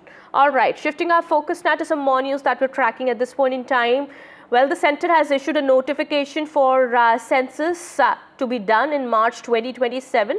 The census, which is a recording of India's population, including critical details such as the caste of the citizens as well, will begin in the Union territories of Ladakh and Jammu Kashmir, as well as Himachal and Uttarakhand in 2026 October, as per the government's notification. And counting for the rest of the country will begin from midnight on March 1st, 2027. Union Home Minister Amit Shah had also reviewed the census preparations with the Home Secretary, the Registrar General and Census Commissioner of India and other senior officials earlier. We understand the centre has already now issued the official notification for the conduct of the National Population Census to be done in 2027.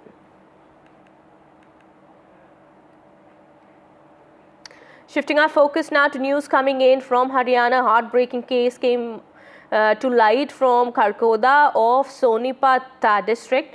A model named Sheetal, who was working in Haryanvi music industry, was brutally murdered by unknown miscreants. What we are given to understand is that she was strangled to death and her body has been recovered from a Reliance canal near village Khanda. Well, she was a resident of Panipat. The Panipat police has registered a case, and the body also was sent to the civil hospital for post-mortem.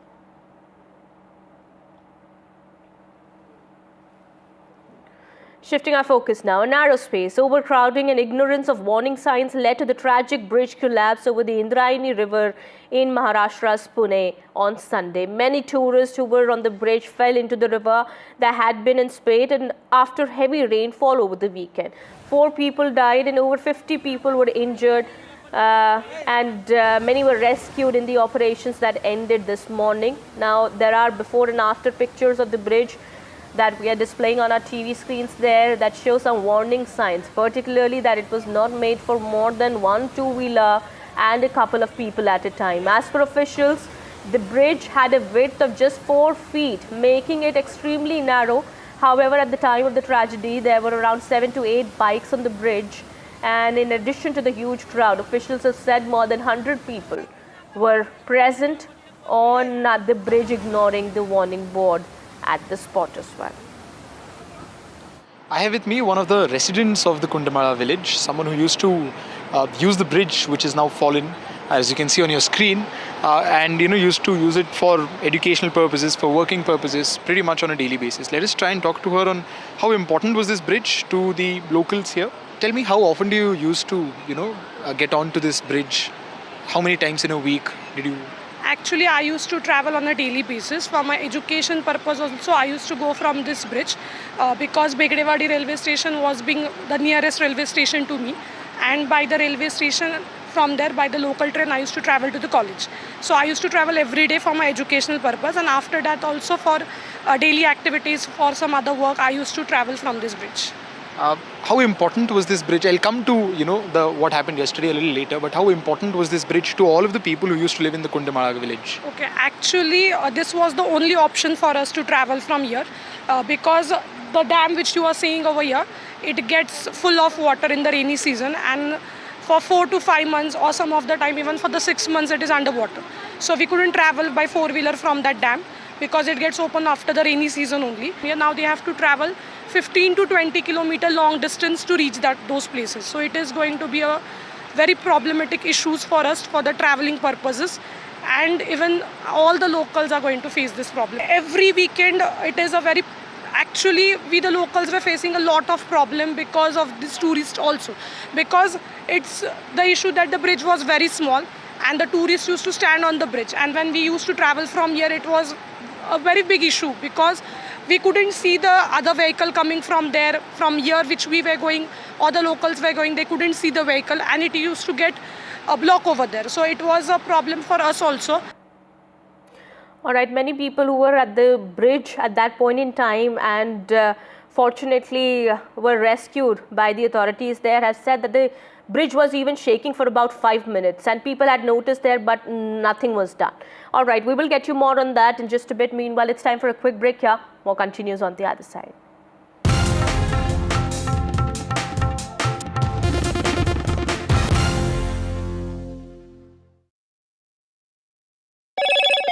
Hello, Moto. Motorola, India's leading AI smartphone brand. Former Gujarat Chief Minister Vijay Rupani's final journey begins. Rupani's mortal remains have reached Rajkot. Crucial discovery in Air India Ahmedabad plane crash investigation. AI-171 plane's cockpit voice recorder has been found. Boeing experts in Ahmedabad will analyze the plane crash details. In Bengaluru, a Rapido rider slapped a female passenger. Altercation between the rider and passenger was caught on camera. In today's interconnected world, India's voice is more crucial than ever. When India speaks, the world listens. At NDTV World, we are that voice, bringing you intelligent and insightful news from India and beyond. From geopolitics and diplomacy to economic shifts, migrations, tech disruptions, and the stories of our diaspora.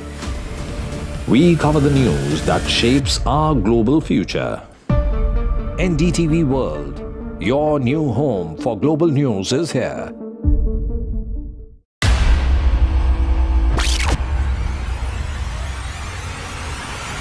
The last 1 month, if you see, the share prices of Genzol Engineering has fallen more than 58%. Why are the rating firms calling the debt payments as default? We have two credible credit rating agencies on March 4th coming and downgrading the stock to D. Statements are consistently being proven wrong, and transactions are being taken place which are different from what they were originally pictured to be. The company claimed it would roll out 6,400 electric vehicles.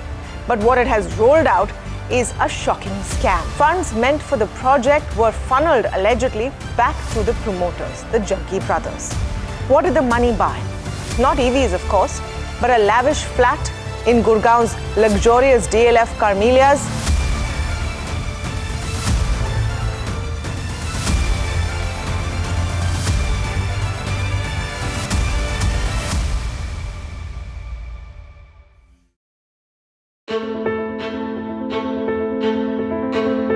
News is not just headlines, it is what impacts you. And news should never be mistaken for noise. What matters is the reality. Accurate, in-depth, and with the right perspective. For over 20 years, I have been a journalist, and never has clarity mattered more than now. At Newsnight, we go beyond the surface. We dissect the details, challenge the narratives, and bring you the unpacked.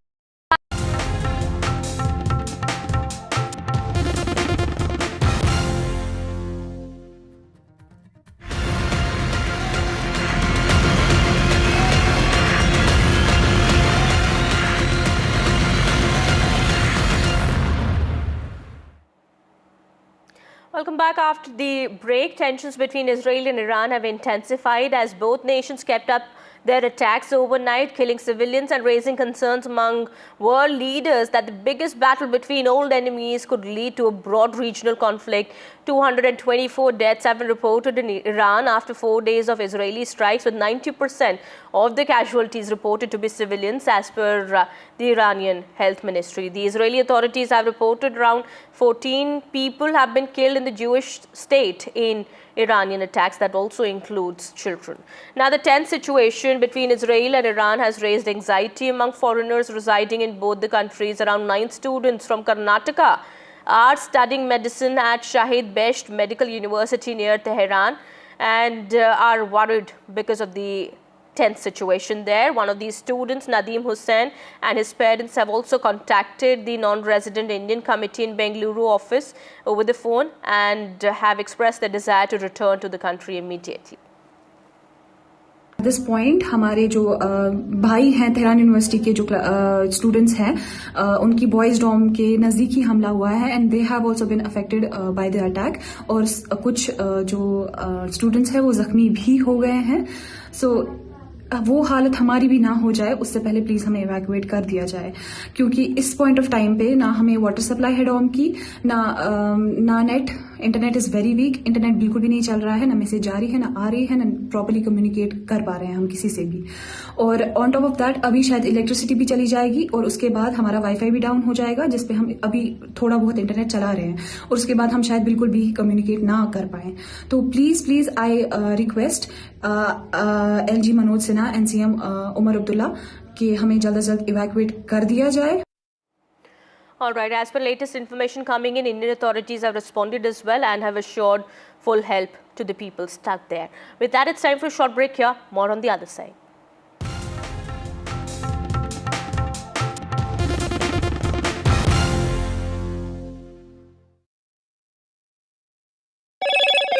Hello, Moto.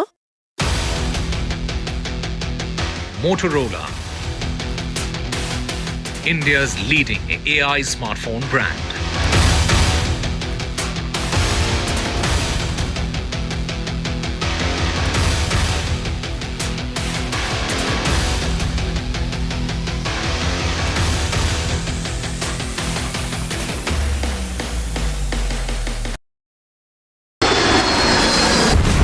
Air India plane crash in Ahmedabad.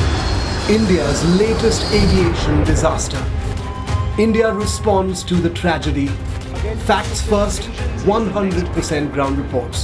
Under this is the tail, Here, and this is just one of the buildings that will give you an idea of the quantum of loss. 24 to 48 hours is the deadline that has been given for the DNA testing. Maximum reporters, maximum coverage on NDTV.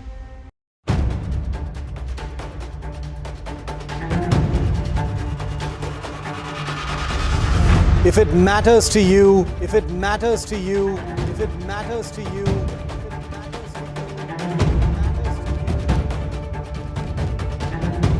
it matters to India, it matters to India, it matters to India, and it matters to me, and it matters to me.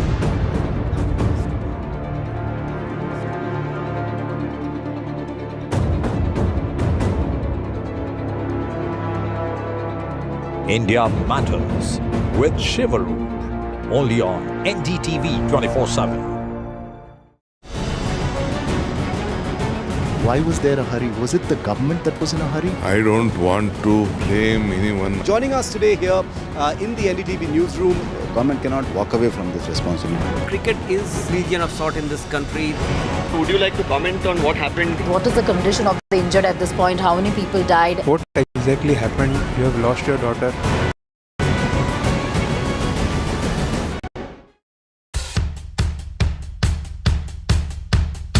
The markets move fast. And so should your portfolio. Expert insights, real-time stock picks. Do I buy Ola? Should I hold CDSL for the long term? Buy, sell or hold. The answers you need, straight from the experts. Callers from India and across the world.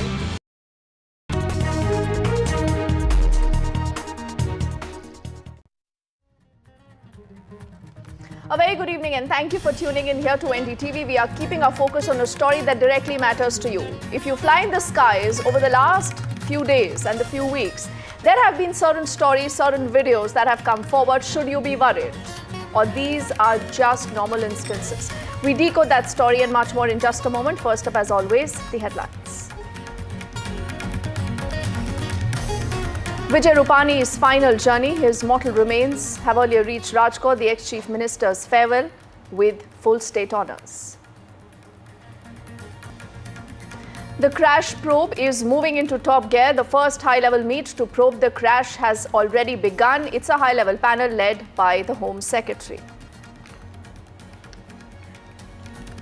It's a crucial discovery in the Air India Ahmedabad plane crash investigation. The AI-171 cockpit voice recorder has been found. Clarity expected on the mayday message by the pilot now. Boeing experts in Ahmedabad to analyze the crash details.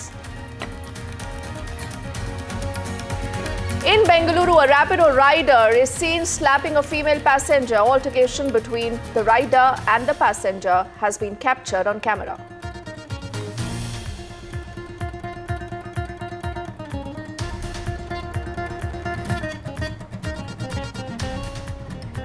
Now, the recent tragedy in Ahmedabad has raised a lot of concerns over the safety of air travel. There are about 5 flight scares that have been reported in just the last 12 hours. 5 of them in the last 12 hours, including 2 close calls at the Indian airports. First, you had a Lufthansa flight bound for Hyderabad that is forced to make a U-turn. It returns to the Frankfurt airport in Germany after it failed to receive landing clearance. This following a bomb threat. Then the flight LH752 had departed from Frankfurt, was scheduled to arrive at Hyderabad's Rajiv Gandhi International Airport today morning, but this aircraft is turned back mid-route. We did not receive a permit to land in Hyderabad, and that's why the aircraft took a U-turn and returned. This is what the news agency ANI quoted the Lufthansa Airlines as saying. But this is not the only incident.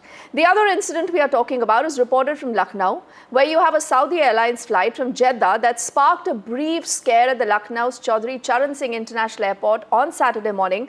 This after smoke is seen coming from the aircraft's wheels shortly after landing. But officials say that Saturday's event was minor, handled as a precautionary measure. But what more do we know about these incidents and what more? First up, let's get in our colleague Ranveer, who's joining us live on top of this edition of the news. Ranveer, we are just putting out details of both the instances. They are scary to say the least, especially in today's day and time where there is already a lot of concern about the fact whether our skies are safe. Yes, obviously, if we talk about some cases related to aviation, yesterday a major tragedy averted in Lucknow also when a Saudi Airlines flight returning from Jeddah to Lucknow, it witnessed some flames and smoke during the landing time, and as a precautionary measure some fire tenders were there. And the report says that it was carrying around 250 passengers returning from Hajj. A tragedy may occur, but due to prompt action by the airport authorities, it averted. But obviously there are some question marks over the safety and security of flights, and obviously after the Ahmedabad incidents, it is said that such kind of security measures should be checked promptly. And if we talk about Lucknow, the SV3112 aircraft, which is related to Saudi Airlines, was landing at Amosi Airport in Lucknow, and it witnessed some smokes and flame in the rear side wheel, left wheel of the aircraft. But the airport authorities were very much alert, and a major tragedy was averted yesterday in Lucknow also. Oh yes, Ranveer, there is that word coming in. For the moment, I'll thank you, but we'll also make way to get in more perspective. This is our colleague Shiv adding more to what we know and the entire string of these events that you have seen the last few days, and what could this entail?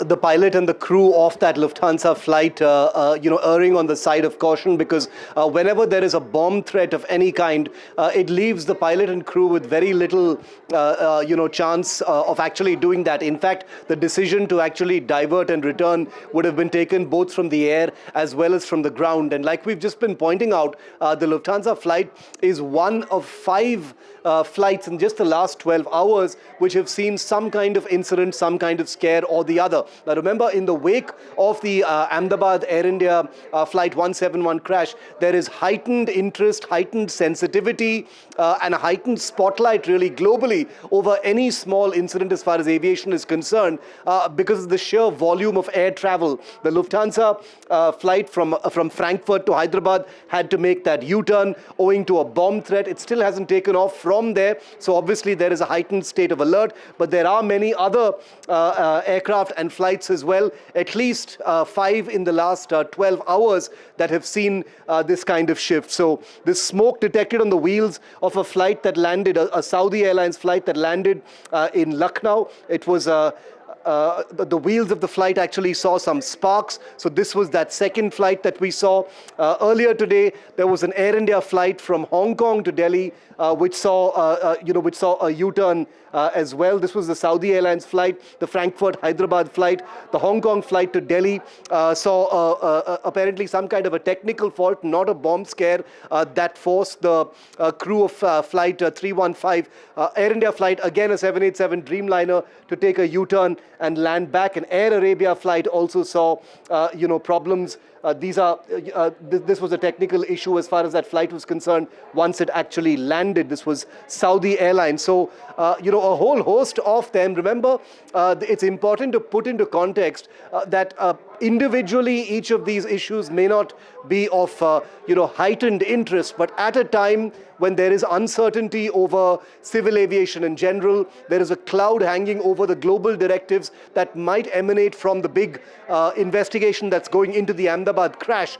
Every little incident that takes place, and all of these appear to be connected with India, either inbound flights or flights leaving from the country, there is going to be a sense of disquiet, uncertainty among the flying public, and that's the reason why we will factually report on each one of them. Let's move on to get you more details. This is about the Star Air flight S5431 from Goa to Daman and Diu that was cancelled. Now, this particular flight, scheduled to depart from the Manor International Airport, Goa to Daman and Diu, was suddenly cancelled because of operational issues.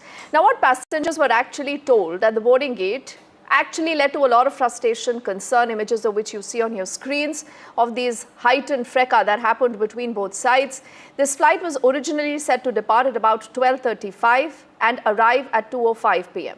But this unexpected cancellation then led to a heated discussion between the passengers and the airport staff. The passengers were informed at the boarding gate, causing them to obviously question the arrangements that have been made right now.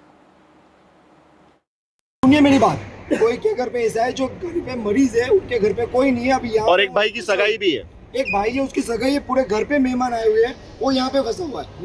आप ये बोल रहे हो कि आप नहीं कर सकते हो, आप दूसरे एयरपोर्ट पे भी नहीं डाल सकते हो, आप कोई, सुनिए मेरी बात, आप कोई और फ्लाइट में भी हमको नहीं डाल सकते हो, और लिख कर भी नहीं दे सकते हो, और लिख के भी नहीं दे सकते हो।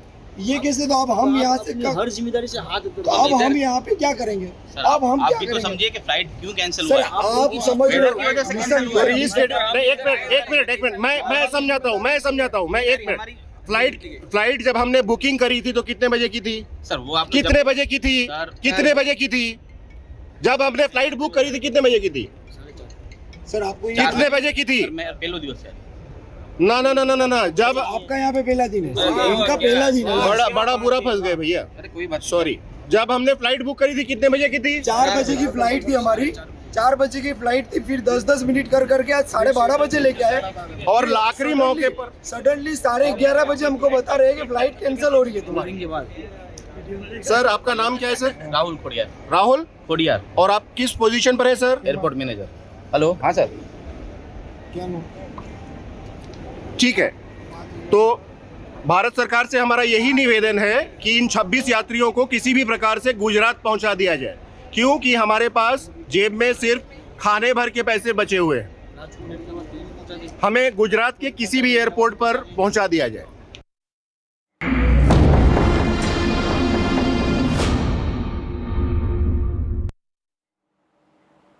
Let's now move on to get you two heart-wrenching visuals that have come in from the Ahmedabad plane crash. Now, the Air India plane crash in Ahmedabad that has claimed 265 lives, including 241 passengers, several junior doctors and local residents. Amongst the victim was a 15-year-old. His name was Akash.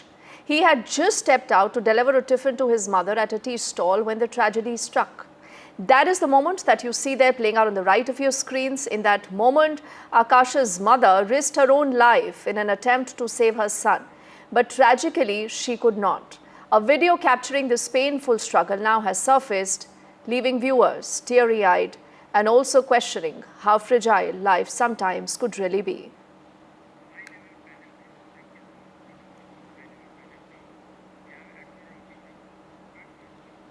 And even as, remember, we keep getting these videos, talk of a lot of these stories, the focus is also on the probe. Why did this happen? Why did so many people lose their lives? Even as we speak, you have the first meet of the high-level probe that is underway. And this is essentially to figure out reasons and to ensure that something like this never, ever happens. This is the first meeting of the high-level committee. The officials attending the meet are the Home Secretary of the Ministry of Home Affairs, who's the chairperson also, the Secretary of the Ministry of Civil Aviation, Government of India, the Additional Secretary, the Joint Secretary of the Ministry of Home Affairs. There are also, remember, representatives from the State Home Department, the Government of Gujarat representatives, from the State Disaster Management Authority, later also people in the Police Department. In fact, the Commissioner of Police is also expected to be in attendance. The Director General and the Inspection and Security of the Indian Air Force, Director General of the Bureau of Civil Aviation. So all these are important individuals who are a part of that meet, where not just what happens as far as the black box is concerned, the voice data recording is concerned, the DVR is concerned, but a lot of other things possibly are going to be discussed to have a standard operating procedure in place so that something like this never ever happens. Let's get you more details. Aishwarya telling us exactly that. It was announced by Ram Mohan Naidu, Union Civil Aviation Minister, that there will be two parallel investigations that will go on. One would be of the AAIB in collaboration with the International Civil Aviation Organization, in which there would be also the authorities from the United Kingdom and the US will probe into how things went wrong. And there was another high-level committee that was constituted by the Government of India that has been chaired by the Union Home Secretary Govind Mohan. And there are different people who had been involved in this high-level committee, which involved the Secretary of the Civil Aviation Ministry, the Police Commissioner of Ahmedabad, the civil aviation officers, the officers from the Intelligence Bureau, and will be assisting all of them to find out, what went wrong during the plane crash. They will also prepare a document as to how to further secure the aviation in the country, and will prepare a blueprint for that as well. 3 months had been given to this committee to find out what went wrong and how there could be more directions or more rules that could be given to such airlines to check the balances as far as the aircraft is concerned. And within 3 months, the committee will submit a report to the Home Ministry and the Civil Aviation Ministry as well. So today was the first day of this meeting that is currently underway at the Ministry of Home Affairs. On the other side, yes, it is a separate investigation. The forensic teams are recovering. Let's also move on to get you more details of the other aspect of this entire tragedy. Do remember, a lot of the bodies have been charred beyond recognition. Then DNA matching is the only way that can help ascertain that you're able to find your loved ones. Until now, DNA matching has been completed for 99 bodies. 64 of these bodies have been handed over to the families. What more details do we know? Aishwarya telling us exactly that now. So latest data coming in, 99 DNA profiling had been done, and the DNA samples had been matched with the family members who had given the DNA samples earlier. We have been told that 64 of the dead bodies had been dispatched till now. The family members are coming one after another to the mortuary complex where the formalities are being done as far as the death certificate, post-mortem report or the legal paperwork, and only after that the mortal remains of those who had lost their loved ones have been handed over to them. But to fast-track that entire process, there are continued instructions that have been given. Remember, 36 of the forensic experts with the 10 FSL teams are working day and night, 24/7. And because the foreign nationals are also arriving, and yesterday it was the family of lone survivor Vishwash Kumar Ramesh also arrived. They gave the samples because one of their brothers have died in this unfortunate incident. It is them who will receive only after 72 hours after the processing of the DNA sampling. So yes, today 34 families is what is the estimate. They will be called in. They have already been contacted, and they are hoping, the civil hospital authorities are hoping that more bodies would be handed over by this evening.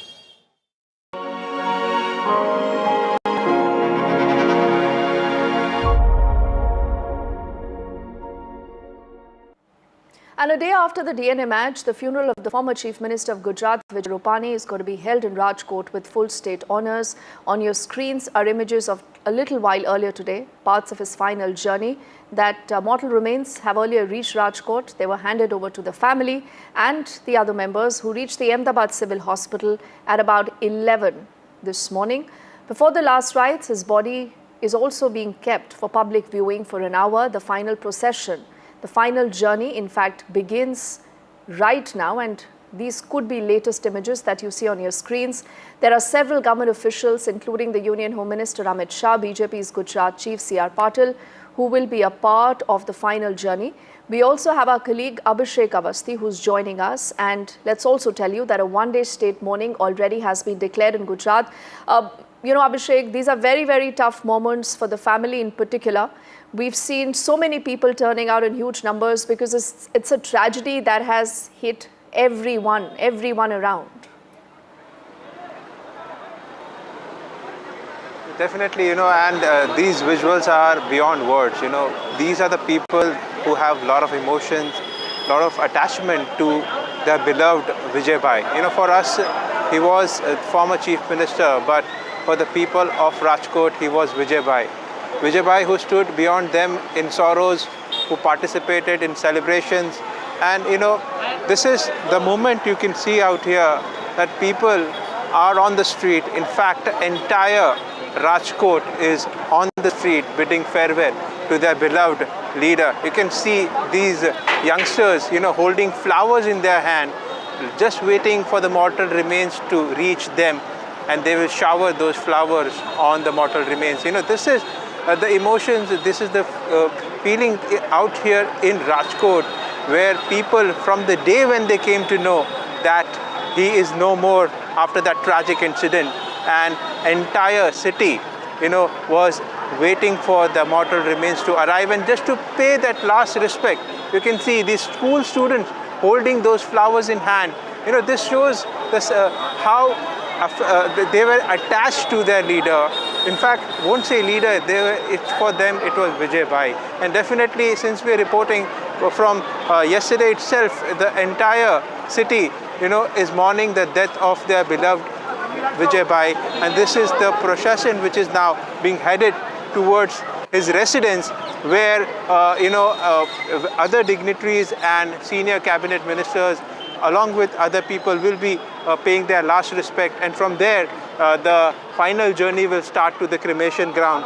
And you know, this is what it is on the ground of Rajkot when Vijay Bhai, their own leader, the mortal remains comes, and this is how they are paying the last respect. And you can clearly see the people, the sea of people on ground, and these visuals definitely tells us a lot more how affectionate the people of Rajkot are with Vijay Bhai. And definitely not only a important politician, he had his own social life. You know, when this mortal remains passed through the important trust, Vijay Rupani Memorial Trust, which was built by him in the fond memories of his son Vijay, whom he lost at a very young age. You know, at that time, that trust works for the underprivileged children, give them education, in fact, give them food. In fact, there was a community hospital which we reported from, free of cost. This is what Vijay Bhai was for them. And this is why you see the sea of people on ground, and they are expressing their feelings. They are paying their last respect with those flowers in hand and bidding farewell to their beloved Vijay Bhai. Back to you. Oh yes, Abhishek, though he rose to the highest chair in the state, but many say he was always a commoner, and his doors were always open. You could walk inside, speak to him, discuss your problems. And I think that is exactly what people will miss for the many, many years to come. Thank you so much right now, Abhishek, for getting us the latest. Our thoughts and prayers right now with the family at this very difficult hour. But staying with the story and focusing more on the investigations now, as the Ahmedabad plane crash probe is picking up pace, remember, there is a lot of conversation about the cockpit voice recorder that has been recovered 3 days after the crash. Now, the officials that are investigating the plane crash have confirmed that, yes, the cockpit voice recorder black box has been found. This is an important discovery. Why? Because this will help identify the real cause, what happened in the last few moments, and what led to that deadly crash that killed 270 people, including 241 on board. Earlier, you would recall, the Aircraft Accident Investigation Bureau, that is the AAIB, had confirmed that it's only the FDR, that is the flight data recorder of the ill-fated plane, that was found. A panel then formed by the Union Home Secretary already is meeting as we speak, because that is the probe that is essentially underway now to find out what were the reasons behind the crash. It will submit its report in 3 months. Also, a lot of health officials earlier have confirmed that the DNA identification of more victims of the AI-171 plane crash have been completed, bringing the total number of identified victims now to 47. But what is it that the cockpit voice recorder will reveal? What is it that it will tell us? Shiv decoding that for us. So every aircraft has a black box which contains the flight data recorder and what is called the cockpit voice recorder. Now, both these devices have been recovered now. So let's tell you what exactly is expected to be revealed on the cockpit voice recorder of flight AI-171. Now, the cockpit voice recorder is like a hard drive which records audio conversations inside the aircraft, especially in the cockpit. The first thing and most important thing that the cockpit voice recorder will reveal are the exact last words of Captain Sumit Sabharwal and the co-pilot Clive Kundar in the cockpit. Remember, a Mayday message was sent out just about 18 to 20 seconds after liftoff. What exactly were those words they actually used? Number two, it will clarify whether they mentioned just Mayday, Mayday, Mayday, or did they talk about thrust or lift or loss of power? Was it a brief message or did they provide even more detailed message? That will be settled once and for all by the cockpit voice recorder. The precise time of the Mayday message, we're hearing it was about 18 seconds after the aircraft lifted off, but that precise time becomes extremely important in the scheme of the investigation. Number four, the full cockpit conversations, not just the Mayday message, but all communication between the pilots and between air traffic control.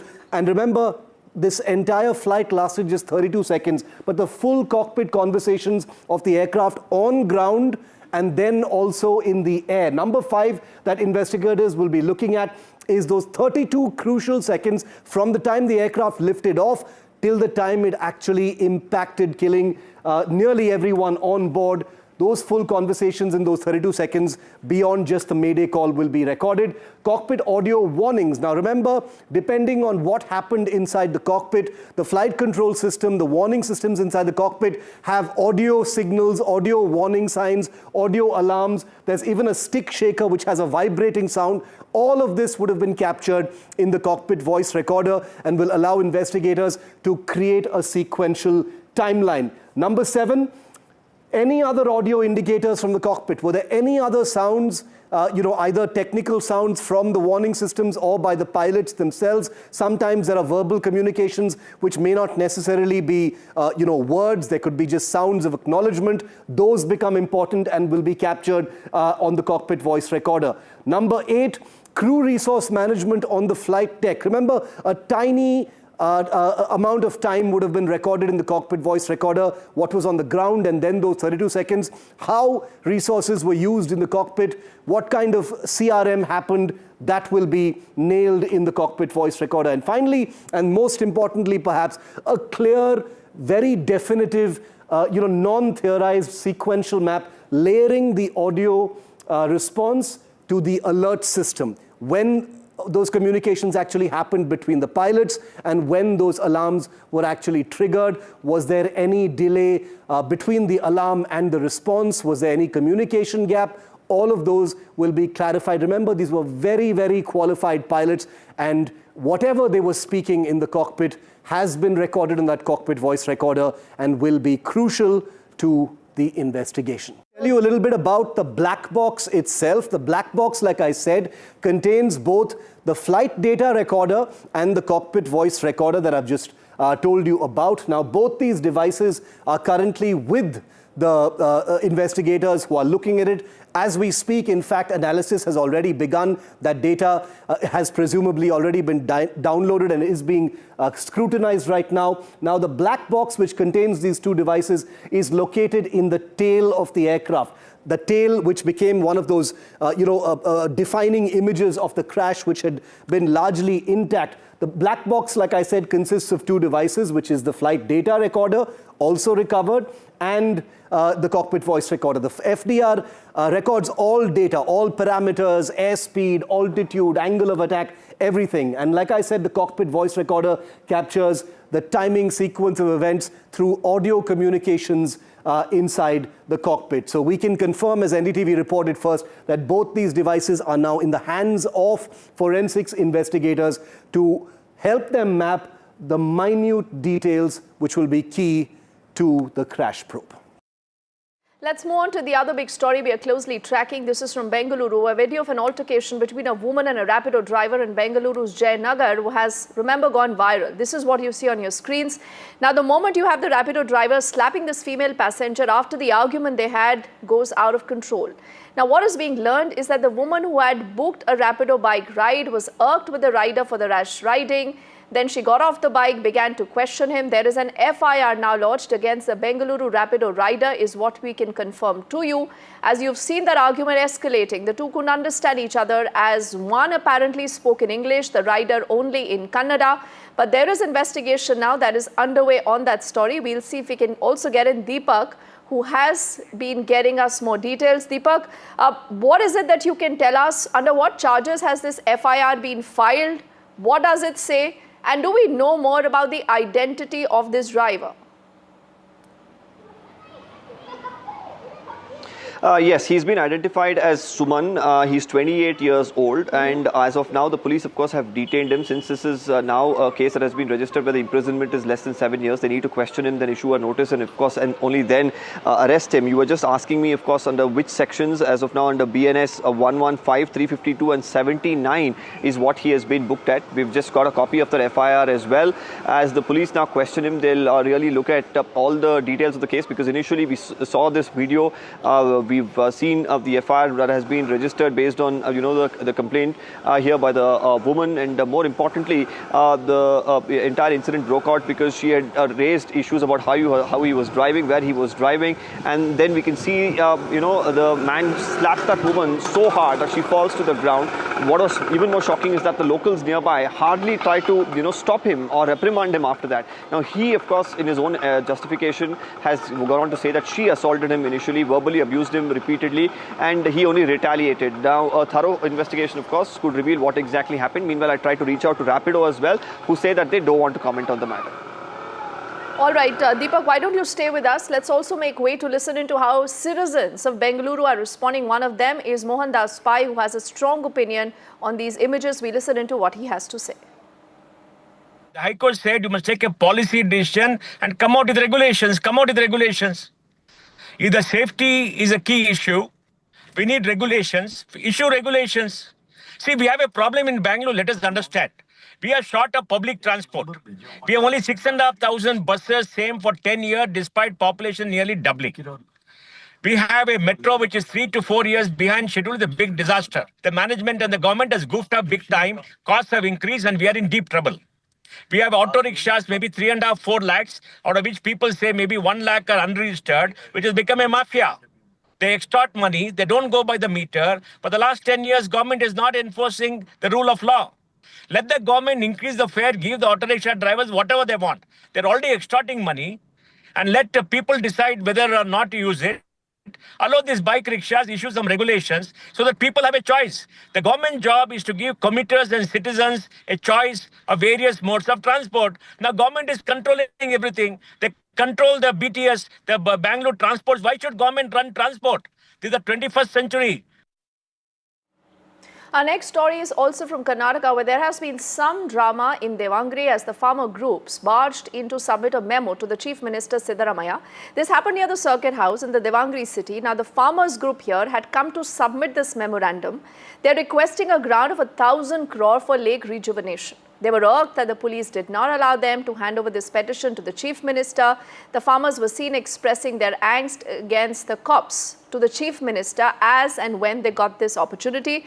On your screen, in fact, is that entire moment also that has been captured by our cameras. Deepak, why don't you talk us through these pictures that we see? How much time then was given to these farmers? Could they have a face-to-face with the Chief Minister? Could they share their problems and concerns? Well, they had all gathered outside the Circuit House. The Chief Minister, of course, visiting Davangere today. And, the farmer groups had various demands. One of them, of course, included a rejuvenation program that they wanted an approval for. Now, while they didn't get to go inside, the police preventing them, they, of course, thought that while the Chief Minister was leaving, that was the best time to probably approach him and submit that memorandum. We saw them, gather there. The police, of course, have their own limitations as far as allowing people next to the Chief Minister due to security reasons. But one of them managing to give the memorandum, but not before the other started to raise issues that the police, of course, tried to heckle them, prevented them from meeting the Chief Minister, and one of them even trying to get in front of the Chief Minister's car in a form of protest. They eventually, of course, tried to raise the grouse about the police, ill-treating them with the Chief Minister too. We'll really have to see whether, firstly, their demands eventually will be met, and also whether their concerns about how the police treated them, whether this will be addressed by the Chief Minister or the government overall. Wait and see what happens on that story, Deepak. For the moment, thank you for getting us the latest. With this, it's also time for us to head into a very quick break. On the other side, lots more coming up.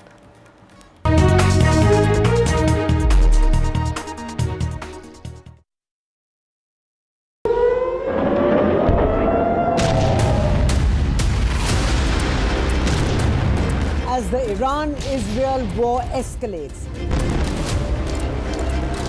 Indian students in the crossfire.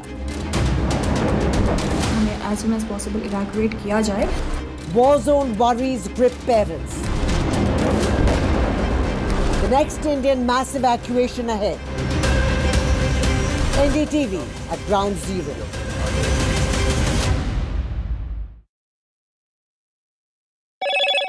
Hello, Moto.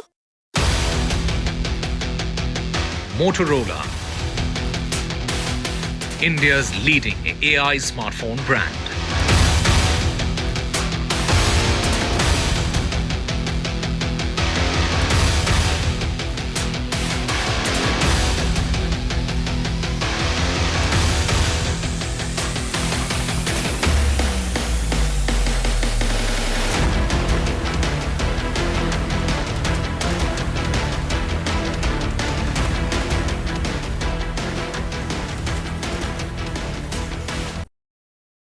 Is your business future ready? Join the 13-week strategic ESG certification program for business sustainability and growth for CXO and business leaders by NDTV, Terry and Zenora. Master global ESG frameworks, gain real-world tools, and lead with impact. Starts July 13th. Enroll now and power your business with sustainability.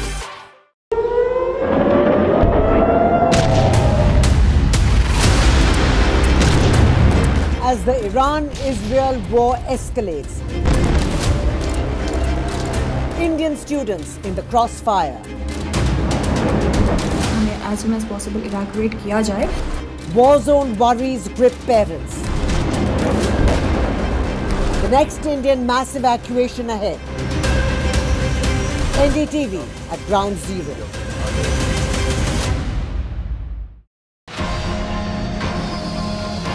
Three days after the Air India crash, a desperate wait for DNA tests, agonizing wait for identity, the fight for dignity in death, doctors knee-deep in heartbreak. NDTV live from Forensic Center, a sorrowful quest for DNA match. Science and sorrow at Ahmedabad Hospital. Doctors fight to give ID to remains.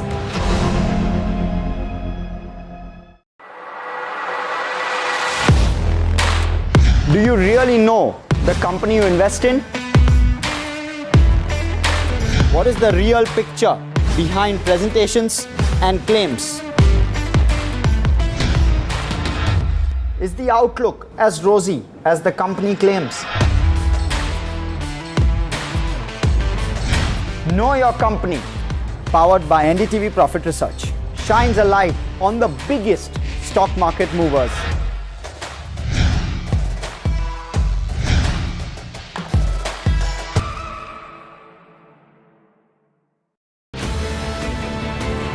From the echo of the Trump tariffs to the geopolitical tensions in West Asia, and on the sidelines, a possible thaw in the frosty relations between India and Canada. I will bring you all the latest updates from the Kananaskis G7 Summit. NDTV, live from the G7 Summit in Canada.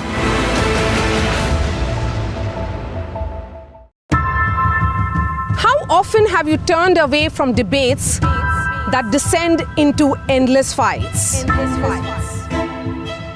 We bring you a show where every question is answered, where every debate finds its resolution, where every story finds its conclusion, where opinions collide but facts prevail, where stories unfold with insights and trust. When the noise ends, the last word begins.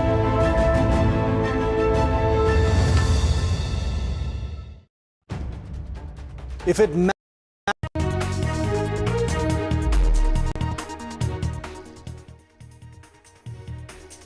Welcome back. A narrow space, a lot of overcrowding and ignorance of warning signs. All this is what led to the tragic bridge collapse over the Indrayani River in Talegaon near Maharashtra's Pune district Sunday afternoon.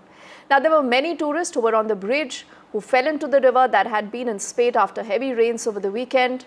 4 are dead, about 50 injured. They were rescued in operations that ended this morning.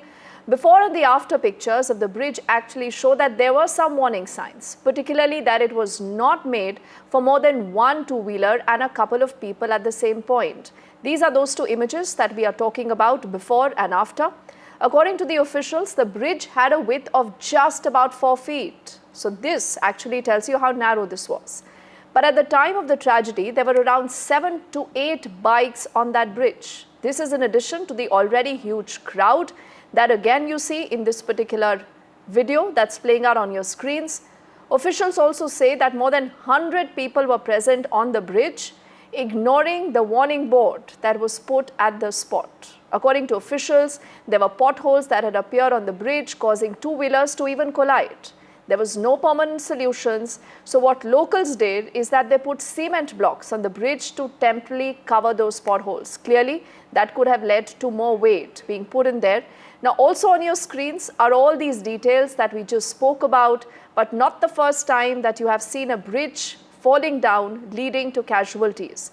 And that is the reason why agencies believe that there should be a complete overhaul, whether it is 2022, where you have seen the Morbi Bridge in Gujarat collapsing, about 100 were injured and many were killed in that very, very sad incident. Saharsa Bridge again in Bihar was no different. Then a foot-over bridge collapsed in Mumbai, likewise in Kolkata in 2018. So the list is long, but have we been able to fix the system is what people want to know. Our colleague Anuj has been on ground zero, speaking to a lot of people, also to authorities. Let's listen in to what he brings us now. वहाँ पे जो अभी इतनी भीड़ हुई थी कि उसकी वजह से वो वारदात हुई है, तो वहाँ पे जो बाइक्स आ रही थी और कुछ बाइक जा रही थी, तो उसकी वजह से क्या हुआ था कि जो रोड है वो ब्लॉक हो गया था। तो उसकी वजह से जो आने वाले और जाने वाले वो जा नहीं पा रहे थे। तो सब एक जगह पे जो भीड़ जमा हुई, उसकी वजह से जो बैलेंस गया, और जो पुल था वो बहुत ही पुराना था, तो उसकी वजह से वो एक साइड गया और पूरा का पूरा कोलैप्स हो गया नदी में। तो उसकी वजह से क्या हुआ, जो बीच में थे सेंटर में, वो पानी में बह गए, और जो हमारे जैसे थोड़े से पानी से बहाव के बाजू में थे, तो हम जाके पत्थर पर गिरे। तो पत्थर पर गिरने की वजह से हमारे पैर को लगाए, किसी के सर पे लगाए। I have with me one of the residents of the Kundamala village, someone who used to use the bridge, which is now fallen, as you can see on your screen, and used to use it for educational purposes, for working purposes, pretty much on a daily basis. Let us try and talk to her on how important was this bridge to the locals here. Tell me, how often do you used to, get onto this bridge? How many times in a week did you? Actually, I used to travel on a daily basis. For my education purpose also, I used to go from this bridge because Begdewadi railway station was being the nearest railway station to me. And by the railway station, from there, by the local train, I used to travel to the college. So I used to travel every day for my educational purpose. And after that also for daily activities, for some other work, I used to travel from this bridge. How important was this bridge? I'll come to what happened yesterday a little later, but how important was this bridge to all of the people who used to live in the Kundamala village? Okay, actually this was the only option for us to travel from here because the dam which you are seeing over here, it gets full of water in the rainy season, and for 4 to 5 months, or some of the time even for the 6 months, it is underwater. So we couldn't travel by four-wheeler from that dam because it gets open after the rainy season only. Here now they have to travel 15 to 20 kilometer long distance to reach those places. So it is going to be a very problematic issues for us for the traveling purposes, and even all the locals are going to face this problem. Every weekend it is a very, actually we the locals were facing a lot of problem because of this tourist also, because it's the issue that the bridge was very small and the tourists used to stand on the bridge, and when we used to travel from here it was a very big issue because we couldn't see the other vehicle coming from there, from here which we were going or the locals were going. They couldn't see the vehicle and it used to get a block over there. So it was a problem for us also. While the NDRF might have called the operations off as far as the rescue operation here in Pune is concerned, there are still a lot of questions lingering over the minds of the Kundamala village here in Pune. And we're outside the the police station here. This is one of the 3 police stations which falls or which comes under the 5-kilometer radius of this particular of the place where this incident happened, and one of the first calls was made to this police station.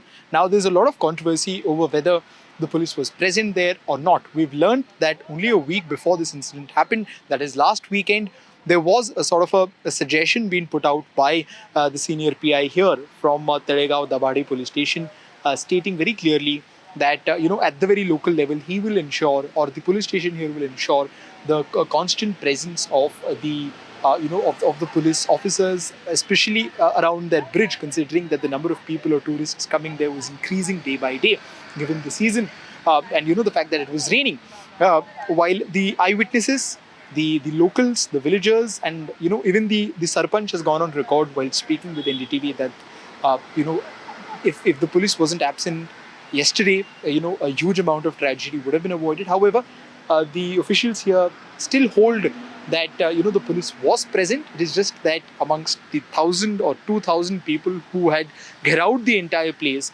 around that bridge and in that entire river basin region, that is why they could not really control the situation as better as they could have if in case the number of the people or the tourists was much lesser.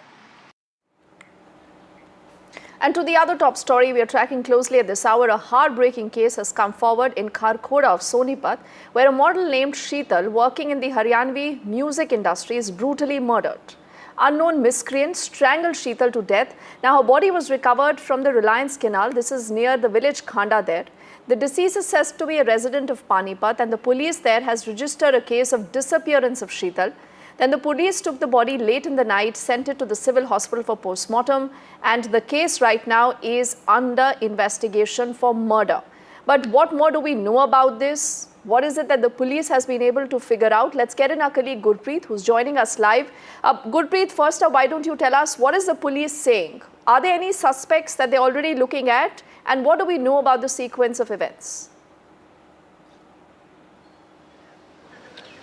Well, yes, of course. We have seen the police have already initiated a multi-level investigation into this case, and the prime suspect as of now, as per the police sources, they feel that the boyfriend could be prime suspect in this case. What we have learned from the police official, boyfriend is being detained by police, and he is being interrogated from the multiple angle at this point of time. What we have learned, the complaint which has been lodged by the victim sister, she has also mentioned that she called her at the last time and she had explained that she was about to come to home because what we have learned from the police official, they say that boyfriend had reached when she was shooting somewhere and he started thrashing her. So that was the phone call which she victim's sister, she had got from the victim side. So after that she was missing, and that was one of the reasons why she had reported this matter to the local police station. After doing the course of investigation, they have learned that the body of this victim has been recovered from a nearby area, and after that investigation has already been initiated. As of now, as per the police sources, they say in the preliminary investigation it's a clear-cut case of a murder. They have already initiated investigation into this thing, and prime suspect in this case, as per the police sources, is the boyfriend of the victim. So let's wait for the investigation, how the investigation will be unfolded. But as of now, we have seen multiple level investigation has already been initiated by the Haryana police to just find out what was the motive behind her killing and what was the motive behind this murder. Back to studio. Oh yes, Gurpreet, for the moment, thank you for getting us the latest. We'll continue to track that story. With this, it's also time for us to slip into another quick break. On the other side, there is lots more lined up.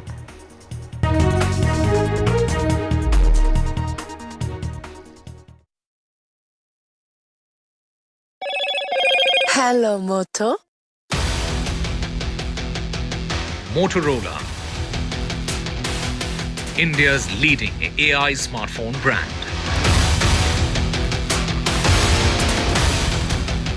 The Prime Minister earlier has tweeted saying, and I quote him, "I extend my heartfelt gratitude to the government and people of Cyprus for conferring upon me the Grand Cross of the Order of Marcos III.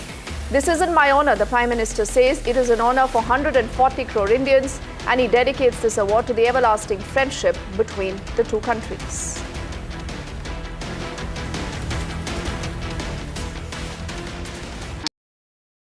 I've been reporting on all issues big and small from Andhra Pradesh, Telangana, rest of South India, bringing you all the action, all that you need to know, all that you want to know. The energy of Maximum City is infectious. I'm bringing that energy in our news coverage from financial capital Mumbai. Covering from the southernmost part of India over the last 23 years, I bring in-depth and 360-degree coverage from the Dravidian heartland. The land of Mishti, also known for its bitter politics. I have seen much water flow under the Howrah Bridge, covering Bengal in all its vivid colors. India's IT capital is always bustling, a city full of startups, stories and surprises. And I keep you ahead on all the Bengaluru buzz.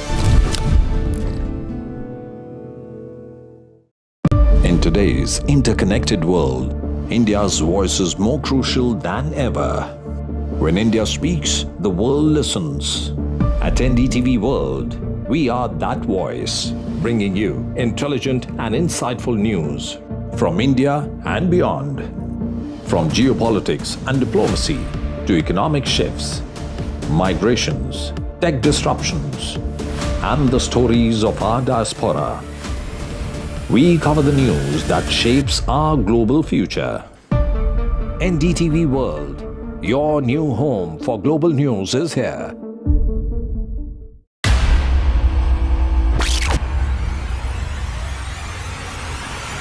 In the last 1 month, if you see, the share prices of Genzol Engineering has fallen more than 58%. Why are the rating firms calling the debt payments as default? We have two credible credit rating agencies on March 4th coming and downgrading the stock to D. Statements are consistently being proven wrong, and transactions are being taken place which are different from what they were originally pictured to be.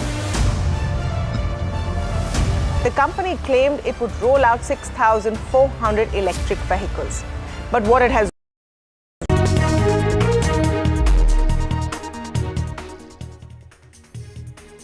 Welcome back. Let's get you a quick update. In fact, a high-level panel that was earlier meeting over the entire Ahmedabad crash, and to find out reasons, that meeting we are given to understand now has ended. It lasted about 2 hours. What happened? Do we have any response? Aishwarya is tracking that story and he joins us live. Aishwarya, what do we know?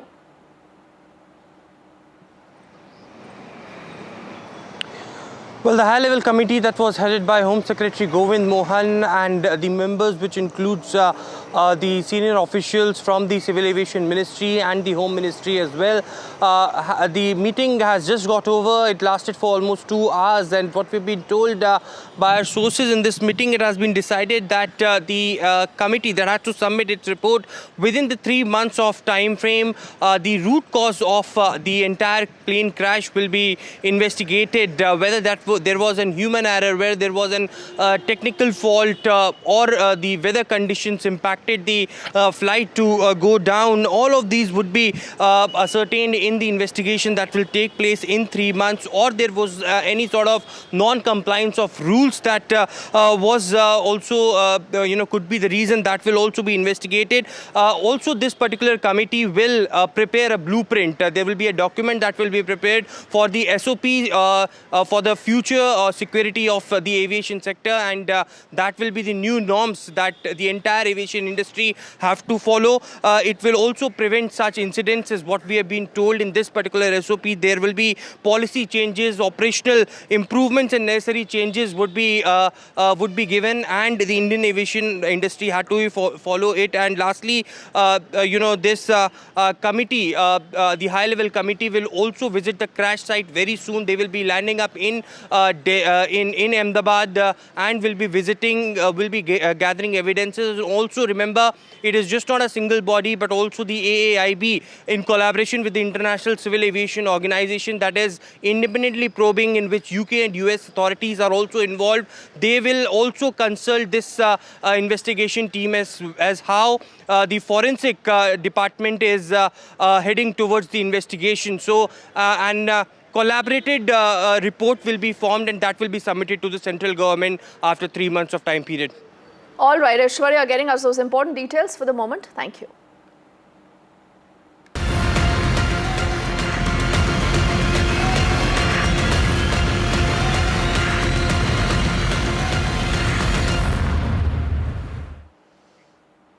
Now to the biggest story that the world is watching. Remember, the situation is tense between